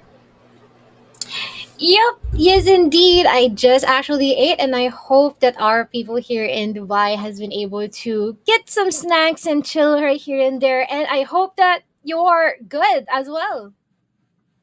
Yeah, I mean, definitely all the merry that we're celebrating the game of Valorant. But much more so, we have to celebrate our sponsors for making the Dubai Police Esports Tournament possible. ESAD, Zawi, All Badad, Jumbo Group, and XFest for allowing the Valorant community in Dubai to showcase their talent at this tournament. That is Isaad, Zawi, Al Badad, Jumbo Group, and XFX. Thank you so much for making the Dubai Police Esports Tournament Day 2 possible. Now, Back to business, Mochi. It is day 2 of the tournament so far, and we've been looking at very dominant performances out for both the day 1 and day 2 teams. Now we have a really, really big statement because this is a really good team to look forward to. Forsaken versus Team Risky for this best of 3 right now. And of course, we don't have expectations, but what are you expecting out of the game itself? Are we going to be looking at crazy strats? Are you going to be expecting like something out of the ordinary? What do you want to see right now? Well, I really do hope that we will be able to get something to break the cycle, as what we have been able to see from our preview series. It is a constant 2-0, right? All of them has been able to get smooth runs. So what if they break the cycle, get some like a reverse sweep, a 2-1? We're not quite sure, but here are the maps that we will be playing on. It is going to be Bind, Split, and Breeze. Interesting enough, I haven't been able to see Breeze after a while, considering the recent changes that Riot or Valorant has been able to put up onto it. But how about you? What are your expectations now that you have been able to see the maps that we are playing on today? This is going to be the first time I'll be casting Breeze for a really, really long time now. I get why people don't like to pick up the map itself. Long angles, possibly one of the hardest to retake, but also can be pretty interesting when it comes to like the aim duels all around. So that really puts an emphasis on your mechanics more than anything else. On Bind, though, it's a completely different story because sometimes you don't have the aim. But what if you have all the backup plans in the world? You don't have the A short push entirely in sync, but you could also have somebody like rotate back around from the other side of the world. You can have map control somewhere else while you're also like playing contact from different parts of the map, which is really interesting because sometimes you could also put yourself in the shoes of your opponents. And not only that, I think Bind is pretty a map that is pretty much big in terms of utilities. So I can say that Bind is definitely something, an area where you throw every single utility as long as you think that it can be in sync or can be in combination with your team members. I feel like it should turn out fine. So I am just really looking forward because so far we have been able to see our player camps as well. They're pretty pumped up, and I guess we can definitely see a gecko on this one, all because of the sustainable utility usage that he can offer to the team. Not only that, he was also buffed in this patch right here, meaning that his blind is also going to be a little bit stronger than before. It has a pretty faster way to like use the blind compared to like before. Plus, Sky also got a little bit of a nerf in this previous patch, ladies and gentlemen. Just so everybody's aware, the Trailblazer has been adjusted. You can't when you jump using the Trailblazer, you can't check left and right anymore. So they have to be careful about how they use it. It also means that it's delayed in how you're also using ground with it. So they have to be careful on how they follow up with the dog, right? They can't push through left and right. They can't use their own sense of urgency. They have to be careful about how they're using the Trailblazer, how to get full value of it, just so they could get map control, especially on a map of Bind where there's a lot of corners, there's a lot of things to check. Very interesting to say the least for both of the initiators being picked up for one team of the squad. I am interested now to see Bind being one of the more popular picks when it comes to like map picks for the whole Dubai Police Esports Tournament. It's like they're at home. You know, it's sandy. It's something that they can see outside when they're actually trying to visit somewhere else here in Dubai. But it's also one of the more favorite maps since it's also a really good strong point if you're talking about map control. Yes, definitely. I couldn't agree more. It is going to be a wonderful one to see the contrast in terms of the controllers as well, because I saw one team resorted to a Bram and the other resorted to the Omen, and we all know what both of these controllers necessarily offer to the team, right? Brimstone is more on the commitment, the lengthy duration, the smokes he can offer, and as well as the orbital strikes and as well as the molly. But in terms of the Omen, it really encourages flexibility and adaptability amongst the team members, just in case that they really want to do some mind games to their opponents, right? So I guess that's going to be really interesting to see. And also, I am quite interested to know the reason why Team Risky didn't necessarily choose a Raze on their team, because usually Raze is a must-have in a bind map. In this scenario, it doesn't really matter because they're pushing anyway without that much delay. Sasano to Soren Tensa, just showing that they are dominant in a map of bind. We weren't done about talking about any sort of possibility because Forsaken has made that window open. For the first 5 seconds of the round, they decided to push out through A short without giving any chance to breathe for the side of Team Risky.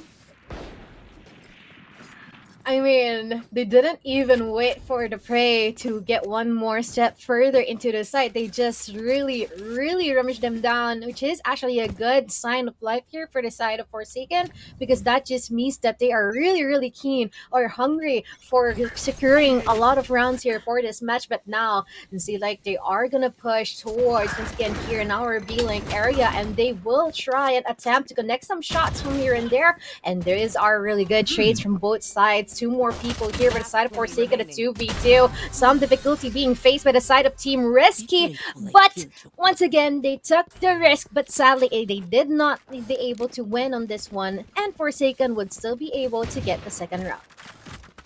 Now, just starting off where they mean to go on, right? They start the pistol round, hot on their heels, pushing onto A short. Second round, it was the same story, but very much a similar ending, right? It's not the same where they were dominant in their force. They actually got caught off guard with the sheriffs in hand from the pistols on TRK.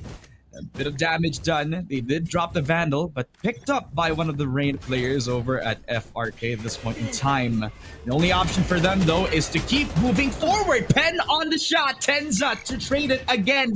The 2 for nothing, and TRK are on the back foot again.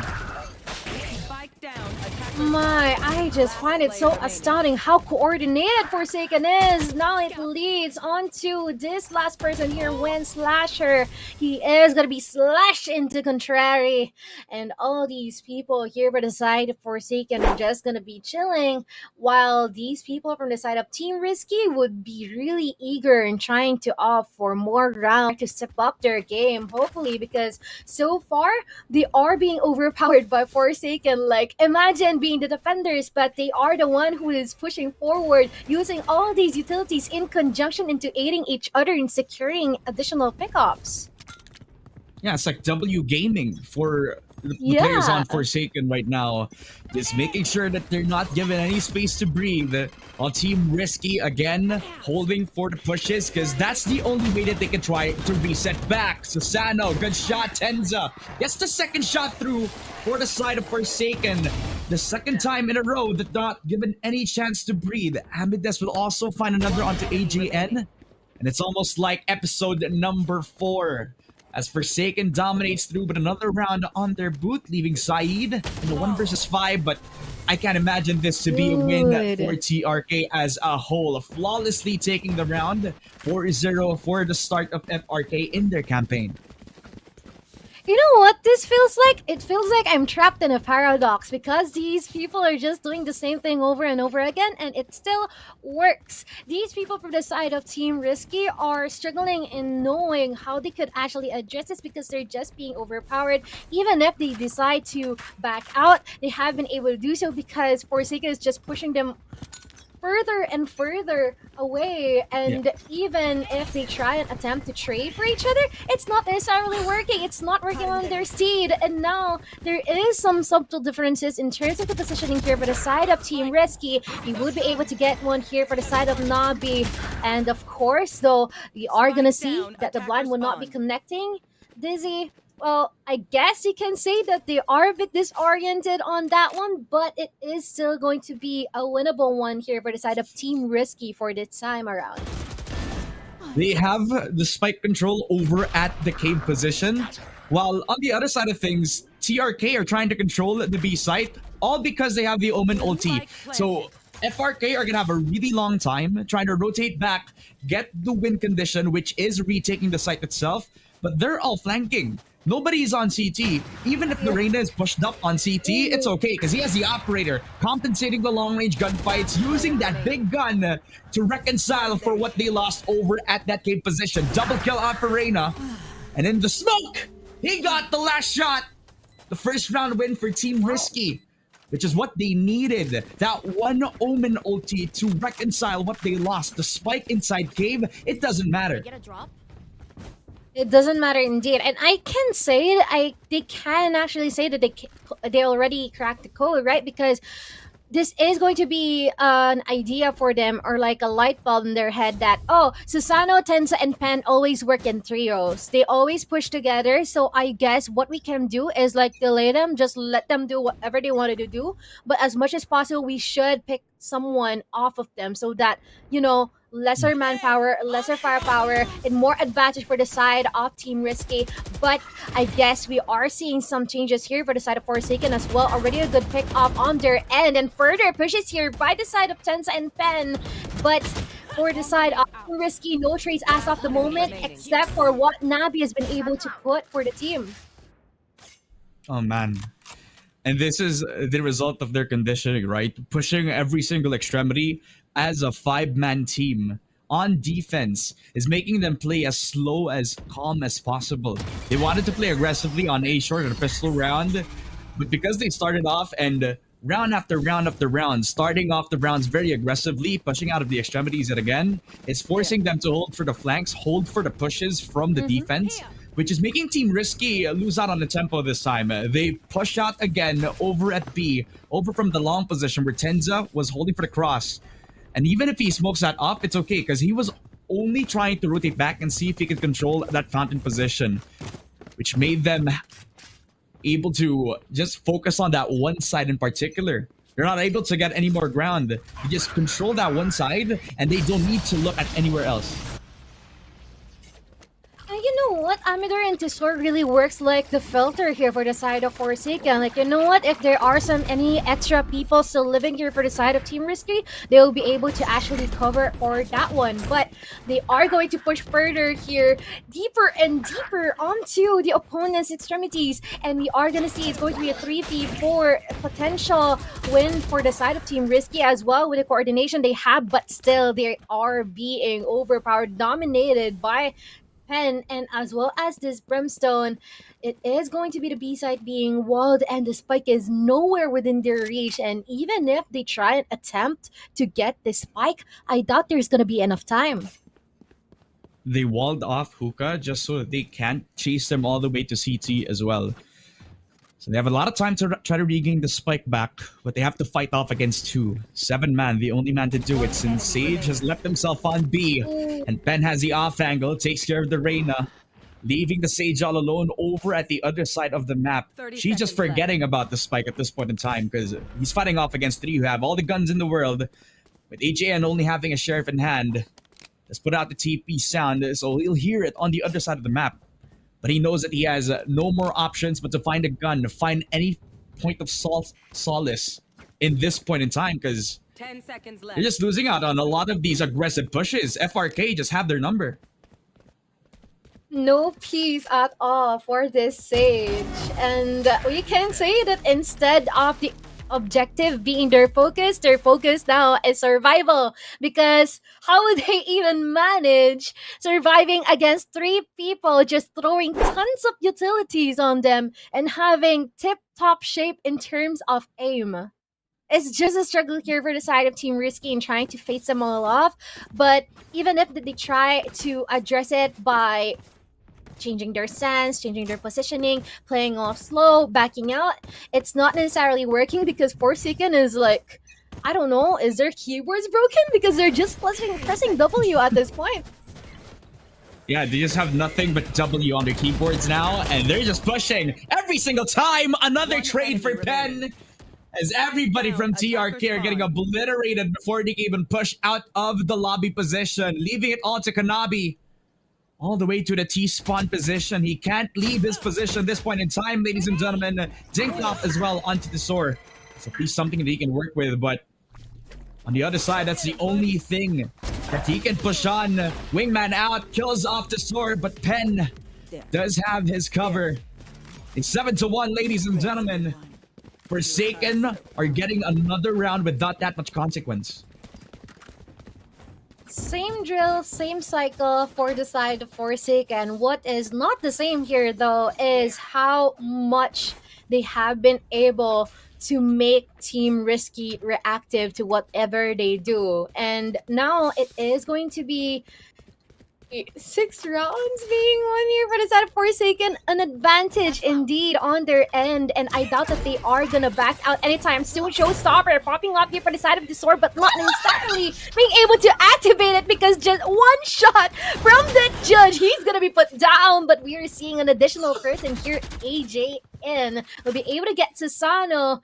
And I guess they already have their answer. You know what? Let's just use these judges and let's try and see if it will work out. Immediate trade here attempted by Pen, but now there is going to be a cooldown for both sides. Yeah, they just decided that if they're gonna push onto our side, then let's just use the best gun in these type of scenarios. The judge, where on the defense it would have been the stronger gun, but Tenza so close, gets the shot out from Kanabi. Guardian in hand, Tenza was so confident that nobody was around his vicinity. And look at how fast Forsaken even pulled back to get control back on B site, knowing that the initial push doesn't work out anymore. TRK, they already know what they're doing now. 7-man already on CT as well. They're on the enemy lines at this point in time, ladies and gentlemen. Even hunting down the Viper. Only hold up on Hookah, doesn't even bother to destroy the blind set up by 7-man. TRK have a good adaptability now in this round, but it is pretty late. What more can they do with the judges in hand from the previous round? Well, as long as they will be able to actually keep themselves in check and try to not be affected too much by the pushes being exerted here by the side of Forsaken, I feel like it is fairly doable because it's just the first half after all. But once again, there's 3 more rounds remaining. They really have to offer a 7-5 here just in case they really want to get the odds up on their side. But I don't think they are planning on getting the spike and fulfilling the objective anytime soon because their focus might be on the pickoffs. But I guess someone's gonna be falling down at the near the bats area. AJN, just a lone person there. No one's gonna be trading him, but we are gonna see Saeed gonna try to go for that kill as well. But still a lot of utilities remaining here for the side of Team Risky, but someone is going all over through the spawn, not catching up on him, Amidas, but they made it where here on the B side, and it's looking good for the side of Team Risky. Kanabi again being the guy that needs to watch the flank, but Pen and Tizor already from the TPs, from the back lines, finding everyone from TRK. Nowhere else to run, nowhere else to hide. And even though they were quickly aware that they could just push out at any given time, they never expected a TP play. They were all around that B-long position, and even if they didn't see anybody, then they could just go around the other side of the map from the teleport position anyway. Just shutting them down before they can have a plan in their minds. True, but you can see that these members here for the side of Team Risky are still trying and attempting to communicate, trying to brainstorm on what they should do next, which is actually a good sign to see on their end. But now it's already an 8-2, and even a couple of ultimates available for both sides of the teams they can't necessarily do in order to get an edge against each other. But Pen and Tesor just extending here at a short, and we are seeing Tensa going for one as well, one for each site, and it is going to be a good one for the side of Forsaken, once again pushing further, deeper, even killing anyone on site. Resurrection active for the side of AJN, but how will be able to use that? I guess he won't get the chance, and that's going to be a 9-2, and one more round remaining here. I wonder who's going to be taking that one. Almost with the lineup frag. The judge in the perfect position, but not when the situation is a 1v4. Sage on the other side, not doing so hot in the bind map. And everybody from TRK getting overwhelmed because FRK are like a train wrecking through the obstruction that is TRK so far. But they can still try. They do know that they always like to push, so the only best chance that they have is if they wait for them to make their turn. But what if they're fighting off against 5 Odins, running them down one by one? Susano does not let go of his mouse button, even using the showstopper. Tesor hunting for kills. But the Siege is also lurking in the shadows. They don't know how close he is, but now they do. Judge in hand, kills off Amides. Susano already following with a triple kill. 2 versus 3, even rushing down 7-man. Both Reynas popping Empresses. but hunting for each other. Kanabi follows with a second frag. A headshot through from the Gecko, but Sasano, the Odin, the Hunter has been commenced. And in the 1v2, Kanabi has forgotten the spike. He brings it back up and makes it a 1v2.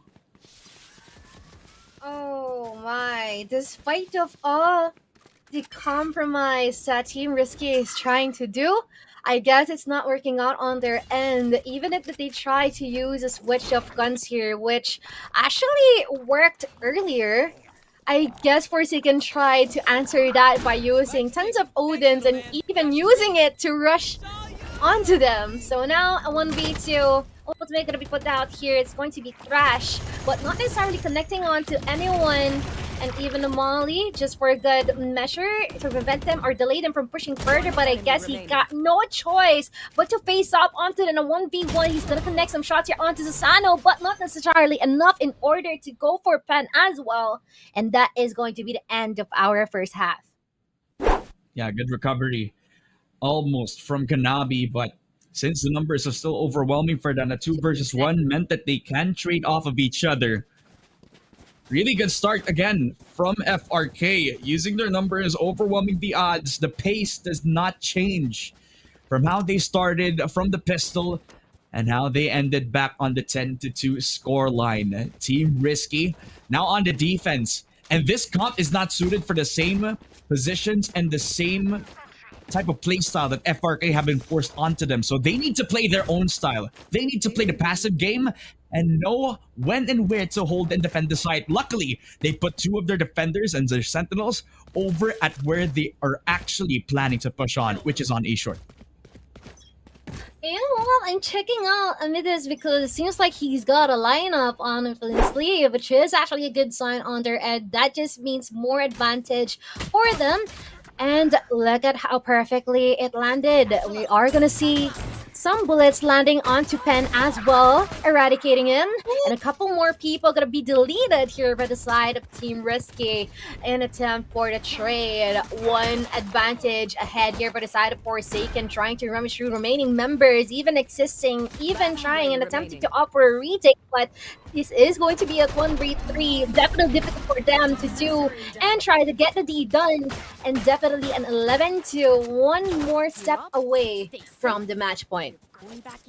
Yeah, forget about the insurance policy. Forget about the lurk over to B long, where Pen actually got cut off by the player holding down that B long position. AGN, good with the kill, but when he rotated back on A, the site was already in control. For the members on the FRK, Forsaken just had little effort to try to take control of that UL position, and they weren't even given enough time to peek on because TRK went in a wide open position.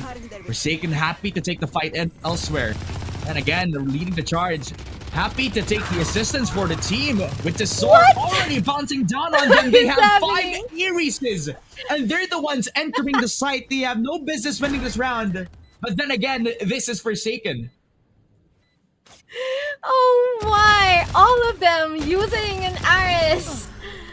Using it to push even. Usually you use it for defense because you have to crouch in order to, you know, connect the most of its shots. But I guess it isn't a problem for them at all. And it is going to be a 12-2 already. Even ending the round with a knife kill here for the side of Tensa. What mad disrespect here for the side of Forsaken. And you know what? I don't even know where Forsaken is getting all these strategies they're getting every single round.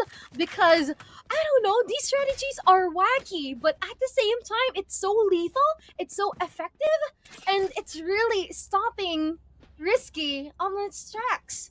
I don't know what more to say. Yeah, I mean, their team name is Team Risky, but now they're being considerate about their every single move. Because Forsaken are doing a really good job. Yeah, I wouldn't say they're scared. I'd say they're really cautious on their next move.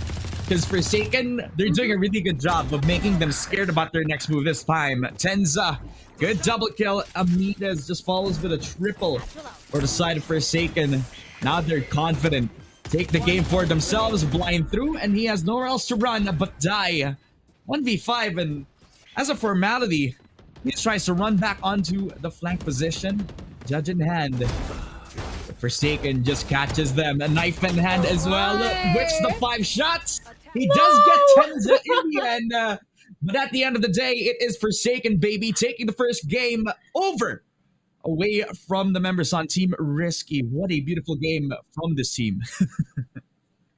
These dudes are crazy. Look at them. They're just chilling. You know what? Let me sip this cup of coffee after winning that pretty much one-sided match, because they're just chilling all the way in, and you can see the smiles on their faces. It says everything. It's just really perfect here for the side Forsaken as well. And I am really looking for what's going to be the change here on our second map. I feel like that's split, right? Is it split? So I don't know. If it is going to be split, then most likely there would be some rushes from here and there, and we know that split capitalizes on that pretty much, especially if they would resort to a double duelist lineup once again. That's going to be overpowering. Just crazy for the side of Forsaken. Yeah, Forsaken's been showing a lot more creativity, a lot of creativity from this team in particular, since they've been pushing out with a lot of intention. It's not just a brain dead strat to 5-man push out as well, right? They have a lot of consideration, a lot of factors into why they're doing this. They're pushing because they want to force them into a slow tempo. And when they have that slow tempo, they overthink. They can't do anything else other than to become the reactive team. Now, Sasano being the MVP, I have no surprise that he is that MVP as whole, because I believe he's also one of the initiators that give a lot of voice to the squad, telling them when to push, telling them when he's going to flash, so that they can also be confident in a lot of their attacks.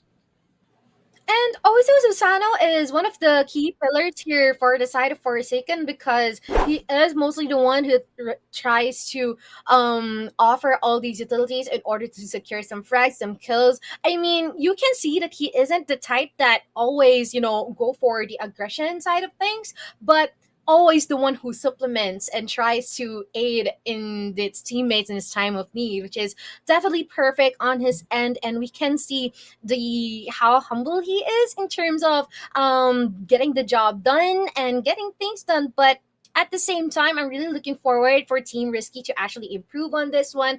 But I wonder what's going to be up for them, considering that Forsaken is they came well prepared, and I wonder what is going to be the next step on their end, or what is going to be their next plan. Any strategies? Yeah. Question mark? They actually have like a very interesting duo that they always back up on. So if they want to have like a strategy, like let's say something aggressive, then these two are always the one to look out for. Is Tesor on the Braze and Tenza on the Brimstone. Always the guy or the two people that push out and as fast as possible as well. Considering what type of util that Brimstone has, you wouldn't think that he's an aggressive agent, but he has the Stim Beacon that makes everyone on the team as fast and as furious as possible. And every single one of those gunfights, everyone had higher rate of fire, which made them win a lot of duels easier and at the same time commit to their sprays, which made every single duel very much impossible for the side of Team Risky. Now, on the map of Split is where things are going to get interesting, because pace here is a lot more important compared to Bind, because there are no more teleporters. But midside is kind of like a teleport if you think about it, because that can be the best insurance policy that you have, whether you're a 4-man team who failed a push out onto the A main extremity. Okay, let's just go to Heaven, take Heaven control, try to see if we can get the vent position, and probably rotate back onto the B side if things go wrong. Or you try to use mid control as a way to lurk when you're on a sentinel or on a controller, when your attacking team is trying to see if they can feel out their opponents before they can make a decision in the later rounds. Mid era is going to be their game changer here for sure, because we're not quite sure how they will be able to actually prevent anyone from getting into it, or would they necessarily just go for rushes just in case that they really want to get the job done just quickly, pretty similar to what they did from earlier on. But at the same time, I'm really expecting for Forsaken to go for a double duelist lineup once again, but I can also expect that one of the key factors here, or the keys to victory in order for them to win, is having a sentinel that can anchor down one heavy site so that they will be able to, get an advantage on their hair, get a kickstart. Yeah. Yeah, that's when Cypher and a Killjoy becomes a lot more important because you're gonna expect that everybody who is not a sentinel is gonna make the proactive position. So you have to be reliable. You have to be self-sufficient in a way that if all of your team members are making the proactive position, you have to make sure that you're alive as long as possible if you're the only one holding the site itself. So I'm looking at high-rated Cypher players. I'm looking at a Killjoy that can make decisions for themselves. If he can stay alive for the duration or the majority of the passive round, then that team, whoever is trying to four-man push on the other side of the map, is definitely going to win a lot of retakes, which I believe is the win con. If you are on Team Risky side, you have to play aggressively. You have to play on your own tempo, not let the other team, the enemy team, make decisions for you, right?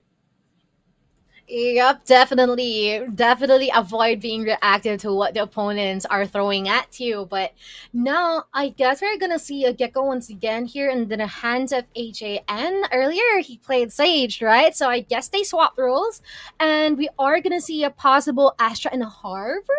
Interesting here in the hands of Susano and Tesor. I'm not quite sure what is going to be their plan here. Even Yoru being shown here in the hands of Tensei. He locked that in straight up, no hesitation at all. And this is going to be really a powerful lineup. I can see why, because in terms of the lurks, they can definitely use Tensa onto that one. And, you know, you can never go wrong with a breach. Contact plays, yes, it is going to be a double-edged sword, but as long as you can see that your teammates are reliable enough and accurate enough in terms of their gunfights, I don't think there's going to be an issue with that. Yeah, definitely not. They have all the utility in the world with a little bit of spice mixed into it, which is what I really like to see from a lot of these teams here, right? So you got a Yoru and a Jet picked up, which for the latter, the Jet is not usually being picked up on the map of Split, but these days, nobody cares about the meta anymore. We just want to pick what we want to pick, right? If you want to play Jet on a map that's not popular on a site, if you want to play Deadlock, then go for it, Susano. We're not gonna judge you. But no, instead, so it's a double initiator and a double duelist comp on one side. No sentinel. They're not gonna hold site anyway. You saw that bind game. You saw how it went down. Yeah. They don't need to hold site. They're pushing the fight onto the attackers. Yeah, you know what? I'm really interested to see like a deadlock being played here in one of our games within these 4 days, because you know we have been talking about deadlock for quite some time already, and it just astounds me that there is more ISO appearances rather than the deadlock appearances, despite deadlock coming in or appearing here in the Valorant realm earlier. So now, I guess we're gonna see a couple of geckos playing. This is going to be a fun one. And at the same time, I wonder how it is going to work out here for Saeed, especially on the Neon pick. Like what you said, they really have to be aggressive on this one. And just in case it is going to be their ball, then definitely it could mean a lot of advantage on their end. TRK are playing with no smokes right now. The only thing that they can use to cover themselves is the neon walls. So triple sentinel comp for TRK. They say no cover. Just push into the site. Wind Slasher does not hit the shot from the Sheriff. It is Amides who picks up the first blood. While they also go for the flank this time around. 10 following out from the flank. Saeed and AGN, they combine with 2. But for Tesor, it is as easy as taking the frag while AGN tries to recover the frags. A 1 versus 2 this time for the Gecko on the defensive side. But Team Risky, again, the same result from the pistol round. But FRK are on their comfort zone, attacking where they get the first pistol. Interesting, huh? I mean, I can see the reason why Risky didn't necessarily invest into any smokes, because Forsaken didn't care otherwise. Like, you know what? You have a Brimstone, you have an Omen whatsoever, you have a controller. It doesn't necessarily gonna be a problem for Forsaken because they just press W, right? But what is going to be the problem here is just in case they opt into our post-plant situations, that's going to be a problem. But now they are making their way here on our A site. Judge in hands here above Amidas, and even the Stinger connecting onto Saeed from Susano. They are gonna see a really good advantage for the side of Forsaken once again, continuously gaining more and more for the side of Forsaken. But Nabi with some shots here from the Sheriff, very, very sharp, but I guess Forsaken is just sharper. 2-0 on this game. I feel like history is repeating itself. Yeah. I mean, the second time around that they win 2 in a row in the first opening rounds. Team Forsaken, they definitely are showing that they are confident in all of their gun duels. Look at how fast they pushed up onto the A side, knowing that they have the better guns, which is pedestrian. Something that's usual when you win the first pistol round, right? But how fast they pushed up onto screens and how decisive they were on taking the heaven control, that's the second time in a row that they did that on the map of Split. Now, they have the guns, they cannot rush them down, but the judge, Amides, is the Jet, and this is why he wants to play it. He has the elevation, and he has the mobility to move forward. 7 does not hit the shot because he got blinded from the sky. The 4 versus 3, they're just playing on the back, but again, Amides backstabbing, literally. Wind Slasher gets cut off, and this 4 versus 1. Oh my goodness, Saeed is alone on an island. Oh my.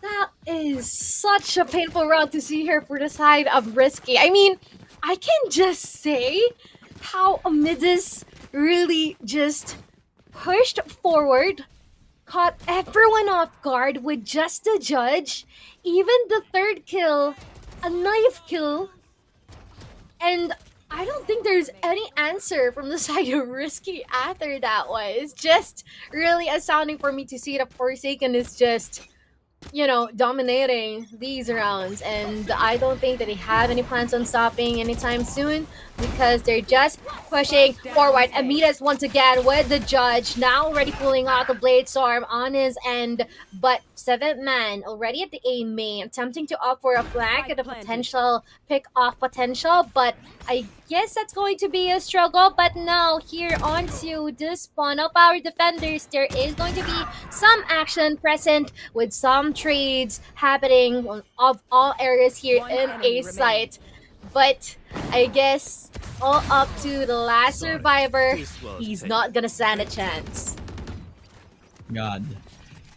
And they always have the same game thoughts, plan for this God. map, right? Same thoughts every single time. Annihilate the Sage, and when the wall is done, disrupted, then once they already got the spike plant, they always rush down on screens, get heaven control, and even if they rotate back through mid, they have a strong hold on that heaven that even if they go through that vents position, it's not a safe position to push through. TRK had no options except to hold off on the defense when they're playing on A main. They're not even thinking about B. They're not even thinking about that mid side.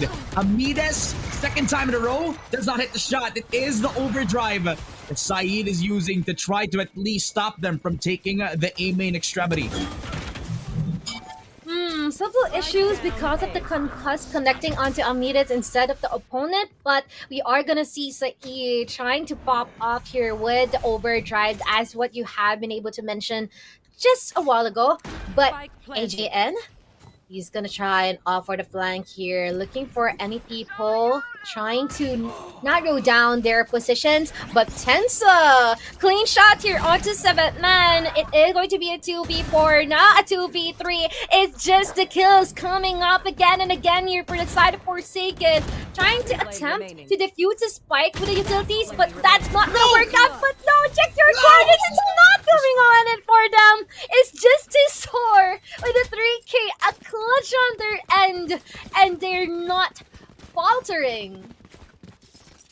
The one time that they had a chance to steal a round away from Forsaken, they fumbled the bag. It needs to rotate back from the Omen, using the ult to get themselves towards that B position. They planted the spike, and they had the numbers advantage. The problem, though, was when they were taking retake back on, and when they were trying to clear each corner, the one corner that was not checked was when Tesor was able to capitalize. Another round in hand for Forsaken, and Amides again going back to how he was positioning himself, updrafting and dash on forward to get some map control. Oh my, unstoppable force and an exhibition of prowess here for the side of Forsaken. So far, they're still doing the same thing, but now they decided to slow down just for a second and try and see if Risky still has the guts in order to go and opt for a retake. But what? They did not see that despite being detected by the trademark, but now it's already a 2v3. All the trades already coming in here from both sides of the teams.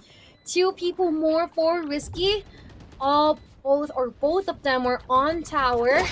Not seeing anyone yet, not being stunned. Connecting some shots onto Susano here from Nabi, but it's now him backing out because there's no time left. Now he is wondering where should he look at next, but he is gonna secure Amidis onto that as well. A 6-0, a clean slate, clean record for the side of Forsaken.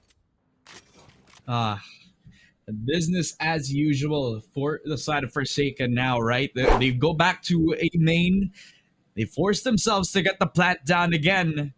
Was a little bit too close since they were winning the gunfights for the side of TRK. The team Risky weren't able to pull it off out of the hat. The 6-0 again for FRK. It's looking like their same dominant force. They are showing that they're not as dominant as they were before, since they were winning most of the gunfights this point in time for the past 2 rounds now. And Amida is even the one to deliver the spike in hand. The entry duelist wants to be the one to take the objective this time. Kanabi finally shuts him down. Pen will get the 1-for-1. But Tenza is opening up the space, using just the Sheriff with no fear whatsoever. A 2 versus 3 now.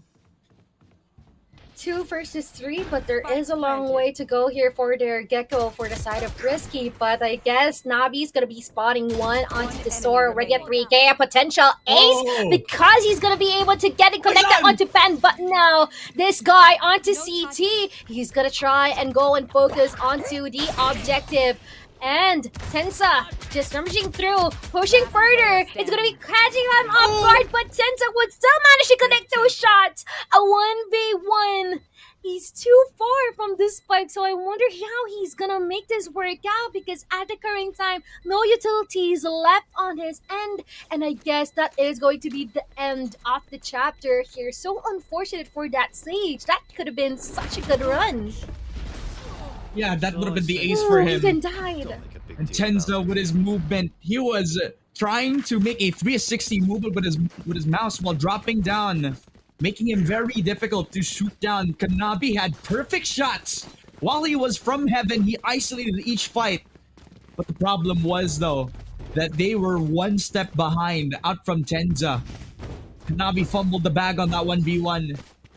And because the wingman was also used to clear the corner where he was pushing out on CT in the heaven position, then he wasn't able to use the wingman to defuse the spike while he's on heaven to try to clear where Tenza is going to be coming from. A beautiful play again for FRK, Forsaken, and 7-0 scoreline. A streak that is very difficult to conquer as Amidas is again back on business with the 2-for-0. Oh, just pushing forward. No breaks at all here for the side of Forsaken. I cannot even catch up with what is happening, but all I know is that they are winning. The 8-0 once again here for the side of Forsaken. A couple of ultimates available for the side of Risky. But if they won't be able to stop this wave, this tsunami that is Forsaken, I am not quite sure how they will be able to get that return of investment amongst the utilities that they are going to use. Because so far, I am already wondering what should be the next step here for the side of Risky. Because, I don't know, Forsaken is just so well coordinated. Especially amid is just popping off. No breaks, none of the stopping. Just securing whatever the kill and freeing space. Getting kills, that is the job, and he gets the job done, even overperforming. Yeah, if you're the entry duelist is also sometimes bringing the spike, also the one dashing onto one of the sentinels in front of you, then if that doesn't scream confidence, then I have no idea what the heck he's doing. Amidas will always have the confidence to do whatever he's doing because he has his team backing up with him. Forsaken in the 8-0. And off the back of this timeout, TRK had to reset, find a way to try to play around this. Even if they did have the smoke, I don't think it's going to matter too much because Forsaken are going to push out of that anyway. And I'm actually wondering what you're gonna do if you came up and you have to face against them. I mean, for me personally, you know what? I'm out. I'm just gonna slash FF all the way because I don't have to, you know what, be tilted off because of this, because I know I wouldn't even stand a chance. But AGN is gonna connect that shot from the judge here onto Amidus. I'm seeing some attempted trades here from Tesor, and it is going to be a good one here by the side of Risky. But until when? Now it's a 2v3, just like that. The tables has been turned, and we are gonna be some shots connecting here from both the rifles, but he's gonna be teleporting momentarily here onto a site, seeing if he is gonna be able to connect the shot here from his Sheriff. I guess not. Some shots gonna be whipped here from Tenta, dinking him, but not necessarily eliminating him. Interesting. All the way onto B side though, we are gonna see this Omen attempting to fight this fight down because he got that amount of trust that Tensa would get it, and he did. See, the game plan was for Tenza to actually make the amount of noise. He's a distraction. He's making sure that the two players are pinned on him while Tesor is running to the other side of the map, which was really funny to me because he knew that he can handle those two players with just a Sheriff in hand. And he did. Gets the right and left punch over to the last two. Forsaken. The firepower is just immense. It is ridiculous that we're coming into the second game 9-0 for TRK. Oh, I wouldn't say they're lost, but man, the tempo is just making them pressured. Tenza back on the Sheriff as Amidus is pushing down with the judge yet again. The blind comes out. Kanabi does not move an inch. My, look at them. They're delivering non-stop here for the side of Forsaken. You know what, ladies? If you don't want any much of this bare minimum stuff, I guess it is going to be your ball. Get some of these guys here for the side of Forsaken. It's already a 10-0. And so far, even with the operator on the attacking, they're making it work here under the hands of Pen. And so far, I am quite bewildered about what Risky has to do, what's going to be their next step, because I don't know, I'm just gonna DC if I am the one who's facing up against Forsaken. Oh no. It's just crazy. Not like this. I mean, in my opinion, right? This is the difference if we could expect somebody like an Astra or a Viper that might slow down the push for FRK. But will that actually be the case here? Because they are just pushing, even though they know that the Killjoy is on the other side of the map, right? Even though they know that utility is on their path when they're doing so. Tenza spotting out one of the anchors. He blinds himself, giving an opportunity for Windslasher to take advantage in hand. 7-man following through with the second frag for the TRK squad. Holding down B, the long run. Does work out for TRK. Almost a no scope, but Pen does not get an opportunity. 1v4 now for Gecko, who's holed up on one of the extremities. Trying to see if he can capitalize on a mistake, a position made perhaps, but Windslasher also doesn't make any error at this point in time. I wonder if this is it. I wonder if this is going to be a potential breakthrough here for the side of Risky. Hopefully it is, because so far it is going to be their chance after a while into getting all of the necessary arsenal that they need. They've got the Vandals, they got the Judge even, but we are going to see this availability here in terms of the Resurrection and as well as the Thrash here from the Gecko and Sage for the side of, their end. But I wonder if this is gonna work out for them, because so far they are committing or fulfilling the mid control, and so far Risky, no answer as of the moment. Yeah, 7-man just using his elevation on top of the situation, on top of a double kill again to defend the site alone. While Tesora also gets to reconvene the 3 versus 3. Tasano holding heaven on his own sum. AJN, he was blinded. He couldn't see the bullet to the face. And Susano holding heaven all on his own. Also backed up by the two supporting casts while they also overwhelm one slasher. And they have to deal with Saeed now. 42 to 10. Saeed gets one onto Pen. Gets the second onto Susano. Doesn't know that the sword's on the safe side. But it is inside the smoke. Pulls out the gun. And it's a triple. Tesor makes the 11 to 1. Forsaken are dominating. Definitely dominating. I don't know what more to even think about. I'm thinking of another term more than dominating, but I don't know. They're just monsters here. They're just spraying up upon here by their opponents or on their opponents. Risky. And despite of the efforts that they're trying to even out in terms of numbers, it is not necessarily working enough for them because I guess it's safe to say the Forsaken definitely has the amount of experience in contrast on their end because with how they've been able to offer combinations, really creative strategies from every single round that they do, it's just really smooth, well put, well executed. It's as simple as just holding W now. And on the defense, this is when we know that they're most comfortable. Susano, it's a sheriff in hand for everyone on the squad now. And all he can do is just leave Wingman to try to delay the inevitable, to soar with another. And it's all as good as done, Mochi. The 4 versus 2 now. To soar with a double kill over to the mid side. They spot out the spike as well. And they know that they're not even going to bother looking for it. At this point, I'm not quite sure what is left to do here for the side of Risky, except for the fact that they can get a couple of effective frags, but with the state that they are in right now, it's definitely a 111. I'm not quite sure how they'll be able to address this. Amida's gonna be securing Navi. Momentarily, they're just staring at each other. I don't know what's happening there. Seems like an intimate interaction, but it is going to be a 1v4 with 7 men as the lone survivor for the side of Risky. Not even using the teleport and might be facing up against his sword at current time, connecting sure shots from the goals, and it is going to be as easy as that. Match point secured here for the side of Forsaken, and definitely going to be a high round, and let's see if Risky still has got what it takes despite of the pressure being exerted on them. Yeah.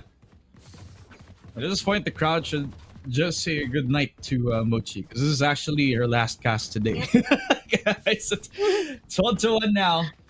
Forsaken at the brink of getting the quickest 2-0 of the tournament. Dominating Bind. And definitely an understatement to say the same on their split map right now. Tenza pulls out the Marshall and knows that the Gecko wants to at least try to push his buttons. Doesn't even care about the Molly until he actually TPs back on his own. He has a habit, a really bad habit of flashing himself. But that doesn't matter because he's still holding the same handle. It's fine. It's still doable on their end. Amid is already getting deep here onto the respawn area. Tesor just even securing 3 in a row. Being ended by Susano. It is going to be the win here for the side of Forsaken. Definitely a dominating one. And I can say they might be one of the behemoths upcoming here on the whole duration of the Dubai Police Tournament. And so far, Ramon, what are your thoughts on this series? Yeah, I think we have a winner for the whole event now, guys. At this point, we just gotta give the trophy to them because let's just give it to them. Dominant team. Yeah. Just give them the trophy, give them the grand prize pool.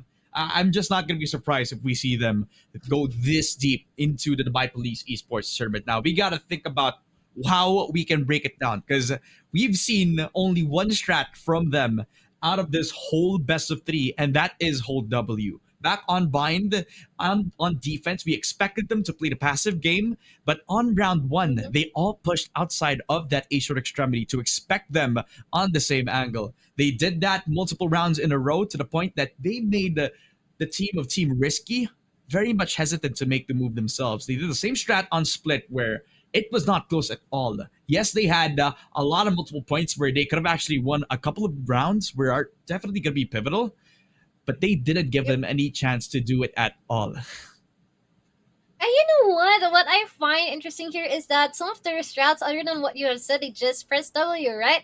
But along with that press W, they always do some additional silly strats. Like, for example, you know what? Let's just overwhelm them with abilities. Let's overwhelm them with a 5-stack Ares, a 5-stack Judge, whatsoever. Even utilizing a couple of Odins during the bind when there is already one more or a couple more rounds remaining before they even get that win. It's just really great here for the side of Forsaken because they know how they will be able to harness this control, this prowess, this momentum on their end, even making it risky, or rather make it risky to actually, get themselves in control. But Tesor is going to be our MVP here. I mean, what are your highlights here for Tesor? Because for me, other than the fact that he has been able to get some control on this Omen, or just utilizing these smokes in order to prohibit any amount of information coming from their end, what do you think is the strengths here from Tesor?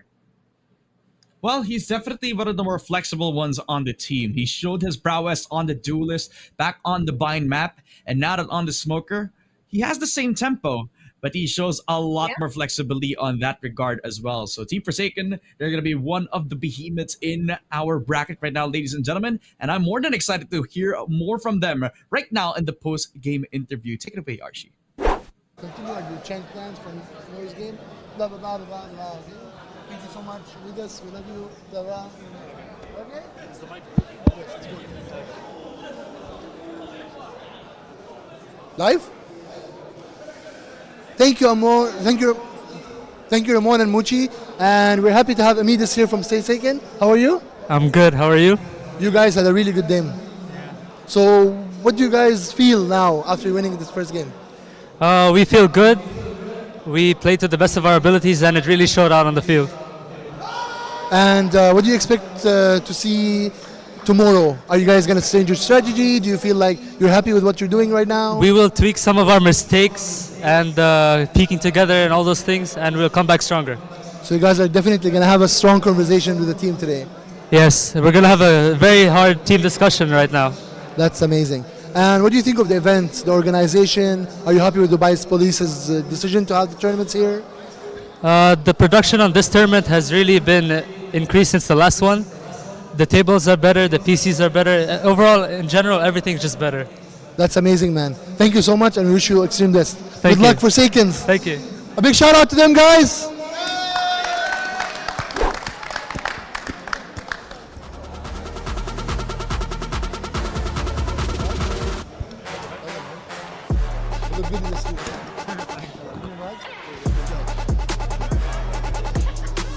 Hello?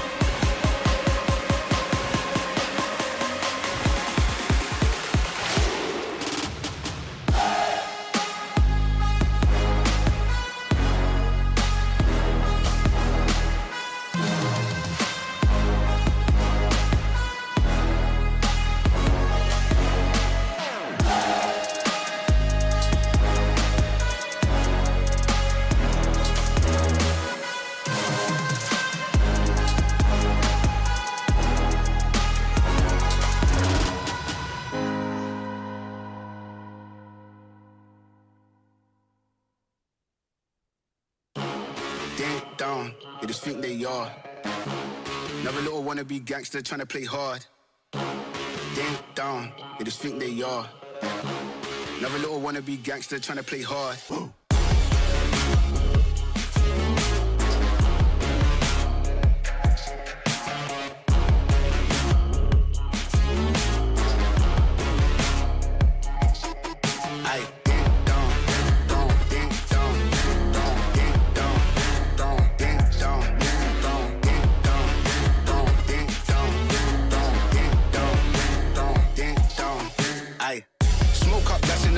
Free up the guys and dip out the ends. Jump in the ride and burn out the rims. Don't stop, don't coach the boy that I'm in. Now we doing the block with the up for events. Skin kept close, could you plotting on them with the tips on 10. Batch in the back that's on tap, all ready to go and jump in. Ding dong, they just think they are. Another little wannabe gangster trying to play hard. Ding dong, they just think they are. Another little wannabe gangster trying to play hard. Ding dong, ding dong, ding dong, ding dong, ding dong, ding dong, ding dong, ding dong, ding dong, ding dong, ding dong, ding dong, ding dong, ding dong, ding dong, ding.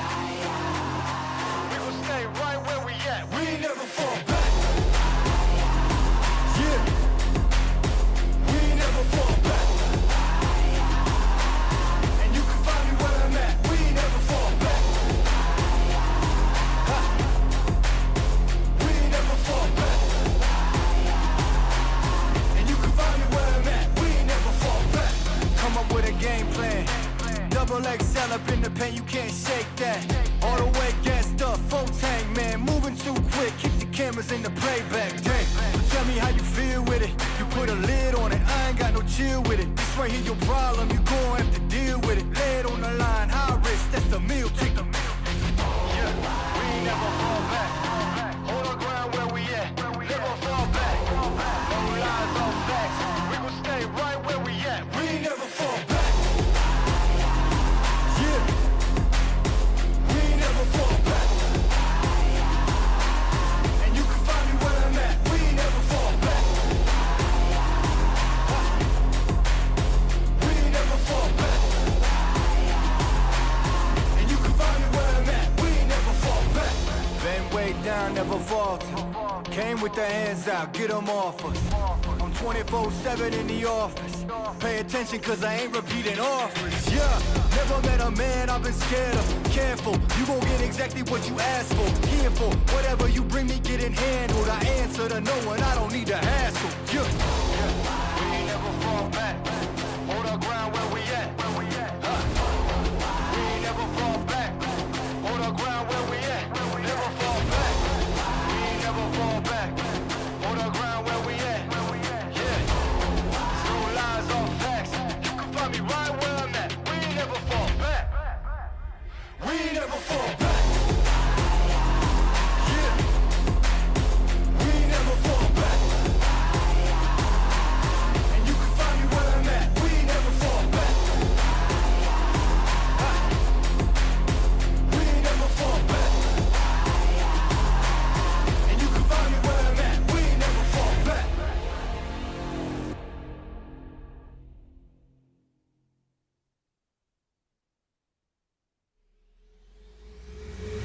This is out of man.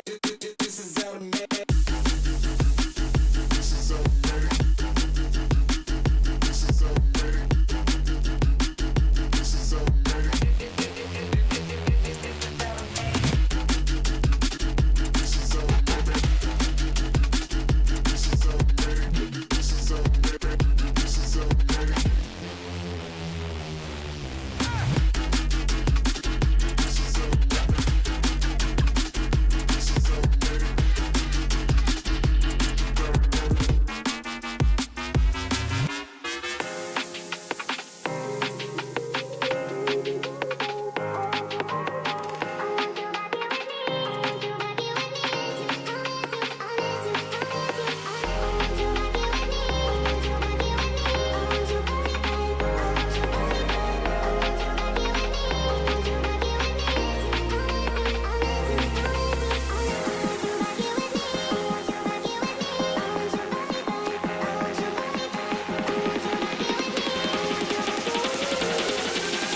Did you really think I'd just sit here and watch?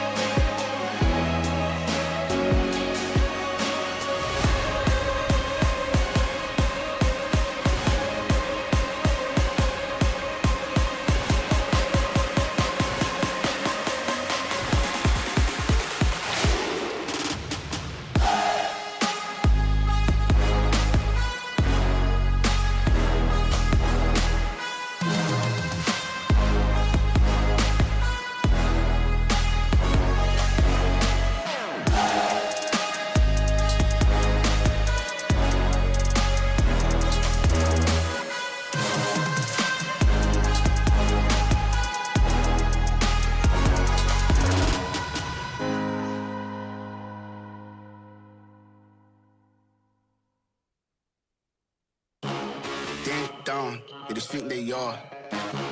Another little wannabe gangster trying to play hard. Ding dong, they just think they are. Another little wannabe gangster trying to play hard.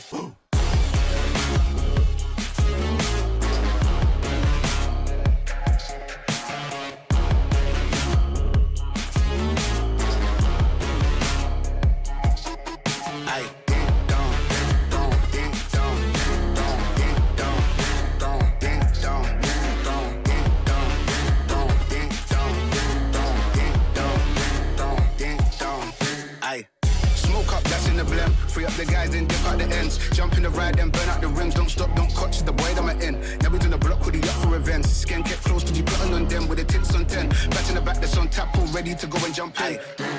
Ding dong, they just think they are. Another little wannabe gangster trying to play hard.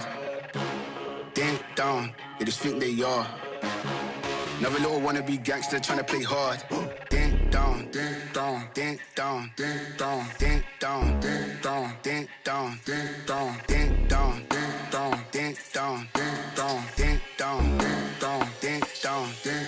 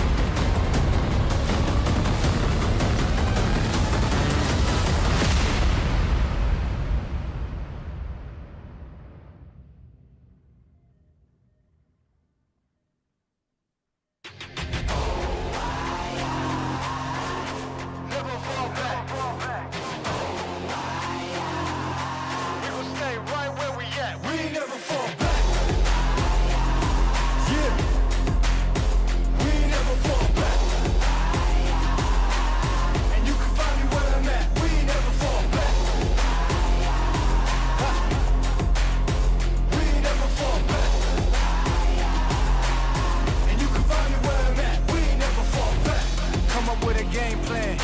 Double XL up in the paint, you can't shake that.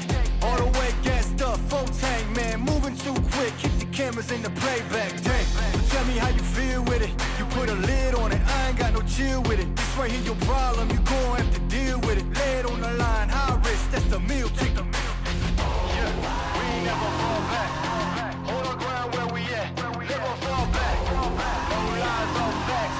We gon' stay right where we at. We ain't never fall back. Yeah, we ain't never fall back. And you can find me where I'm at. We ain't never fall back. We ain't never fall back. And you can find me where I'm at. We ain't never fall back. Been way down, never falter. Came with the hands out, get them off us. I'm 24/7 in the office. Pay attention cause I ain't repeating offers. Yeah, never met a man I've been scared of. Careful, you gon' get exactly what you asked for. Here for whatever you bring me getting handled. I answer to no one, I don't need to hassle. Yeah, we ain't never fall back. Hold our ground where we at. We ain't never fall back. Hold our ground where we at. Never fall back. We ain't never fall back. Hold our ground where we at. Yeah. No lies, all facts. You can find me right where I'm at. We ain't never fall back. We ain't never fall back. Yeah. We ain't never fall back. And you can find me where I'm at. We ain't never fall back. We ain't never fall back. And you can find me where I'm at. We ain't never fall back.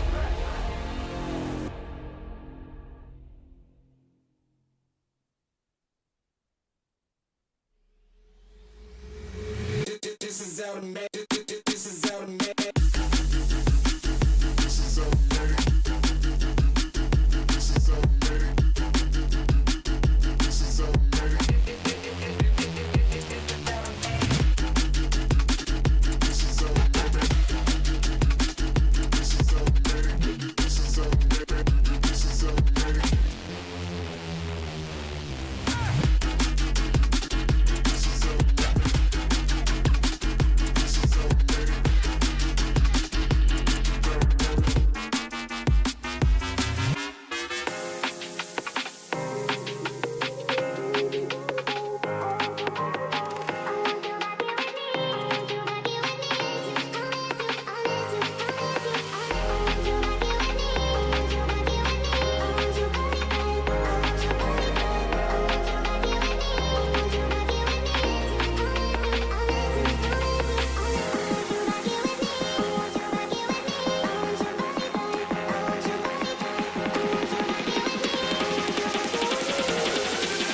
Did you really think I'd just sit here and watch?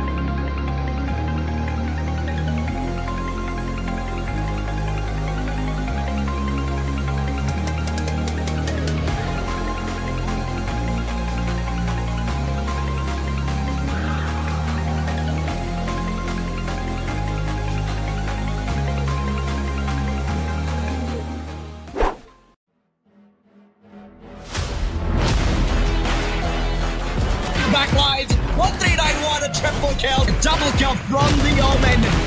And this guy is spotted the Martyr for Jack.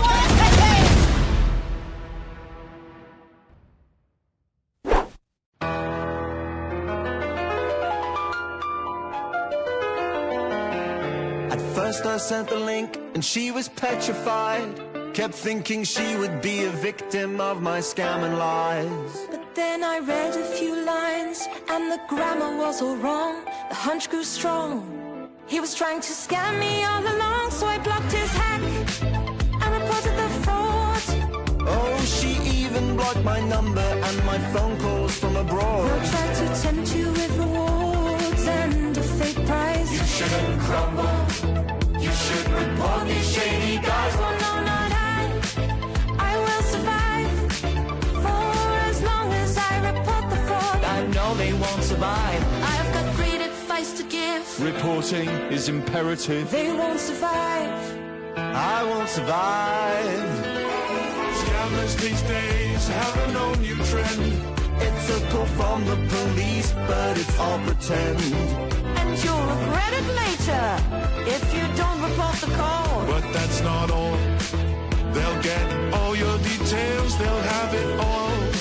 So take their advice and report our lies. Just call now and give these guys a rude surprise. I've got great advice to give. Reporting is imperative. I will survive. I will survive. Hey, hey.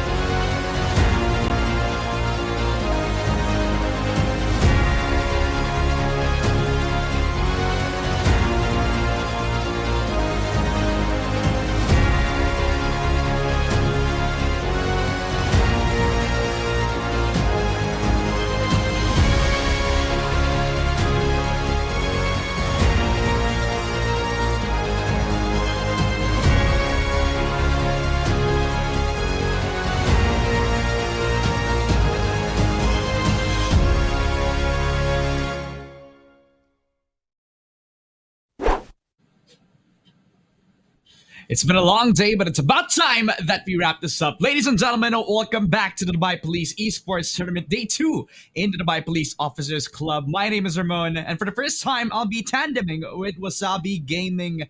Hello, welcome back to the stream, Wasabi. How are you doing? I hope you had a good nap. I hope you had a good rest. Have you had dinner? How are you?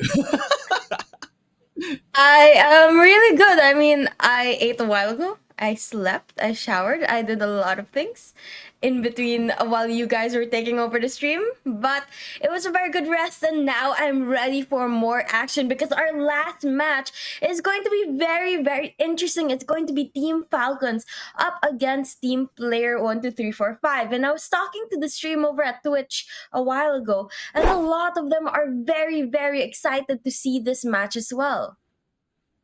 I mean, of course, they're going to be excited because whoever is in MENA knows who Team Falcons is. One of the biggest esports orgs, financial-wise, name-wise, brand-wise, identity-wise. Everybody knows Team Falcons. Back in CSGO and back in Dota 2, they were one of the most notorious teams to pull off really huge roster changes. And they know that they can do it because they have the money for it. Now that they're in Valorant, they're going to show the talent that they have right here on the stream, ladies and gentlemen. Bind, Ascent, and Breeze for our map picks for now. And since Bind has always been the favorite, I will be expecting a lot of TP plays, a lot of aggressive maneuvers. We already saw that from the first series that we have for you guys today. But for anything else, we would like to take this opportunity to thank our sponsors. I would like to start Isad, Zawi, Albadad, Jumbo Group, and Exakfest. Thank you so much for allowing the Valley community in Dubai to showcase their talent at this tournament. Now, back to business. Bind. What do you think will be the most important thing about this map? Because not only are the teleports going to be a big impact because it will reduce the rotation timings, but what do you think is like the strong point of this map? Is it U-Haul? Is it showers? Wherever do you think will be like the strong point here? That really depends on the team. I mean, it really will be down to their composition and the agents that they decide to choose to bring into the game. But of course, it's also going to be the tower area and A site that's going to be very helpful, as well as by elbow and B site. That's usually where the opponents hold down the sites when they're on the defending side. And it's very important to make sure those areas are clear before you go in for the plant if you are the attackers. Yeah, definitely. I do really agree with what you just said here, because every corner is going to be very important, especially in small areas like showers and hookah, before you can take over onto the side itself. Now, we're heading into the agent select, and for the attacking team, it will be that double initiator comp, which I do really respect here. They have a good balance of crowd control as well as the info gathering that you would expect from a Fade, I would say. Fade is definitely very underrated. Not a lot of teams like to pick up Fade because compared to a Sova, compared to a Sky, she can be very limited. But if you compare that with another initiator, then a lot of her value rises up because she can do the info gathering for herself. The Sky can play a little bit more self-sufficient, try to support the team for yourself. And that will be a huge benefit if you have somebody as aggressive as Batman, who I've known to be a very aggressive detective on his own time. But on his off time, he plays Valorant. So ladies and gentlemen, say hello and welcome the Gate Crusader on the side of team player 1, 2, 3, 4, 5. But however, for Team Falcons, it is a different story because now they have the Sage and they can stop whatever aggressive maneuver they can have on their sleeve. So will the Sage be impactful? That is the question if they combo it with the Raze. Well, there's a lot of uses of having a Sage in the team. I mean, you can revive your teammates when you use that ult. You can heal them as well as the wall that Sage is able to use to block off certain areas that you want out of the equation. And you know, there's a specific angle in this map as well that Sage's wall is very useful, because if you plant the spike on the B side and you wall this certain area, you can actually just play it holding down that specific corner, walling yourself so that you don't get shot by your opponents, and you can just peek out and catch your opponents off guard. Now, that's something that I saw recently when I was playing with some friends, and it was a very interesting angle that they were able to use. Yeah, I told you guys, Wasabi is a pro player. That's why she is giving pro players strats. And that's what Falcons are looking to dish out right now. Stop the opposition from taking A short. They do have a very aggressive approach over at B, though, on the defense. Falcons looking to take B long as fast as possible. If they don't see anybody, take showers because of the TP held up on the defense itself. We start off our first game into Team Falcons versus team player 1, 2, 3, 4, 5. With showers control being commenced by the attacking team looking to strike first, but the TP is on. And right now, it looks like a lot of the players going heavy on the A side. Batman going to open it up, getting one, but Falcon Outlaw's going to get taken down as well. And now, we wait for more pushes, but it looks like Batman's going to go a little bit more aggressive here. Doesn't hear the person getting the ult there and decides to back away. Yeah, Izuki very late to the call. He was one of the players around that B garden position, thinking about TPing, but Batman pushed to the call, gets the double kill, Ghost in hand, shows his reliability. And team player 1, 2, 3, 4, 5 looking to pull out the upset against Falcons to start off their first pistol round. And again, you think about the positioning, and it was around that TP position where it has to be as important as ever. The problem was, though, when they TP'd, Akai and Spy never expected that we're holding off on the possibility of that TP position. So even though they had showers, they were also banking on the idea that maybe they'll TP, maybe they'll try to flank us around, and they were prepared for it. So good job on that adaptability. Yeah, you know, you have to be able to make those adjustments at any moment, especially when you're playing a game like this one. But look at this, early picks. It looks like one of the players on the side of Falcon is going to get taken down. And now, Dice going to try to get a shot, but Batman gets the kill on Izuki. And now, it's down to 2 players left on the side of Falcons. Very interesting that the kill line is absolutely from A short all the way straight into that U-Haul position. They lined up for each other practically, trying to at least go for the back and forth fight this time around for Falcons. Spy on CT, just with the shorty. Dice already expecting Outlaw, but not that much info. No options here on out for Spy and Falcons. As this round was a throwaway at this point, it only was the pistol anyway, since TP5 already have all the guns in their pocket. And I like the aggression out for the rings as well. He has no hesitation with what he wants to do in this fight. He knows that he has the better gun, and he knew that he can take a short, fast, and furious because of his agent, the Raze. Always the reliable agent to get the entry frag, and always the one who has the best satchels, just so that he can take space with the little amount of time that he has. Yeah, and right now, unfortunately, the players on the side of Falcon, they are struggling a little bit here, but finally, they are going to be able to pull out some rifles here, some vandals as well. But it's quite interesting what's happening right now. We're really expecting that Falcons will be able to get a lot of the points here, but so far, it's been TP5 that's been winning the first 2 rounds of the match. Yeah, I mean, big name, big org, big shoes to fill, and a lot of expectations set before we even started this match. We saw the bracket, and we found out that Team Falcons did join this tournament, and we knew that they were going to wreck house, find openings, get opportunities to show that they can be the one who are not the underdogs, but the one who have to dominate the competition, but they're on the back foot. They're the ones not on the driver's seat, but are playing on the tempo of TP5 this point in time. Third round in, bye round out for both teams, especially for Team Falcons since they bought the rifles now, and they even spotted the sky. And now Batman going to get the one backs away, and it looks like they're going to continue the aggressive push towards our opponents. Akai going to find one, looking at another, but doesn't go yet. Now goes out, but gets shot, taken down, and it's gonna be a trade now. 2 versus 3 players left on the map. Looks like the players on the side of TP5 are going towards that B side, but they have to pick up the spike first, and they have to be careful because there's people right around the corner from them. At least a little bit more control from Falcons as they defended that B long control. The problem is, though, that they're all split up. Even though Khalid is together with the hook player, he has to deal with the 2 around that garden position. Now they have a choice. Push towards the slow or take the TP back on the A site where the Viper is waiting for them. 30 seconds to make the decision. Batman has to deal with the cage as well. And ultimately will become the TP back in hand. Outlaw just waiting in the wings. They're not even considering the flank this time. Ooh. It looks like Outlaw might just be able to get this flank quietly and slowly going towards the players. And as he hears the flank, gets the kill, but lacks one more. And it looks like Batman is going to be the last player alive. Gets that flank, but right around the corner, the players on the side of Falcons going to be able to win the round, taking that last and final kill.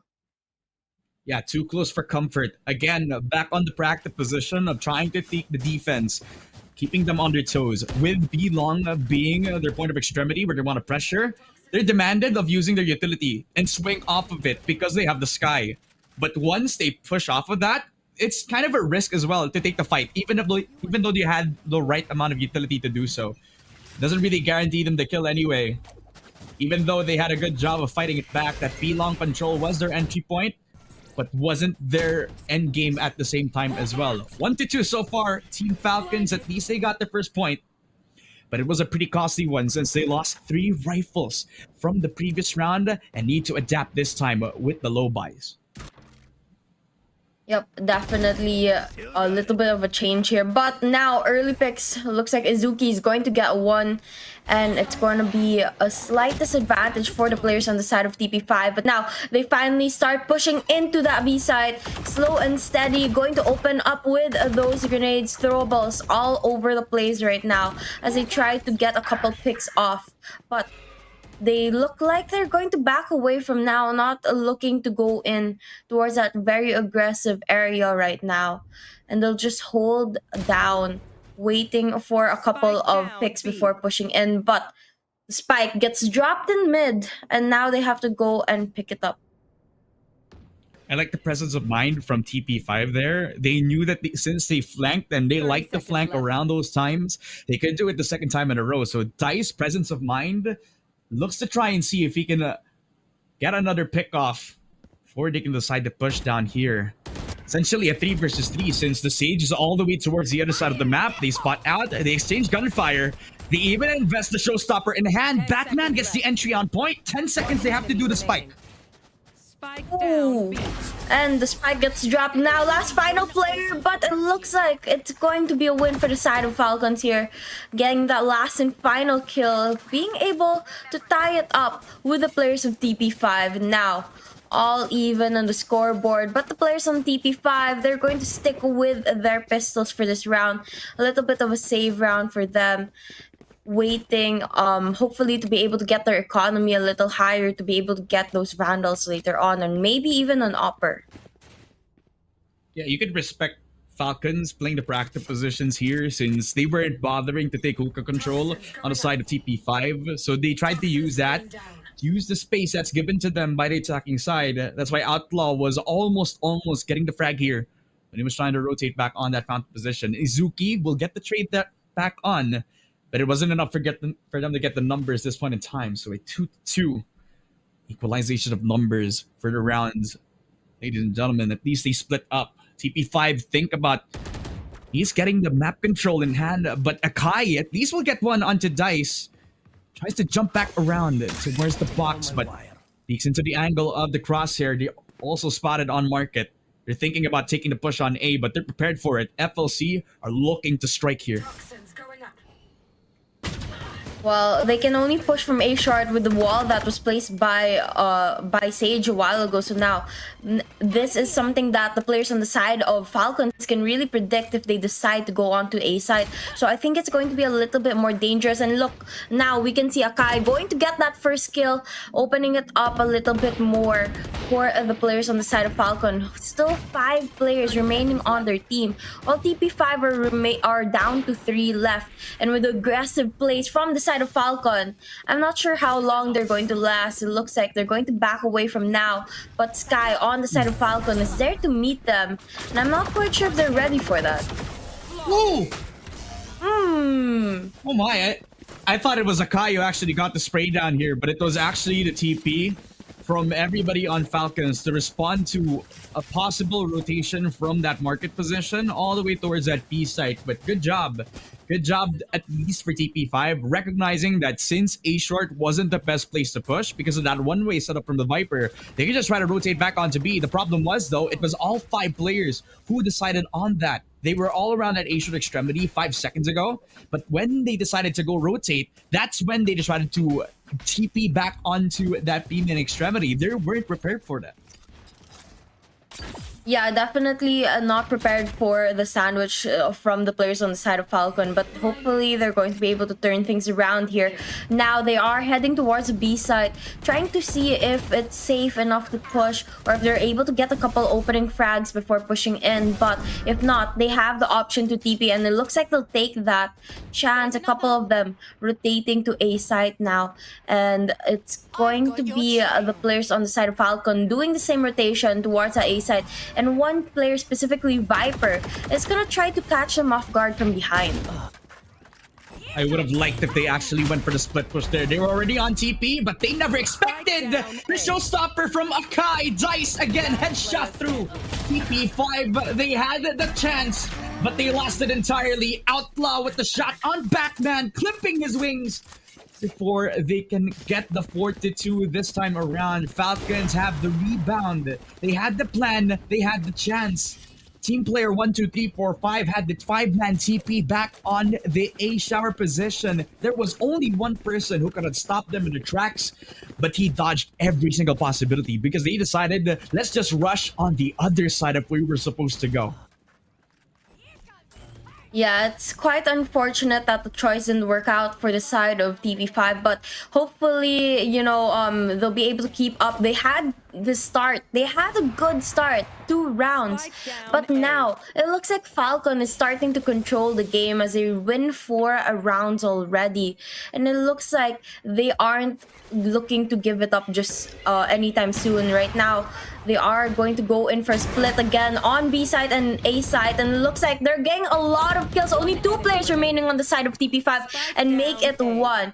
Now, It looks like they just have to hunt for that last and final player, but they maintain the spike as well, which means they have the control. And there, another round win for the side of Falcons.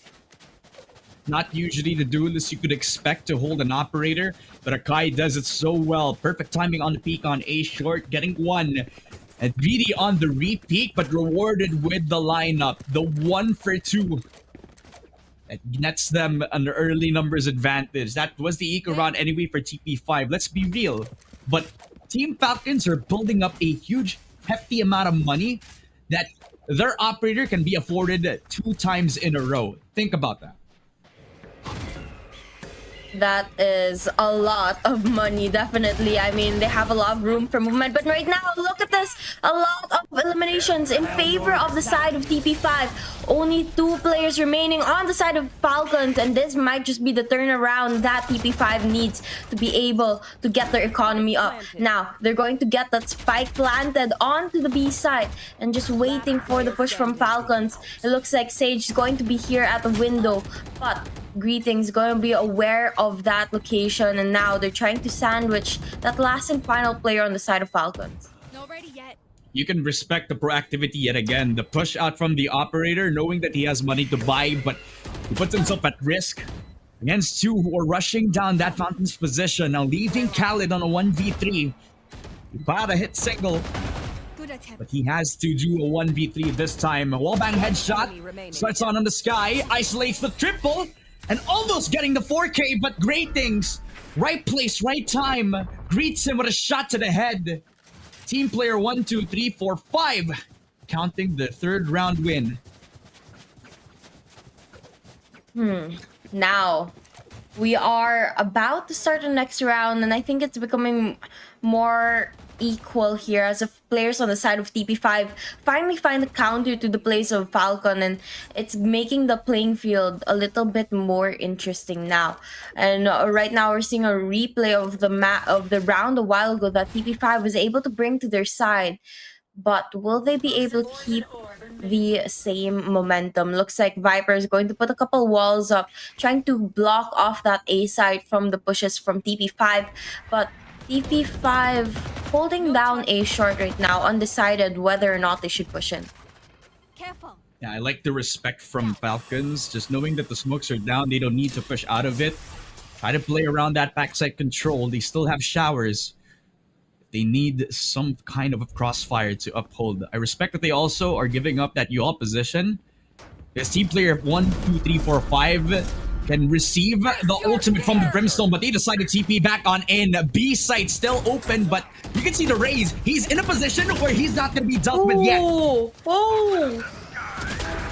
A lot of players all over the place, but look at this. Brimstone going for aggressive push, gets taken down, and Sage gets taken down as well. It's going to be down to a 1v2, but just like that, the players on the side of TP5 win another round to their side.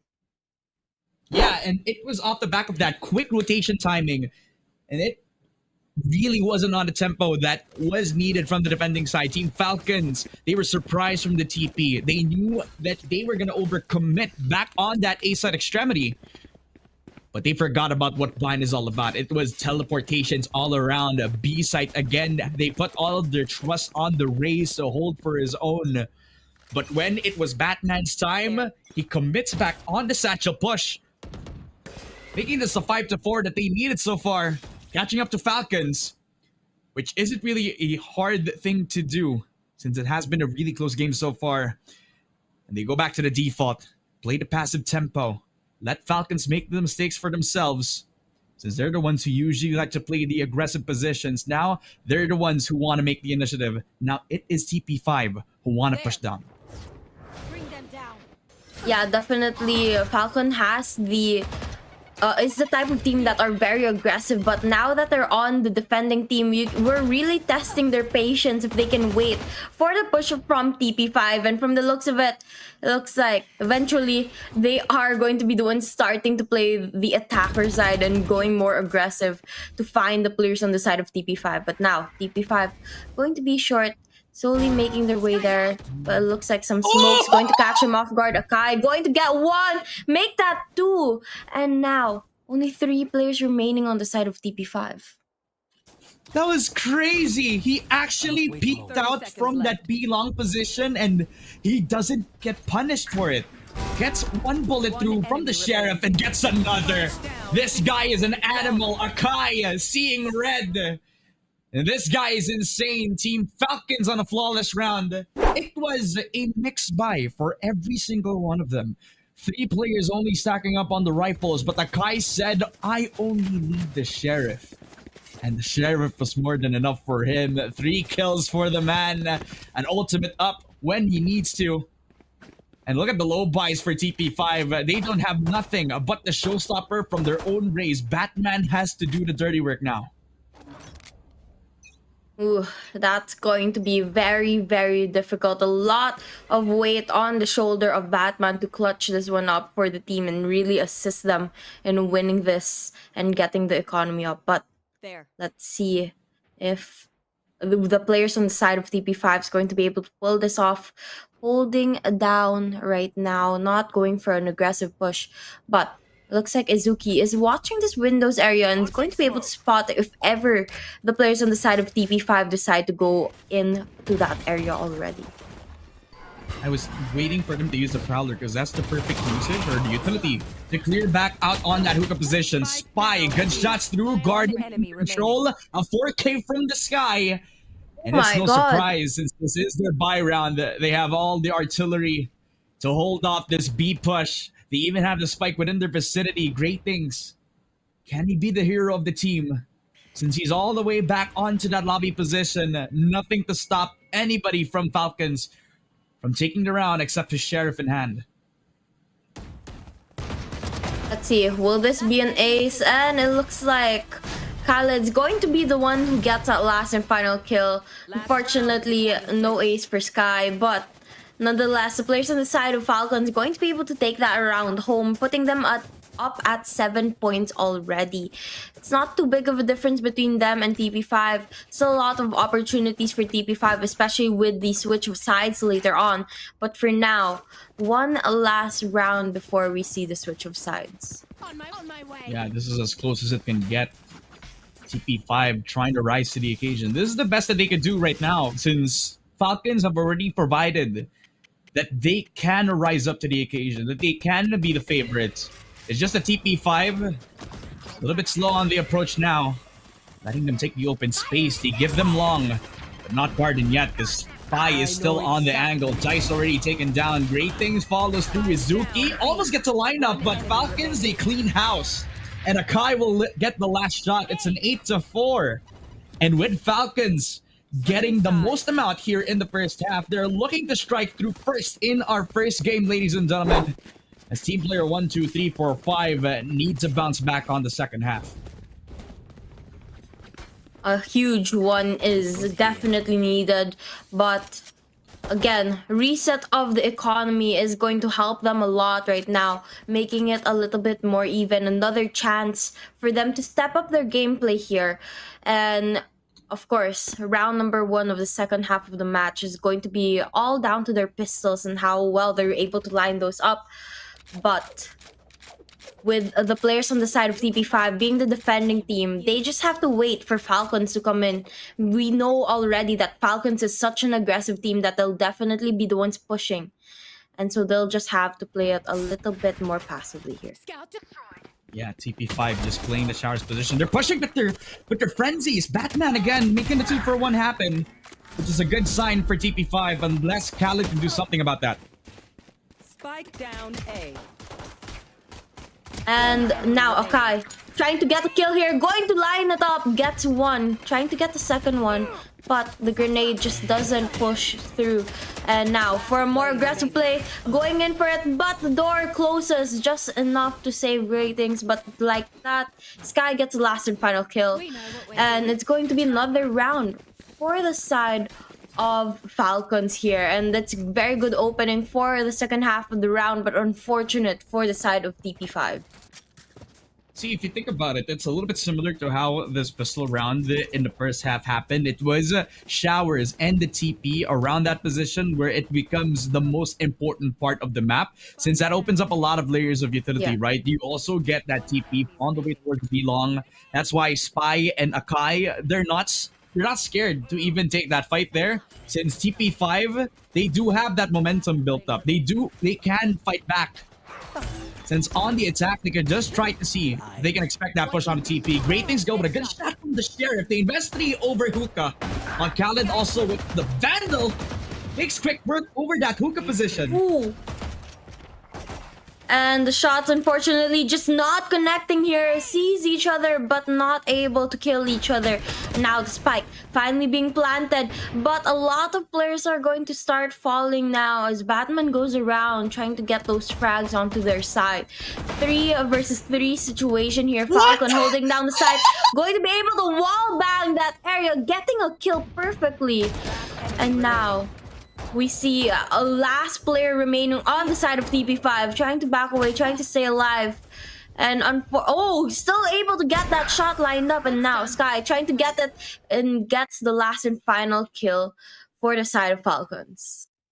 Yo, somebody check out Khaled right now, because that shot was sus in good reason. The wall bang onto the CT position where there was no info. He wasn't making noise. While he was trying to rotate back on elbow, he was trying to go for the spam. And that lucky shot, that one tap on towards that wall was the perfect lineup kill. To get themselves the 10-4, ladies and gentlemen, Khaled is activated for this first game of the bind map. Team Falcons rolling with this momentum. And they still keep the guns. This is do or die for TP5 at this point. Now, we can see Viper just pulling out all the smoke to all of the blinds here right now to hold down the A side. But the players on the side of Falcon pushing in. Akai going to try and get a couple kills, but it just doesn't connect. Has to back away. Has to wait for the backup. Going to decide to jump up to higher grounds here. Trying to get the height advantage over the other players, but unable to spot anyone. And Viper's Pit going to block out the area as well. Oh my. Dice back on that backside. He can be deadly. He's given the right resources. Batman does get the shot on Spy. Traded off by Izuki. Izuki back on that double box. Makes it a 1v2. Outlaw through the smoke. Dice gets a double and a triple kill. The 1v2 for Dice. And I said he was as dangerous as he is. And TP5 off the back of the fade gets the clutch. The 5th round win for team player 1, 2, 3, 4, 5. What the heck was that shot? What the heck was that round? They were trading players left and right. And I thought it was all but over for Falcons, but TP5 says we can still fight. We can still give them a show. Haven't given up just yet, and that's exactly how their momentum will slowly build up. As long as they keep this type of mentality, they'll be able to hopefully step up their game. But one round is just not enough. They have to be able to win more to be able to catch up to the players of Falcon right now. Viper's wall going to go up, and now so many things happening on the A side. Looks like they're gonna try and get a clear view. Kai going for a very aggressive position here. Catches the opponent off guard. Gets 2 kills. Make that 3 actually. And the spike is gonna get planted as well.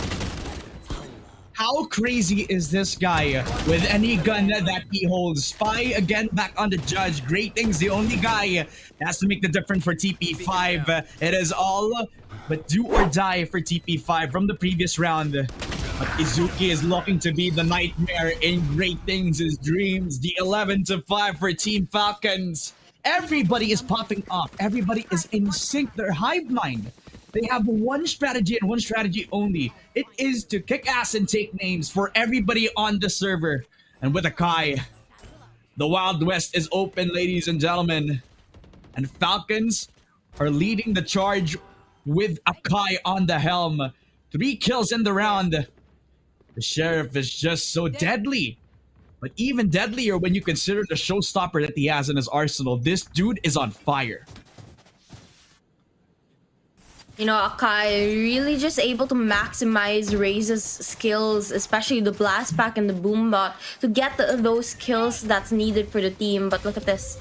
The players on the side of Falcons, they are all on that B side, and there's no one from the side of TP5 there to stop them from getting that spike planted. Now, all they have to do now is defend the side from the retake. That TP5 is just about to pull off now. And Outlaw catches them off guard, gets 3 kills now off. And now, unfortunately, gets taken down as well. Only one player remaining on the side of TP5. Yeah, and they're just rushing down, great things, beating them with just a bulldog. But Khaled doesn't even need to waste a second. Sees him and takes him down. 12-5, ladies and gentlemen. It's as easy as that for Team Falcons. Match point for their first game on the Bind map. TP5, they do have the rifles now. They have 3 ultimates. Batman has been doing very consistently on the Raze. Great things, always finding himself at least 2 or 3 kills when he is needed. But all throughout, Falcons have shown that they can dominate. They have shown how aggressive they can be when it comes to the attack. And when they attack as deep as possible. They go back towards that default position. They're baiting everybody to take that B-long to defend. As Arthur whiffs the timing. And the Japanese Brimstone takes cover, tries to kill off the sky, and does so very successfully. And now, down to a 3v3 situation. But it looks like Outlaw's going to be able to spot a couple of them here on that A side. But not able to line up the shots. Dice going to rotate around, trying to see where the players on the side of Falcon are at. And no contact between them just yet. But Khaled here knows someone's up at Heavens. Knows that Dice is right around the corner, but unable to get that kill just yet. And just as I say that, Khaled lines it up, and we're down to 1v2. But just like that, the match ends, and the players on the side of Falcon going to be able to make it a quick game number 1. Team Falcons, it was a slow start in their pistol round, but once they got the guns, once they got their momentum, then it was hard to shut them down entirely. Well done for Team Falcons, ladies and gentlemen. And I have to give a lot of props to the support staff because they made it not so easy for the side of TP5 to actually get the momentum and get their advantages moving forward, because they made sure that the Kai was so comfortable in a lot of these engagements. You can see that Izuki was putting smokes at the right places. You can see that Spy was also very aggressive with his flashes, also doing really well on the fragging department, right? And Batman, even though he was the duelist on TP5 and they were on the receiving end of the loss here, he could pat himself on the back, saying that he was really consistent on the Raze. Even though they were on the receiving end of the loss here, Akai was just different on the Raze now. On to Team Falcon's side, and whether he's using a sheriff or a vandal or a phantom or anything that you could give into his pocket, he could do anything with it as long as he is provided with the support from the team. The Team Falcons is looking like they're untouchable right now. Akai definitely popped off there, if I'm not mistaken, getting about 23-24 kills in one match alone. Absolutely crazy player in the match right now, doing so well, and definitely, as you said, really helping the team out a lot. And of course, getting the MVP title as well. I think a lot of us already expected this, but of course, how could you not expect it when the gameplay from this person is just so out of the reach of anyone else?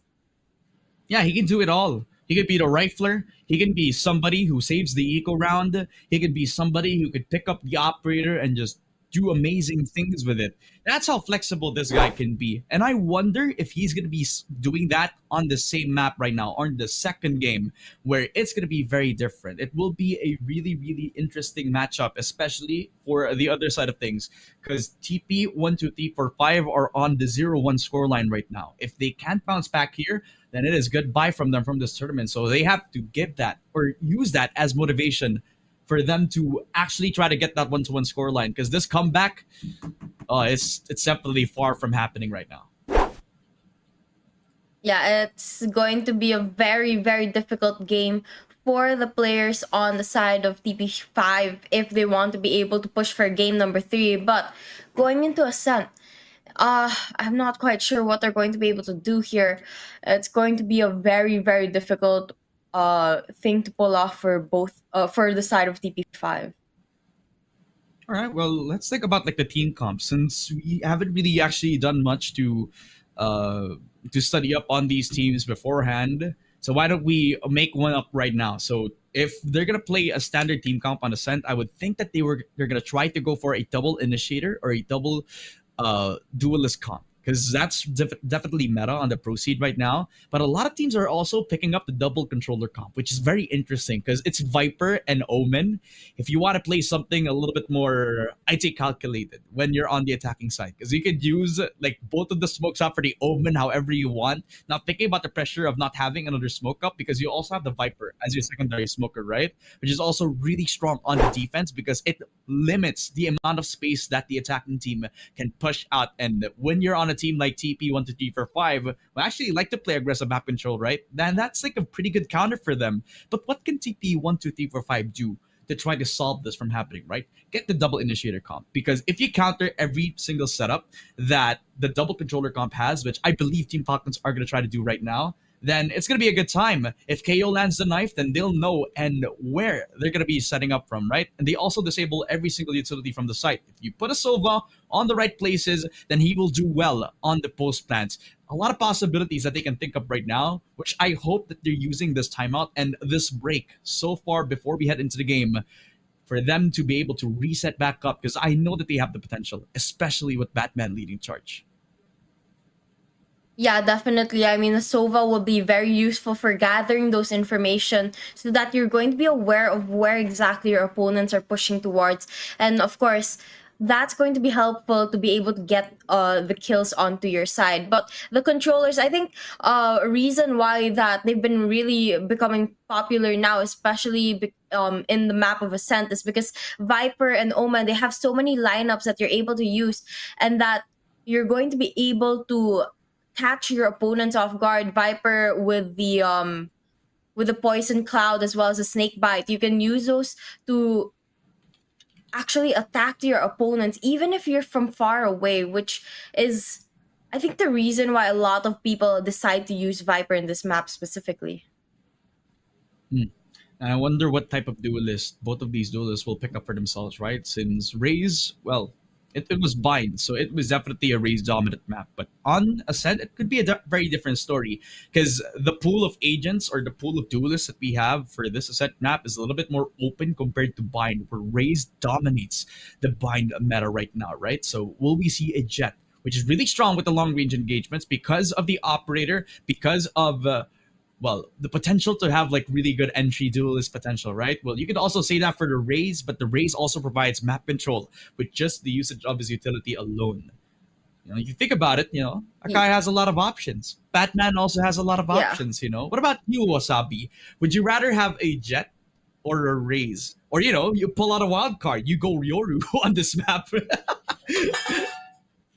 No, honestly, if I was playing right now, I'd decide not to. I mean, these teams are just way too out of my league personally, and I wouldn't want to be in any of the games that they're in right now. Hey, come on. It's Wasabi Gaming, guys. The CEO of Wasabi Esports. The underdogs for any tournament. Do you guys remember the time when Wasabi, before she became a caster, she was one of the best pro players, not only on Valorant, but she was also good on CS2. She's amazing at COD M. She was amazing at PUBG, PUBG Mobile, League of Legends Wild Rift. Every esports title that she has touched, she was a god. You're so funny. As if I even play those titles, right?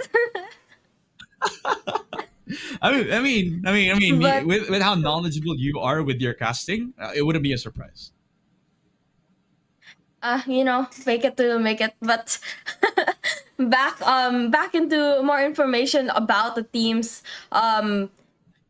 TP5. Were you expecting that start from them? I mean, they had a very good start, and honestly, I was quite surprised that they were able to open it up with 2 wins right away. And then out of nowhere, Falcon just brought the game back to their side, and they were like, "Oh, this is our map. We're just giving you 3 points in the start, but we're gonna win this one."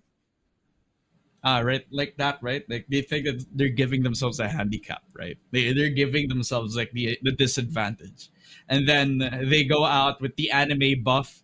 Yeah, we lost the first game, but then we can come back the second game. Then we rise up, dominate in the third game. Maybe team player 1, 2, 3, 4, 5 can do that. But remember, this isn't an anime. This is a esports tournament given to you guys by the Dubai Police. And thank you so much for giving us the opportunity to have this tournament possible, Dubai Police, and as well as our sponsors, Isaad, Zawi, Albadad, Jumbo Group, and XFX for allowing the Valorant community in Dubai to showcase their talent at this tournament. Thank you so much to Dubai Police as well as 404 Esports for organizing this whole tournament. Already down on the Dubai Police Esports Club or Dubai Police Officers Club as well. And I'd like to shout out my good friend Caster JT, who is also on the venue right now. I didn't even read that he wanted a shout out. I just did it right here. Hey JT. The timing I hope is you're perfect. proud of me. I'm on TV.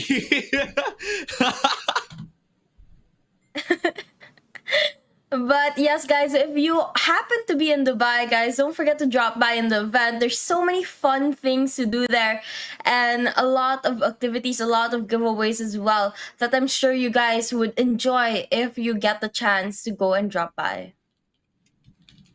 Yeah, of course. And you'll be able to meet Wasabi Gaming as well on the venue if you actually go to the Dubai Police Officers Club as well. So, you know. You'll see her, but on the screen. On the screen, yeah. You'll see me on the screen. I'm not wrong, right, Wasabi? Well, you're right. I will be on the screen. You won't meet me in real life, but I'll be on the screen. Of course, if you guys have questions, then feel free to drop them down on the Twitch chat. Or if you guys see Caster JT, then you can ask him the questions that you want to ask Wasabi, and then we'll answer it when he sends it over to our Discord. So you have options. A lot of chats. Yeah, man, we're just waiting for game number 2 to start, and I'm actually really, really excited to see this game. I hope they don't make us wait too long because I just want to be able to see the players already go into Ascent. It's such a different map, a lot of room for them to move. And as we were talking about a while ago, a lot of possibilities for different combinations of agents in this map. And I think it just makes it a little bit more fun if they mix it up. Hopefully we'll be able to see a different set of agents played here instead of the same ones as a while ago. Yeah, I mean, we've already been treated to the double initiator comp, right? Which I kind of realize sometimes it can be better if you give it on teams that are more proactive in the push, right? Team player 1, 2, 3, 4, 5, in their efforts on trying to be the proactive team to utilize that double initiator comp, they're not able to do so because it was the reactiveness, the amount of time that they actually shave off because of their decision making. You see that there were times that they tried to rotate on those moments where team player 1, 2, 3, 4, 5 actually decide to push 5 seconds later. You think about that, and it's almost like they read them like a book every single time, which is Team Falcons' strength. Not how them looking at it, but what is team player 1, 2, 3, 4, 5 strength, right? It is their knowledge. It is how they're able to make the initiative every single time. It's just not as cleanly executed as they would like, right? So what are we looking out for them? What are we looking from them now that we're heading into the second game where it's do or die from them? I'm looking at B main extremities being controlled, one-way smokes to try to make them scared on even taking initiative to take that push, right?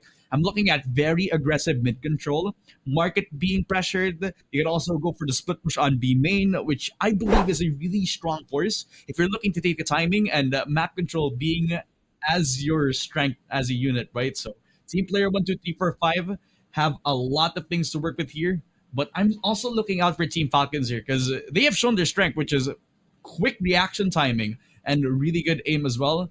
But what about you, Wasabi? What do you feel is the difference maker for this upcoming game? You know, I think TP5 really just needs to be more consistent. And as you were saying, they have a lot of good qualities, but unfortunately, it just lacks consistency to be able to win the rounds. Yeah, I mean, consistency will be the key, ladies and gentlemen. But for anything else, we would like to take a very, very short break. It looks like the players and the teams are trying to get ready for the lobby anyway. So, grab a quick snack, enjoy the game, and we'll be right back in the Dubai Police Esports Tournament. My name is Ramon and Wasabi, saying we'll see you guys after the short break. عاليا خفاقا تعلو راية وطننا بقيادته الرشيدة التي وضعت جل جهودها لتمنح الإماراتيين لقب أسعد شعب. وظيفة الحكومة يا الأخوة هي تحقيق السعادة للمجتمع، أن الهدف هو إسعاد الناس وتسهيل حياة الناس وراحتهم. من هنا كانت فكرة إسعاد. ولدت في إحدى الوحدات التنظيمية بشرطة دبي عام 2018 لتكون هدفاً لتحقيق السعادة للمجتمع، لأن الإنسان السعيد هو الأقدر على العمل والإنتاج لتنمية وتحقيق الازدهار والرفاه.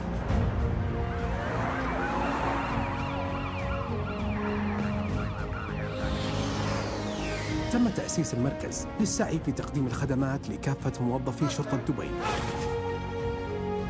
ولجميع المؤسسات والهيئات الحكومية المحلية والاتحادية والجهات الشبه حكومية والمؤسسات والشركات الخاصة وأفراد المجتمع في قطاعات عديدة شملت معظم المستلزمات المعيشية وغيرها العديد.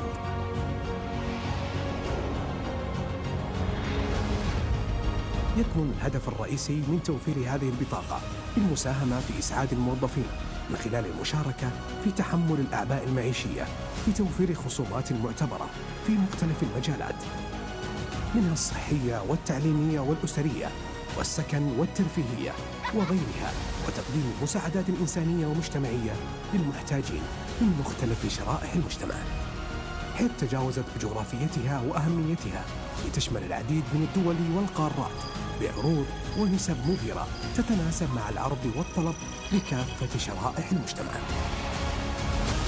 أشكر سيدي صاحب السمو الشيخ محمد بن راشد على إطلاقه هذه المبادرة.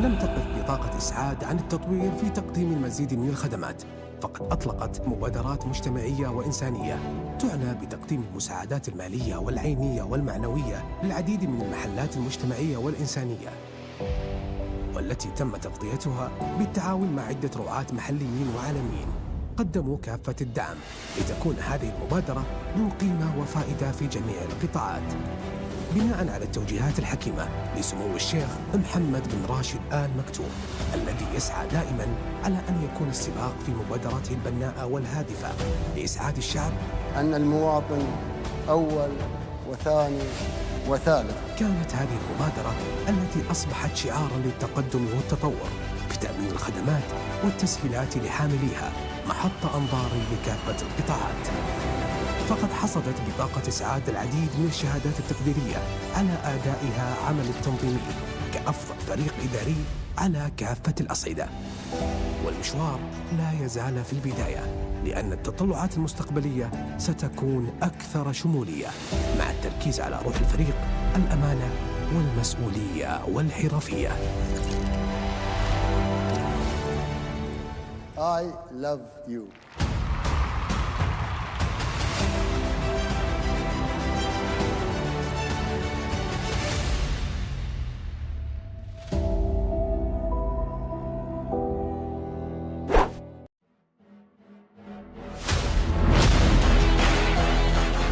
Backlines, 1391, a triple kill, a double kill from the Omen. And this guy is spotted the Mortier 4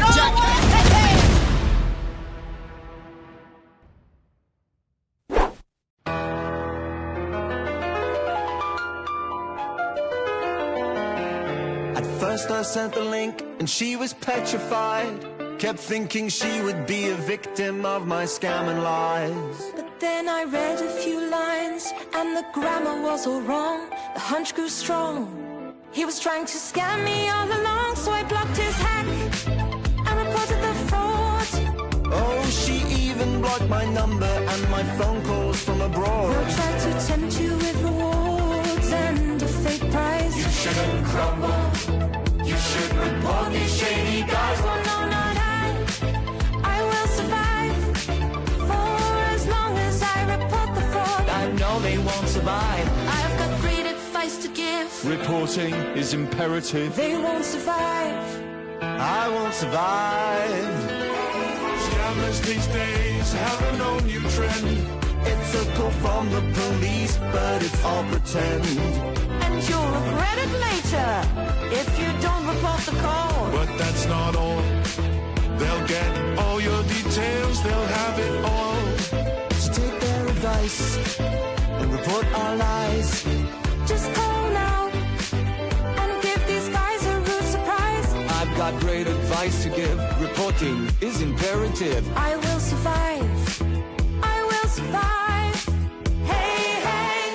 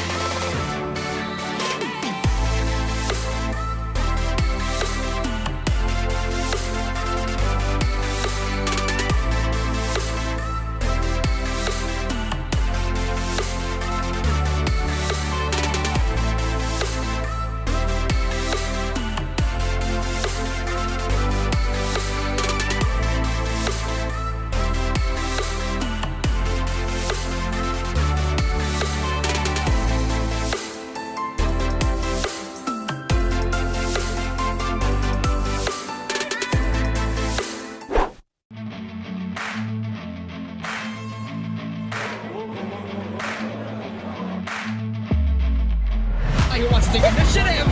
Tensa deciding he wants to fall back to jump. That gets a triple. What is happening to Smash right now? He's got the knives. One more shot.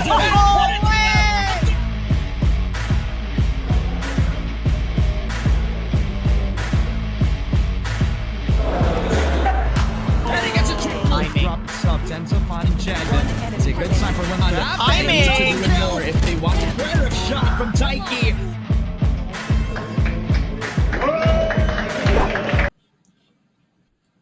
Welcome back, ladies and gentlemen, to the Police Esports Tournament. If you forgot what our names are, then let me remind you. My name is Ramon, and with me is Wasabi. It has been a really tough game for Team Player 1, 2, 3, 4, 5, but they're back on the server, as well as Team Falcons. We're dominating the series 1-0 right now in the best of 3. And they're on series point. They win this next one on the map of Ascent. Then they are looking to strike first very early into the tournament, Wasabi. Yeah, unfortunately, the Asian picks was shown very, very quickly. We weren't really able to catch that. But it sounds like the players are heading into the lobby right now. And hopefully, the match will begin right now. We're finally able to see. It looks like we're going to actually have Astra playing as well as a little bit of a couple changes on the composition of the team. It's not just a couple of changes. It's 3 initiators for the side of Falcons. Now, let me tell you the strength of this composition. They can push wherever they want because they have the supporting utility. They have to make sure that the Jet is supported very well, very early on into the round, just so that they could use those utilities with the highest amount of value. So Khalid on the Sova, using the early recon dart to find out whoever is on that beaming extremity. Look at this, round number 1 beginning already, and Falcon Khalid going to get one on Batman. Backs away, but the heavy push from the side of Falcons goes in, and it looks like they are trying to take that B side to their side. Only one player left on the side of TP5. Killjoy gets taken down, and round number 1 goes to the side of Falcon. See how aggressive they are? That's the triple initiator comp in full pursuit. Even though it was as dry as they needed to be over at B main, it was okay because they had the reset utility to take care of that B lane position. They already found out where everybody is coming from because of the recon darts set up by the Sova. And if you couple that up with the aggressiveness from Sky, or Akai actually, then that definitely is a walk in the park for them. First gun round coming in the way of FLC to start off this pistol round. They go back to the eco. And team player 1, 2, 3, 4, 5 on the back foot again, leaving FLC to take the driver's seat now. Now, none of them coming into contact just yet, but Khaled able to spot one, not able to line up the shots. And now they back out the way. Looks like Khaled's going to be able to get one on Batman though. And the spike's going to get planted onto that B site. No one there to defend it from the side of TP5. They'll be forced to rotate. And with the distraction that Falcon was able to pull off, I'm not quite sure if they'll be able to make it out alive. Looks like Omen's going to be the last one alive, but attacked by several players in multiple angles. I'm not sure if Omen will be able to survive this, and like that, gets taken down. And now another round to the side of Falcons. Yeah, definitely because of the full committal for team player 1, 2, 3, 4, 5, because they had no other option but to stack all of their players on the same site on A. Problem was, that strategy is a 50-50, because sometimes they could be pushing down on the same side where you are actually defending on, but sometimes they aren't. And that's where Team Falcons decided to take that B main slowly and surely, because they never knew what they were coming from, what they were expecting. Now they have the buy round. Now they have the rifles. They have all the power in the world to take the map control for themselves. But team player 1, 2, 3, 4, 5 are taking the passive approach, which is problematic because Team Falcons should just get B main without that much consequence. They fight off against the Omen, but they actually lose the gunfight. Khaled and Spy, the initiators initiating the gunfights. And now the players on the side of Falcon pushing onto that B side. It's going to be clear for now, allowing for the spike to get planted right around the corner. It looks like the players on the side of TP5 going to falter one by one. They get taken down and only 2 remain now. But Izuki, just so good, going to be able to get that last 2 kills as well as Fade. And now another round to the side of Falcons. Very good start in comparison to game number 1. And now they've already got 3 rounds to their side, and now the economy as well helping them out. I like your reference from the Bind game. Yeah, if you remember, it was Team Falcons who lost the first 2 pistol rounds, but now on Ascent, they are showing their consistency. Already starting off where they need to go on now with this 3-0 scoreline. Team player 1, 2, 3, 4, 5 back on pistol, back on playing the passive game. Now Team Falcons have all the map control in the world without that much consequence yet again. They can take mid, and the only point of contention is around that Omen, which smokes off his own arch position. And they could use that, just push on A short without even meeting a player. That is huge. Very big play for their side, but will it really help the players on the side of TP5? Will they be able to maximize it? That is a question now. And now, as you said, they are just hiding, trying to get information right now, and slowly they push and try to go towards B side. It looks like Khaled's going to be able to get 1 kill now, down to a 4v5 here. Oh, great things. Oh, he never expected that. They had full control over CT. Haven't spotted out the Phoenix. Just uses the pistol. Always has the flash shot, but Spy is able to get the gun back in time. 4 versus 1.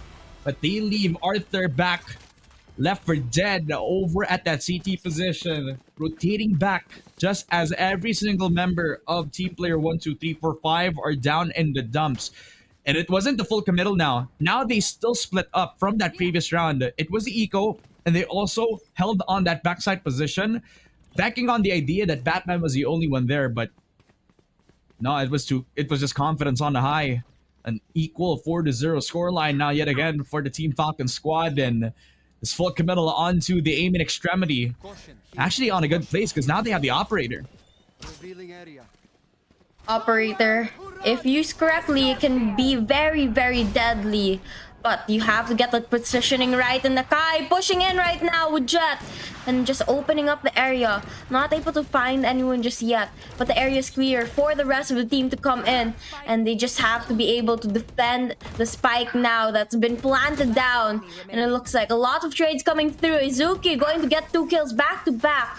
And the Team Falcon gets that around 5 in a row. See, look at that. The coordination from both the aggressive front line from Team Falcons and the lurker, which is Izuki, using the amount of noise that they made, trying to push down A main as fast as possible so that he could be the guy lurking around the shadows, take a short without contention again, which is TP5's undoing, their unwillingness to take map control for themselves. They're not pushing around B main. They're not trying to even peek around that A short extremity anymore. They're playing reactive, which is Team Falcon and their own objective, just taking advantage of every single passive player out for the side of TP5. And a good shot again from Team Falcons. They start off hot with Akai falling through with the second frag. Down on CT, Khaled with another. Ratings at least has the Marshall. And DICE making this as interesting as possible. They make this a 2 versus 2, but they leave off the 1 versus 2 right now since Rating is the only guy who can stop them there. Now, let's see how this goes. Outlaw, last player left on the side of Falcons. Opportunity for TP5 to finally win a round if they play it right. Looks like Outlaw, though, is gonna slow things down, not looking to go to that A side, gonna rotate through mid all the way to B side. But if TP5 finds out, they're gonna slowly inch their way into that area as well. Outlaw causing a relatively large amount of noise here. Oh, able to line up the shots, taking down Jet. And now, the spike going to get planted. Batman has to go in for the retake now. And the question is, which among these two players are going to be the ones better in winning their gunfights? See, the worst thing about this is Batman. He does have the gun for this occasion, but he doesn't have the armor for this, so lots of rooms for error. The margin is extremely small. He spotted the barrel, so he knows that he's coming from stairs. And a perfect flash blinds him out, clutches the 1v2. Outlaw takes care of business. A quick 6-0 start for Team Falcons, displaying their dominance, showing that the prophecy is real for the Team Falcons side. They have no reaction. Absolutely no reaction to this. It's almost like they went into this knowing that they're going to dominate, knowing that they are the ones who are favored to win not only this game, but this entire tournament. Yeah, looks like every day's work for them. Nothing special, nothing new here for them. But on the side of TP5, it's a different story. They're stressing right now. But look at this, Akai going to push in, using the ult, trying to open up the game, not able to spot anyone just yet as the entrances are blocked. And now trying to go for a more aggressive play, eye to eye with another player, but both of them not seeing each other. And now the walls go down to block off those entrances, but it breaks and looks like Akai going to get 2 kills. Backs away now. Spike going to get planted. DICE trying to hold down this corner but not able to connect the dots. And one peeks and it gets a kill to the side of Falcon. 1v1 Batman against the Odin, and at the right place at the right time, he drops back from rotating all the way from A to the B site, and he wins the 1v1 duel. Finally, team player 1, 2, 3, 4, 5 get the round that they needed, and it started with an aggressive peek out for Team Falcons, and they did try to take control of that market position. Look at how aggressive Akai was on attempting to get the 2 kills needed. However, from that CT position was where it all flew through. Batman reconvening back to get the double kill onto Spy as well as Khaled. The initiator's doing so much damage here for Falcons, but it was the duelist Batman who rises to the occasion. 1-6, ladies and gentlemen. Team player 1, 2, 3, 4, 5. They're down, but they're not out just yet. Well, not yet, but I don't know how long they're going to be able to stay in the game if they don't find the strategy that works for them soon. But right now, Khaled going on for a very aggressive push here towards B side with the spike as well. And both of them just going into the enemy's base, going to get a one. Akai gets that kill easily. Now they start the rotation, but they spot the player and decide to back away from now. Akai gets taken down. A big opportunity for the side of TP5 now if they're able to take down the rest of the players on the side of Falcons, knowing that their star player is out of the mix. It's just full-on confidence. this is the third straight time that they push down CT with no fear. Because they know that once they have CT, then they have two options to push forward.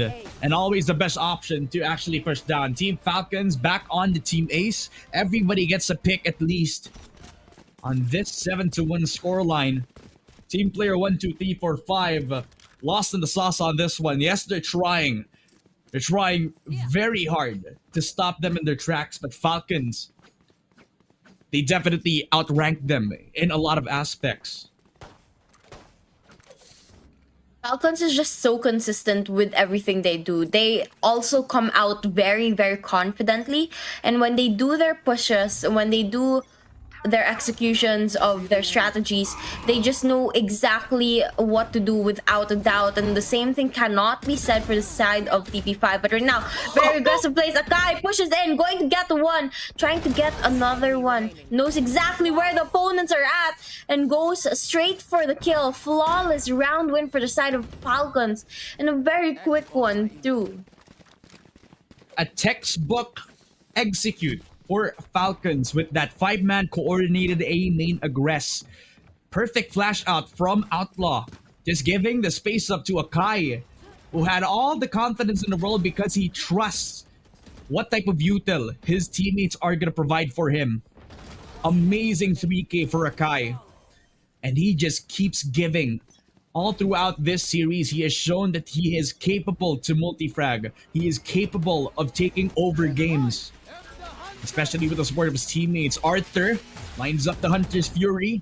It's a good sign because now they know that they have ultimates. At least tags on 2. They know that they're around that B lobby position, but the reactiveness is what's going to be important here. Now, Spike, it's going to get planted onto the B side, but the players on the side of TP5 have to go in for the retake. They are struggling to do so. Falcons positioning themselves in a way that can catch the players of TP5 off guard, and now a lot of the players on the side of TP5 forced to back away with the pressure that Falcons have been putting on them, and they fall down one by one. Omen going to be the last player alive. Will he be able to clutch this? Looks like gets shot by Zuki. Another round win for the side of Falcons. 9 points already. Yeah, same story. Same episode. Definitely not a different look from Falcons now. The only saving grace that I would say from TP5 is that they're fighting them off. And they're initiating the fights whenever they have the opportunity, right? They do know that they have the ultimates, provided that they actually are in the position to use them. Hunter's really out from the CT position. Plus, they have a good smoke timings. But other than that, Team Falcons are, in every aspect, definitely outgunning them, smashing them, finding them in moments where they're trying to build up into this 9-1 scoreline. Akai using the updraft out from the smokes, getting the headshot onto Arthur Mick. The 10-1, you just know that they're doing more than a really good job. They're ridiculous, outstanding, excellent, anything that you can pull out of the hat. This dude is very scary. I mean, to the point that if I ever happen to see him in a ranked match, I am quitting the game right away. I'm not playing that match. Akai is just so crazy with all the shots. I mean, there have been several highlights of this player specifically, and he's just able to really maximize no matter what agent he's on. But right now, Akai going to push into B side, gets one, and trying to find another one, but Blinded decides to slow down on the push, and now peeks out, going to try to get those two, but unfortunately not able to connect dots. Forced down and dies. Last player left on the side of TP5. Face to face with a player, gets one but gets taken down. Just too many to deal with at one moment. And there, the side of Falcons up to 11 points already. About to end the game, and we've only just started the second half of the match. Well, at this point, ladies and gentlemen, from Twitch chat, from the Dubai Police Officers Club, we bid you farewell. Because this is a few shots needed from Team Falcons now. TP5 Well, think about it, right? This double duelist comp, what can you achieve with this? You can push out B main quickly. You can take mid control. If you push out of that A short, if you are provided, you win the duels on mid link, which is going to be openly welcomed by both the Jet and the Phoenix as well from the other side of things. So it will be just that with their positioning, heralding that they do want to challenge that A short extremity. Dash out for great things. It's Akai! The second game in a row with one bullet needed to take the 2 headshots. Dice at least will get the 2 for 1. But it's all good but done. Akai with a triple kill. Good for the ace, but Khaled just steals it with a knife to the back. With a 4K for Akai, everybody from Team Falcon showing that they are boss here in the Dubai Police Esports Tournament. How do you stop them? You don't stop them. I mean, there's really almost no way to stop them at this point. They're 1 point away from ending the game. And at this point, I think you just maximize, have fun with the round, and enjoy the last couple of moments of being alive in the game. Oh my. At this point, they have to be open. They have to be comfortable at this point. The idea that this is all but over. But it is not over until it's over, ladies and gentlemen. Outlaw at least will get 1 on 2 gradings. But now with the 4 versus 5, it's looking grim. Another headshot from Akai. You could put a montage with just sheriffs only, and Akai will fill up that video. Arthur will get the 2-piece and makes it a little bit more interesting. Akai moving in, sheriff in hand. Arthur gets the 4K, the headshot, the spy, the 180 shot, and makes the dream alive for the players on TP 1, 2, 3, 4, 5. The problem is though, it's Outlaw, who is the only guy that will stop the 1v1. The dream for Arthur Mick as he's trying to move in slowly and surely, catching Arthur while he is still focused on taking the A site for free. But the Bulldog in hand has spotted the last guy, and it's only a matter of time before he takes down the Sova, who's just running, pushing, finds him! The ace for Arthur! What the heck? They had the round in their hands. They're still alive? I mean, that's kind of a miracle, but good on them though. Hopefully they'll be able to get a couple more rounds so that they don't go out with only 2 round wins in this match. Hopefully they'll be able to fight a little longer here, but then again, Falcons, after that round, I'm pretty sure they're going to be a little bit aggressive on this, but Falcons, they're going to be forced to use those pistons after a bad round. And now let's see how they'll be able to maximize it. Batman going to get one on Khaled, and they back away now, trying to wait for the right moment to go in for the push. TP5 still full squad here. Yeah, great things. Already taking control of the superstar, neutralizing the threat. Formality at this point for Falcons, but the 3 versus 5 openly accepted. Batman activated in the dying moments of TP5. Izuki with the shot. It is the Japanese Omen that does wonders for the side of TP5. And as long as they're still kicking, as long as they're still alive, they can deal as much damage as they can, delay the inevitable against Falcons. But then again, reality still stats. It's still a 12 to 3, ladies and gentlemen. Falcons still only need 1 round to end this.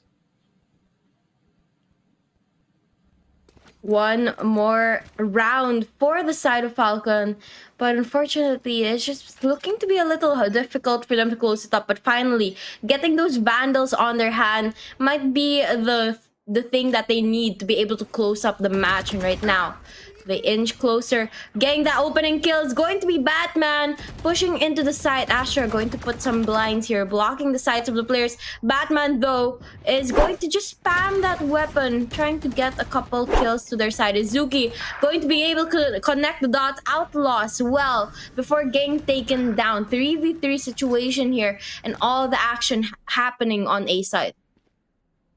The savior that they never expected. Batman equalizing the numbers. And it's only the eco round with Dice getting the headshot yet again onto Spy. And Khalid, the only man to do it all. He's done it before. Has to do it again. Spots out Dice, gets the dink, 54 HP, and a dream. Finds out Arthur, knows the two players. But he's also down and out of this round. 4-12, ladies and gentlemen. A perfect shock dart for Arthur Mick. And this is just all but done in that round. They are fighting with everything that they have. And Batman, he has been activated. That triple kill made it all the more possible. But they had to get a little bit more creative. They had to pull something deep in their strat book. They can't do aim-in extremity pushes time and time again. They have to try something different if they want to surprise Falcons. And they need to keep building that momentum. This heat is just building up and it's not over yet. I'm quite surprised as well. I mean, TP5 able to hold on to that last thread of life here. Holding on for their life, trying to stay alive. And Falcons, they are not able to cut that string just yet. They have to try a little harder to be able to finally end the game. And none of us were really expecting it to go this far. 2 rounds already to the side of TP. And Falcon now looking to end the game. Akai gets one but gets taken down. Their star player out of the mix now. But TP5 down to 2 players doesn't have the numbers advantage in their favor. That's okay. Because they can still defend. The A extremity still on notice for team player 1, 2, 3, 4, 5. They attempted that mid control. That's why they needed to risk down Spy. Then they go back to the basics. Take control of that A main. Izuki with a really nice timing on the jump. Spots out Gradings. And does find Outlaw. Open in the mix. Triple kill for Gradings. The 1v1 now. Khalid, the last player alive for the team of Falcons. The only hope now again, great things for TP5. 25 seconds to make a decision, but Khalid is at the right place to where they need to commit, where Great Things has to push down. 15 seconds to make the choice, and now is when he pushes down that A-side extremity. He has enough time to plant. And Khalid also has the recon dart. Perfect lineup from the shock dart, but it doesn't connect on the jet. He spots him, and he takes him down. It is Team Falcons from start to finish who dominate the competition. Ladies and gentlemen, here are your winners. And finally, they're able to close up the game. You know, it's quite interesting. I mean, Falcons had a slow start in game number 1, and game number 2, they had a slow ending to the match. But nonetheless, still able to win out the last 2 games, the last 2 rounds. And unfortunately, that just means we'll have to say goodbye to TP5. Yeah, team player 1, 2, 3, 4, 5 had a strong showing in the first game of play right here in the Dubai Police Esports Tournament. Unfortunately, they faced up against a different opponent, a very, very different opponent. It is Team Falcons who have risen to the occasion, have shown that they can be the most consistent team right now in this tournament, I would say, with a lot of like great players in their roles. I'd say like top 2, top 3 in every single role right now. You can see that Akai is probably the best duelist in the tournament right here. But it's too early to say, because even though we've seen like every single performance from all the teams on the bracket right now, we don't really know unless they actually face off of each other, which I'm really, really excited for, since we're still day 2 in the tournament. It's still pretty early to tell. Yeah, definitely it is still pretty early, but now the MVP, as expected, Akai getting another title here in this game. Again, a super amazing place from Akai. And both rounds, he just popped off with Jet and was able to pull off those really cool kills. I mean, we even saw one with the updraft where he was able to use the ult to get a kill, and it was just an amazing set of coordination from him and his teammates as well. Yeah, definitely. I mean, they are deserving of the spot that they are in right now, with Team Falcons heading on into the next part of the bracket. And I'm pretty excited to see what their thoughts were all throughout that game. But for anything else, ladies and gentlemen, that is it for me, Ramon, and Wasabi. And before we head on into the interview We would like to thank everybody here in the Dubai Police Esports Tournament, the viewers on Twitch, as well as the viewers over at the LAN tournament over at the Dubai Police Officers Club. We'll see you guys tomorrow for the next ones. But before we head out, we'd like to push it on into BB so we could have the post-game interview with Team Falcons and their captains. And now we're back with a great win with the Falcons. First of all, guys, welcome to the UAE. I'm really glad to see you guys here. So what do you think of the win? Did you guys enjoy the game? We've definitely enjoyed the game. It was nice to play. خصوصا انه first game with the stand-in. Zuki is playing stand-in. It was nice as the first game. And what do you think of the tournament organization? And طبعا, I believe this is your second time in the Dubai Police Esports Tournament. Do you guys enjoy it? Are you feeling that the crowd is welcoming? Yeah, it's nice. The crowd is really nice. The weather in general is really nice. And no, this is actually our first time here. Okay. Dubai Police, yeah. Lovely. And hopefully we'll see you tomorrow in tomorrow's game. Do you feel like you want to upgrade your strategy, kind of have a conversation with your teammates? That's for sure. We keep on improving. We keep on watching our games, mistakes. We learn from our mistakes, and hopefully, inshallah, yani, we're ready to win this tournament. Yalla, best of luck. Again, we're very happy to have you guys here from Saudi. Dubai is a place that always hosts people from different areas in MENA. And again, it's always a pleasure and honor to have you guys. Best of luck tomorrow, and we wish you the best. Thank you so much. And guys, again, we're ending today. So thank you so much for being here. Have a good night, and we'll see you all tomorrow.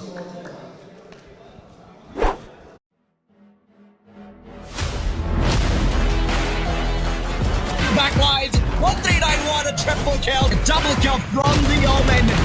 And this guy is spotted the Mortier 4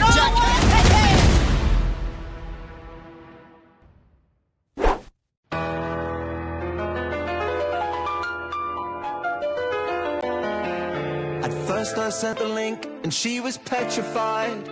Kept thinking she would be a victim of my scam and lies. But then I read a few lines and the grammar was all wrong. The hunch grew strong. He was trying to scam me all along, so I blocked his hack and reported the fraud. Oh, she even blocked my number and my phone calls from abroad. They'll try to tempt you with rewards and a fake prize. You shouldn't crumble.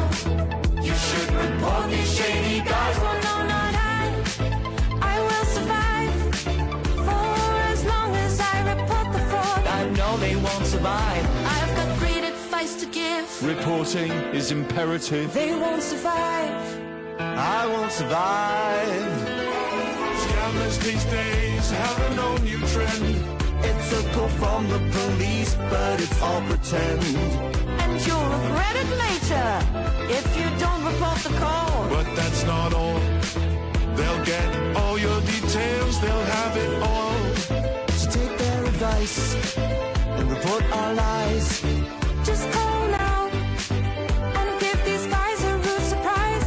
I've got great advice to give. Reporting is imperative. I will survive.